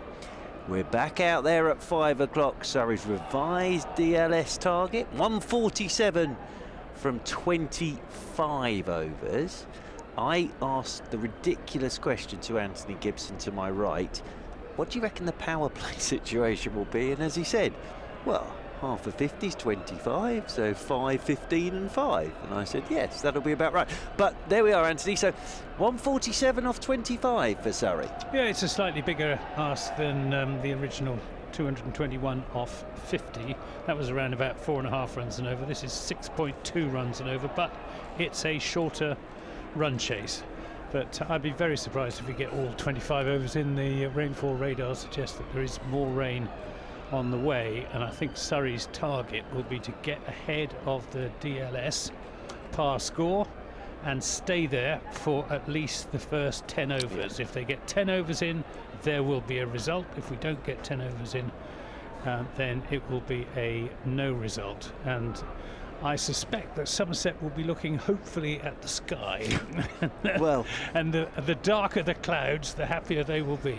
it's a shame, really, because we've had a really interesting game so far. Not probably what we expected. And below par, Somerset, that wonderful innings from Goldsworthy, some super bowling from Dan Moriarty. So we just have to keep our fingers crossed now that the rain stays away. A lot of the crowd have been very patient and are still here. And as we were saying earlier, 4,500 inside the ground. They're getting excited about something somewhere inside the ground. I think they've probably been refreshing themselves in the interval for the rain. Quite right too. And we're now just awaiting the arrival of our two umpires. Here they come. Umpires Burns and Lloyd. So that means that Surrey have another 22.3 overs off another 140 off 22.3 is the equation for Surrey via Duckworth Lewis. So out comes Messrs Lloyd and Burns down there in the distance, and then Josh Davey will lead out Somerset, and then it will be Messrs Stoneman and Geddes to make their way out there into the middle. Yeah, the crowd are lively now, they really are. As Mr Gibson said, I think that's probably got something to do with the fact that they've had about an hour and a half off to replenish themselves and refresh. So here's Josh Davey leading out the Somerset side down below us. Umpires Burns and Lloyd making their way out to the middle. Stoneman and Geddes making their way out into the middle. So keep your fingers crossed, everybody, that this rain stays away and we can get through these 22.3 overs remaining. Another 140 required by Surrey. France have lost a wicket. They're 67 for 1 against Norway in the Tri-Series, who made 112 for 7. Did Norway. So let's keep an eye on this here on BBC Radio London, BBC Radio Somerset and the Surrey live stream. It's raining at the Test match as well, I think, at the moment, with India 125 for 4. So we were halfway through the Josh Davey over. Now Surrey, I'm just looking at the Duckworth Lewis now, need to be on 8 at the end of this over to be on target for whatever it will be at the end of the 10th over. And keep you, they do it ball by ball on the scoreboard there to our right, which I find quite confusing, really. So Josh Davey will have the ball in his hands. Mark Stoneman will be on strike on 2. Geddes has 4. And it's 143 the new target. 5, apologies, 145 the new target for 7. 147 the new target for Surrey. As Josh Davey comes round the wicket to Mark Stoneman, and Stoneman slaps the first ball in the air down to third man for 4. Now it was in the air a while, but Stoneman first ball after the break So much for don't lose wickets, see where you are after 10. He's smashed the first one, well, get it done. They want to get as far ahead of DLS. They know what the weather forecast is. It is going to rain. Somerset are not going to hurry through these overs. No. So they're going to... It's all sort of weather related now, plus the ball will get a bit damp going over the boundary rope. So Stoneman moves on to 6. Well, they're ahead of it now, but we need 10 overs to have the game. Now what are we waiting for? Oh, something's on the pitch. Oh, they've got a ball in the crowd now that's come onto the pitch, so they're delighted because it's been thrown back to the crowd. Do you think they have to sanitise that ball as it goes back into the crowd? Black mark there. Yeah, 11 without loss. As round the wicket then comes Davey to Stoneman, and Stoneman tucks this one into the leg side off his hip. And that rolls in there towards mid-wicket. Oh, they're going to get an overthrow here. That's a horrible throw. That's young James Rue just letting his enthusiasm run away with him. Yeah, and it went over the top of Davis, who got a glove to it. So they picked up another one. 12 without loss. It's chaos out here at the moment. Stoneman on 7, and Geddes comes on to strike for the first time after the rain break. So it's another 135 required by Surrey. But I think that 10 over mark is going to be the key thing here. If we can get to 10 and what Surrey are on after 10. As in comes Davey, and this is whipped by Geddes behind square on the leg side. And it's a good bit of work out at deep backward square. And now Sam Young doing the fielding. The throw comes in over the top of the stumps. We don't have a Duckworth-Lewis sheet, but somewhere there will be one telling sort of Surrey, if you don't lose wickets, what you need to be on after 10 here to win this game if it were to rain. End of the over, 3 gone then, and Surrey 14 without loss. And Sonny Baker is going to bowl the 4th over of the innings. I did wonder if they might bring Marchant de Lange on. But, they've both got fairly long runs, Sonny Baker and Marchant de Lange. I suppose Somerset are not going to be in any hurry to bowl these 10 overs. Before anybody asks, I'm going to make sure I've got this right. With the bowling numbers for per bowler will be 5, won't it? 5 fives. Yes, exactly. Yeah. Thank you. Baker then to Stoneman. He's in and bowls. Stoneman slashes at one outside the off stump. It's just given as a wide. Did look a little wide, that one. 15 without loss. It's another wild shot again from Mark Stoneman. He's not holding back. Well, as you say, they know what's coming. It's whether we're going to get the 10 in, and also what will Surrey be on after that 10. And as I said, there'll be a sheet somewhere telling them, even if they're 2 down, what they'd need to be on. Here's Baker. He's into bowl to Stoneman. He's there in bowls, and this is whipped away through the onside, but it'll just be a single as Sam Young fields out on the deep square leg boundary. 16 without loss. We're in the 4th over. Surrey's target 147, revised target in 25 overs because of the time we lost to what wasn't much of a shower, was it? It was sort of drizzly, heavy drizzle for about half an hour. Here's Baker to Geddes, who goes to swing a ball down the leg side, another wide. 17 without loss. Well, they're ahead of where they need to be at the end of this over. Surrey. Josh Davey at mid-on, just having a word with his young fast bowler. He's got experienced bowlers on either side of him as Sonny Baker. Marchant de Lange at mid-off, and skipper Josh Davey at mid-on. He's in bowling to Geddes, bowls, and Geddes defends, fielded by Eddie Byram at extra cover. Still walking back pretty briskly is Sonny Baker. He's not wasting any time.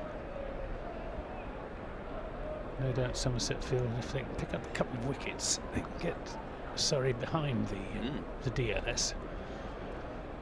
And then if it rains, It might be Somerset's gain. Still can't quite fathom why, with the forecast being for rain, Josh Davey chose to bat this morning. But there you are. Baker is into Geddes, that's his very well fielded at short extra cover by Eddie Byram. Got down well to stop that. A dot ball. 17 without loss. The sky in the direction, the clouds in the direction from which the weather is coming. Looking a little bit grey. I wouldn't say they're tremendously threatening just at the moment. I'm slightly confused with these clouds at the moment because they seem to go in two directions. Well, the weather's coming from the southwest. Baker's in a bowls, plays and miss from Geddes. Going for the drive to a ball quite wide outside off stump. Maybe a little bit late on the shot. He's sharp, is Sonny Baker, for an 18-year-old, showing immense promise. Absolutely. He and Casey Aldridge, who we'll see in due course, and the third young Somerset seamer who isn't playing in this game, Ned Leonard, they can all bowl in mid to high 80s, and they're all young. Plenty of scope for improvement. This is a full-length delivery, which is driven away decisively through the offside over pitch from Sonny Baker, and Geddes just lent into a firm off drive. Takes the score on to 21,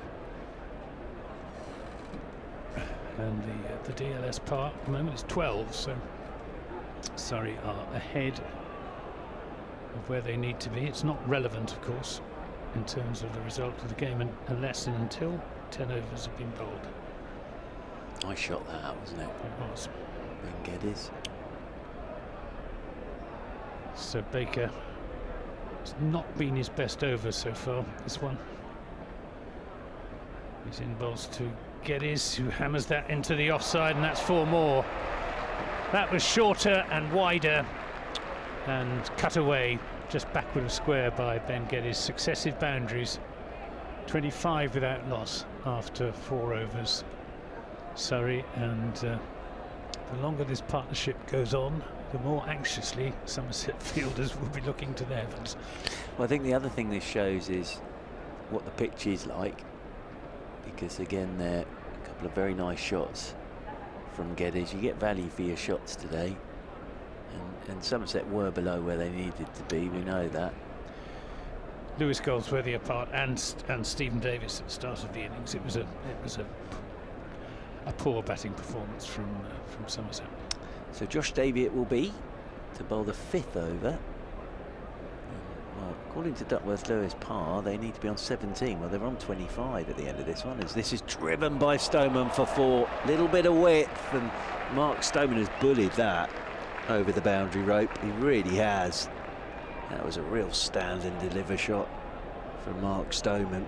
They're doing this very well, these two, at the moment. 29 without loss, but as I say, that sort of just stood there and smashed it. Pretty poor ball. Mark Stoneman, bit of width from Josh Davey. Guildford revisited this, isn't it? Well, it's the way it started again after Guildford, and Ryan Patel, that the century maker, next in. It's entertaining, isn't it? 29 without loss. Somerset.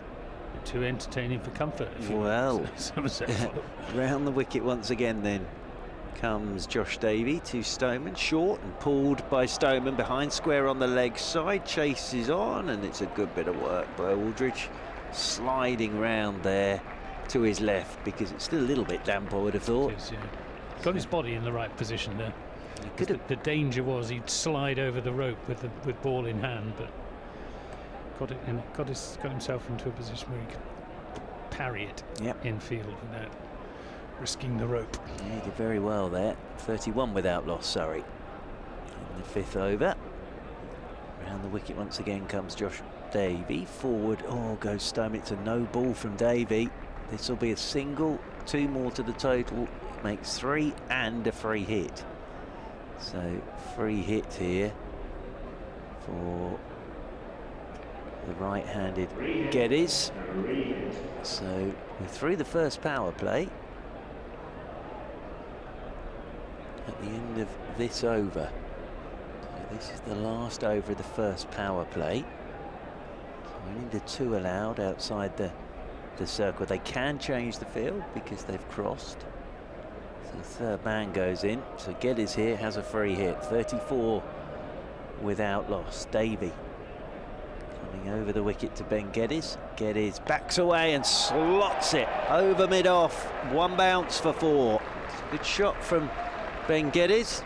Marshall de Lange just signals the 4 back to umpire Burns, but good shot from Geddes. Expensive delivery, that 7 off that ball, and Geddes moves on to 14 now. 18, apologies, moves on to 18. 38 without loss. Somerset's motto at the moment appears to be "In the rain we trust." Well, bowling is, well, yes, lackadaisical. I think it'd be fair to say Surrey have come out the blocks a bit quicker. So Geddes 18, Stoneman 15. As Geddes waits again over his bat as Davies over the wicket to him, and Geddes forces off the back foot straight back up the ground. That rolls up there to Marshall de Lange. How long does he leave it until de Lange comes into the attack?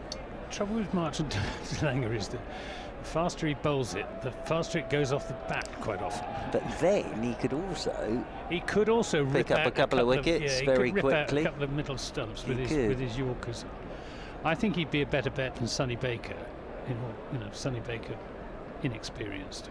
Davey over the wicket he comes to Ben Geddes, and Geddes is forward, pushing this one out towards cover point. Just for a second, I thought Geddes was going to try and launch that into the MAR Galadari stand, but in the end he just pushed it out towards cover point. Just keeping an eye on these. Well, all we can see are dark clouds, so there's no break in the weather at the moment. Can we get to 10 overs? That's the key thing. As in over the wicket comes Davey, and Geddes whips it leg side. He'll get a single up towards mid-on. 1 more to the total, 1 more to Ben Geddes. He'll keep the strike. So that's the end of the first power play. Quite pleased with my maths there on the number of overs per bowler as well. Yeah. So 5 overs for 5 bowlers, and the power play will be 5, 15 and 5. So I didn't actually text the scorers in the end because you told me not to, because you told me what it would be. But yeah, sorry, way ahead of where they need to be at the moment. And I think we are going to get a... Or are we? No, well, we're not. It's going to be Sonny Baker to continue. That's the... My spies tell me it's spitting outside. Good. Very good from you, Mr. Gibson, as always. Here's Sonny Baker in and bowls to get his down the leg side, another wide. Well, the only thing that can be said about that is it means an extra ball before the 10 overs is completed. Yep, that's another tactic before the rain comes. Well, just keep bowling wide. Keep bowling wide and have a very long over. Yep, there is that. You don't want to overdo it. If you get to then 40 without loss. We're in the 6th over. So 5 overs more have to be bowled for there to be a result. This is a full toss, and it's played into the onside, and a good piece of fielding by James Rue at mid-wicket. Yeah, 5 overs more, or Mr. Baker has to bowl 107 wides in this over for Surrey to get through. It's quite that many, but I take your point. Thank you very much. I'm still giddy with my working out how many overs per bowler gets. Here comes Baker again, sprinting in. He's there, he bowls to Geddes, who turns that into the onside. Rue is after it, but they'll complete the single this time as the left-handed throw goes into Stephen Davis. And perfectly understandably, if there is a little bit of spitting of rain, Somerset will take a little bit of time here, and in between overs. They can't take too long, they can't overdo it. No, they can't be accused of time wasting. They can't sort of call for the physio or drinks break, but they can take it. Here we go, look. little chat about the field, Davy and De Lange, Sonny Baker. It's all part of it now.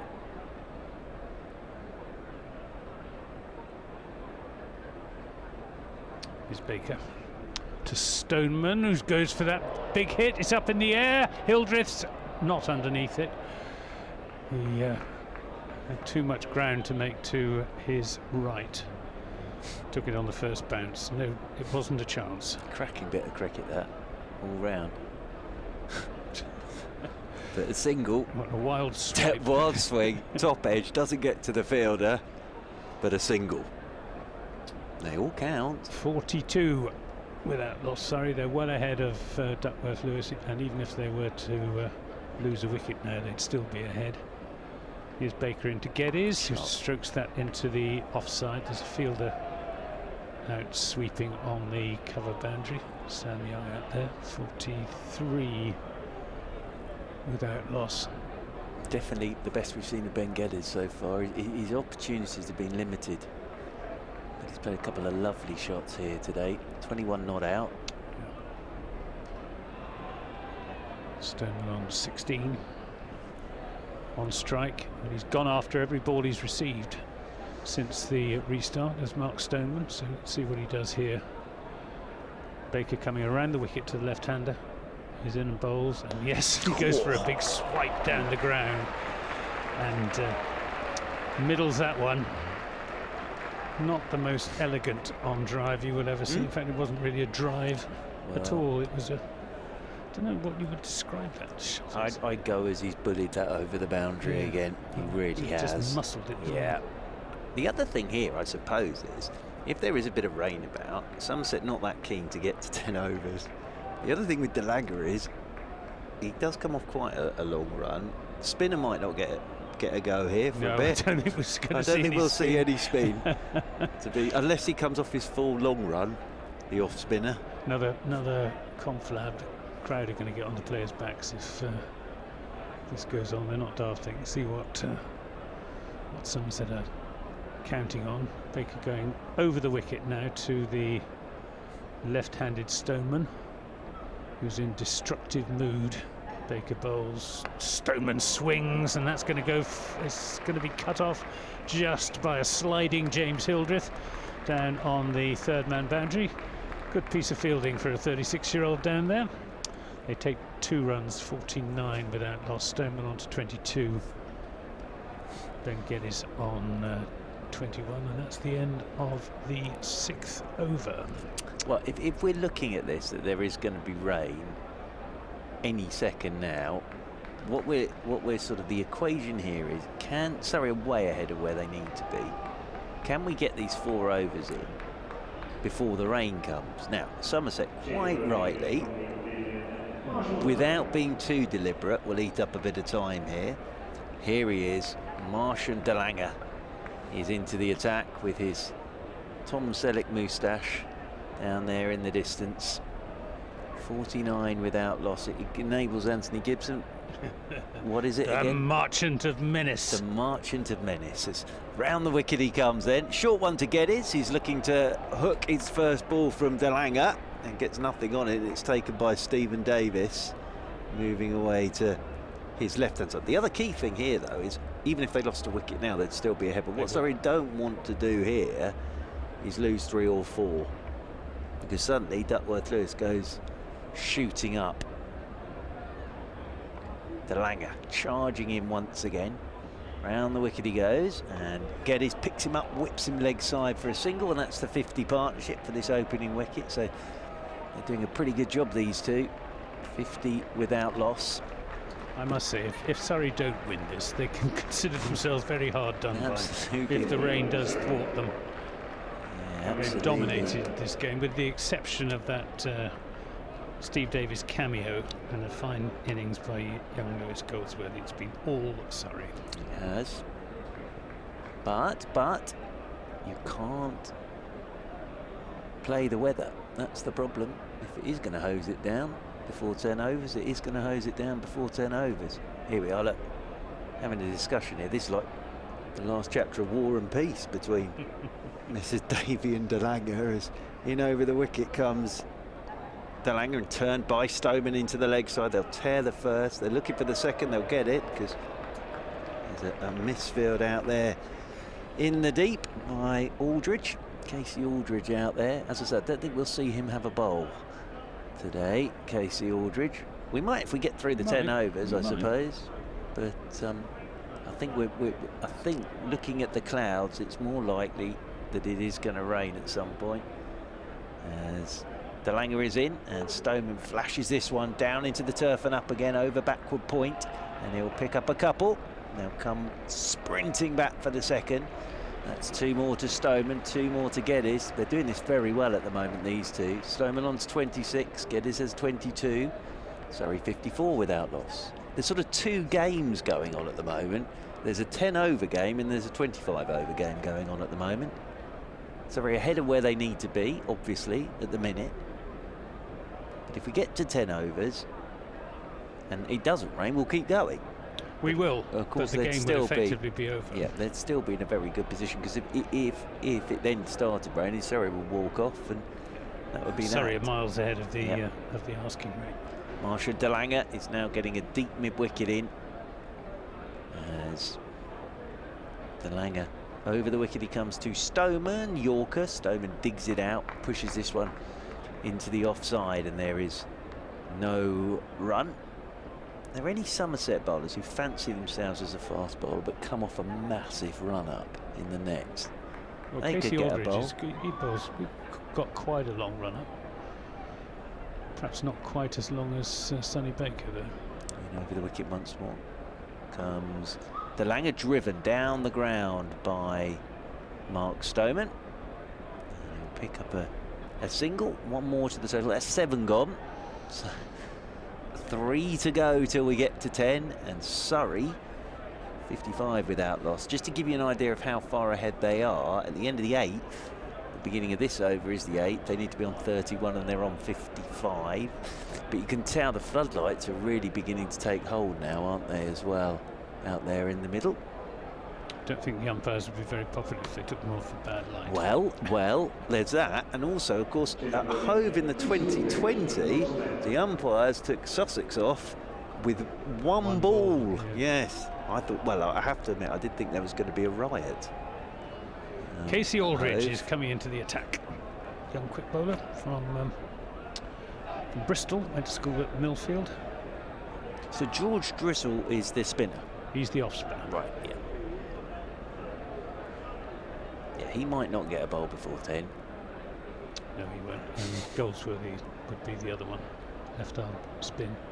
Aldridge in and bowls. This is driven up to Josh Davey at mid-on. Mid-off, rather. Isn't cricket? Cricket is a wonderful game in so many ways. And other days it can be a bit strange. And we're in that sort of strange twilight at the moment of cricket. As I say, we're sort of playing 2 games in 1. Well, in 3, really. Here's Aldridge, wasting no time. He's in bowls to Geddes, who runs that down to 3rd man for a single. 56 without loss. I keep looking hopefully for signs of movement amongst the crowd. You just want to see umbrellas going up, don't you? No signs so far. It's looking... It's closing in, the weather. But, it is. It is. We'll get here in time for Somerset. I suspect the umpires will keep them out there if they possibly can. Aldridge is into Stoneman, who will pick up another run as James Rue has ground to make to his right from extra cover. The only other thing I would say is, I know they've come out and been positive, but again, it just shows how below par Somerset were with the way these two have played. Just looking over in the distance there on the Surrey live stream. I don't know where that's. I can't. That's over Archbishop Tennyson. Yeah. I'm quite proud of myself for working it out from just that roof shot. Aldridge to Geddes, turns that down towards long leg. It's going to be 4 runs, bisecting the 2 fielders down there, and ball will be. I don't think need to be sanitised because there isn't any crowd down in that part of the ground, so that isn't going to waste a few more seconds. 62 without loss. 2 overs and 2 balls remain. Aldridge bowls to Geddes. This is up in the air, should be a catch. Josh Davey is underneath it. Takes the catch. Oh, no, he doesn't. Yes, he does. No, he drops it. Oh, my goodness me. I thought he had it. No. I think he did as he was running backwards, but it's burst through his hand. I hope he's okay here, Josh Davey. But it sort of burst through his hands as it went up. He's backpedaling. It's gone straight through his hands, hit him in the chest. And that's why he's still sort of bent over double, Josh Davey. I thought he I hope he's sort of got his hand at his mouth as well, Josh Davey. This also eats up a bit of time now because here comes the physio. But yeah, having just had a tooth extracted myself, it's not very nice, this, I can tell you. But it does. Now, the crowd will not give Josh Davey too much time and sympathy here. But yeah, it went straight through his hands and hit him in the chest. And I think he's just bottom lip, maybe. No, DeLanger's coming. Here comes Dr. DeLanger. He's coming over just to give his thoughts on it. Now he's calling the physio back again. Yeah. So they're gonna. I think Umpire Lloyd is getting involved as well. I think they'll say you've either got to stay on or get off. And yeah. Josh Davies going to have to come off, poor lad.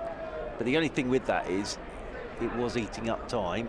But DeLanger marched over there, and oh, Dr. DeLanger, he wasn't hanging around at all, was he? He almost sent Davey off.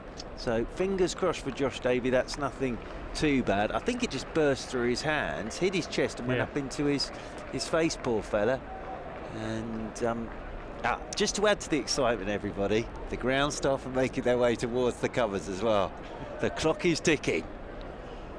1 ball remaining of the 8th over as Aldridge is in and bowls to Geddes, who turns that square of the wicket, and they will come back for the 2nd run. The throw comes in and they make it comfortably enough. Sonny Baker with the throw. End of the 8th over, so 2 overs remain to be bowled, and if those 2 overs are bowled, then Surrey are absolutely nailed on to win. Unbelievably, James Taylor there, Surrey 12th man, has run out with a drink for the 2 batsmen. I'm not sure they'll be taking it because it feels like it's going to rain any second now. It does. And Marsh and DeLanger. Is that rain on That's the rain camera on the screen. Well, Jake, lens. the cameraman, has invented his whole new channel of rain lens there for us to see. Thank you, Jake. We can see the drops of rain. You don't need to stick your finger on it. We can see the drops of rain there on the lens as well. So it is raining, everybody. How long do they stay out there for? That's the thing now. How long do they stay out there? Can they get 12 balls in without it being ridiculous conditions? That's the thing. Marsh and DeLanger will come over the wicket to Mark Stoneman. DeLanger, unsurprisingly, the first one, he's run straight through the crease here. Marsh and DeLanger looking at it as if it's an ice rink. But he's getting heavier now, I'm afraid. So this could be one of those where we get to this point and we have to come off. I don't really blame Marsh and DeLanger for that.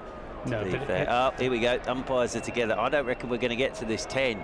Surrey are way ahead of where they need to be, obviously, but I don't think we're going to get through to 10 overs because this drizzle's pretty heavy. Now, this is what we came off for previously. Yeah, we're going to have to come off, and I don't blame the umpires there at all.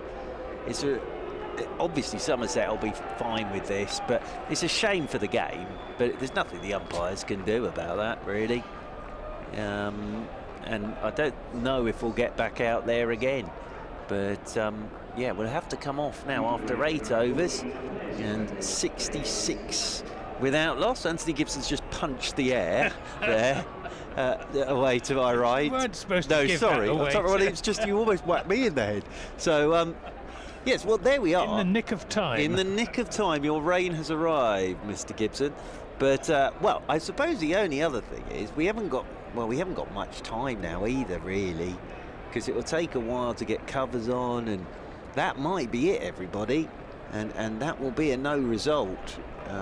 But yes, it's one of those, and I'll go back to, it does happen this, I'll go back to what happened with Surrey, that T20 game down at Hove. They took them off with a ball to go with Sussex just about home. Well, they were home, really. So this does happen, but the crowd, some of the crowd are staying out there defiantly, sat in the rain. But my only problem now with this is going to take a while now, and it's sort of persistent drizzle at the moment. We'd need this drizzle to stop in the next half hour to have any chance, I think, now. So and just looking at the rainfall radar, doesn't look very good from a Surrey perspective. There's a big bank of rain-bearing cloud coming up from the southwest. I'm more worried about what my hair's going to do in this. Going to my gig tonight. That's the worry. Well, there we are. 66 without loss. We will be back with you if we get cricket again. But at this rate, this will end up being a no result and a point apiece, because I'm not sure we're going to get enough time to even get the 2 overs in to get 10 overs. Well, I'm sure the umpires will give it every chance. Every chance. But if this is the end of the game, it's a point lost for Surrey. Very much a point gained for Somerset. Indeed it is. But we'll wait to see. If we do get back, we're going to just have 2 overs. That'll be exciting. But we will be back with you on the Surrey live stream, BBC Radio London and BBC Radio Somerset. I think the best we can hope for now is 2 overs to get to 10. But at the moment we've got persistent drizzle. But we will, I promise, be back with you if we get any more cricket here from the Kia Oval.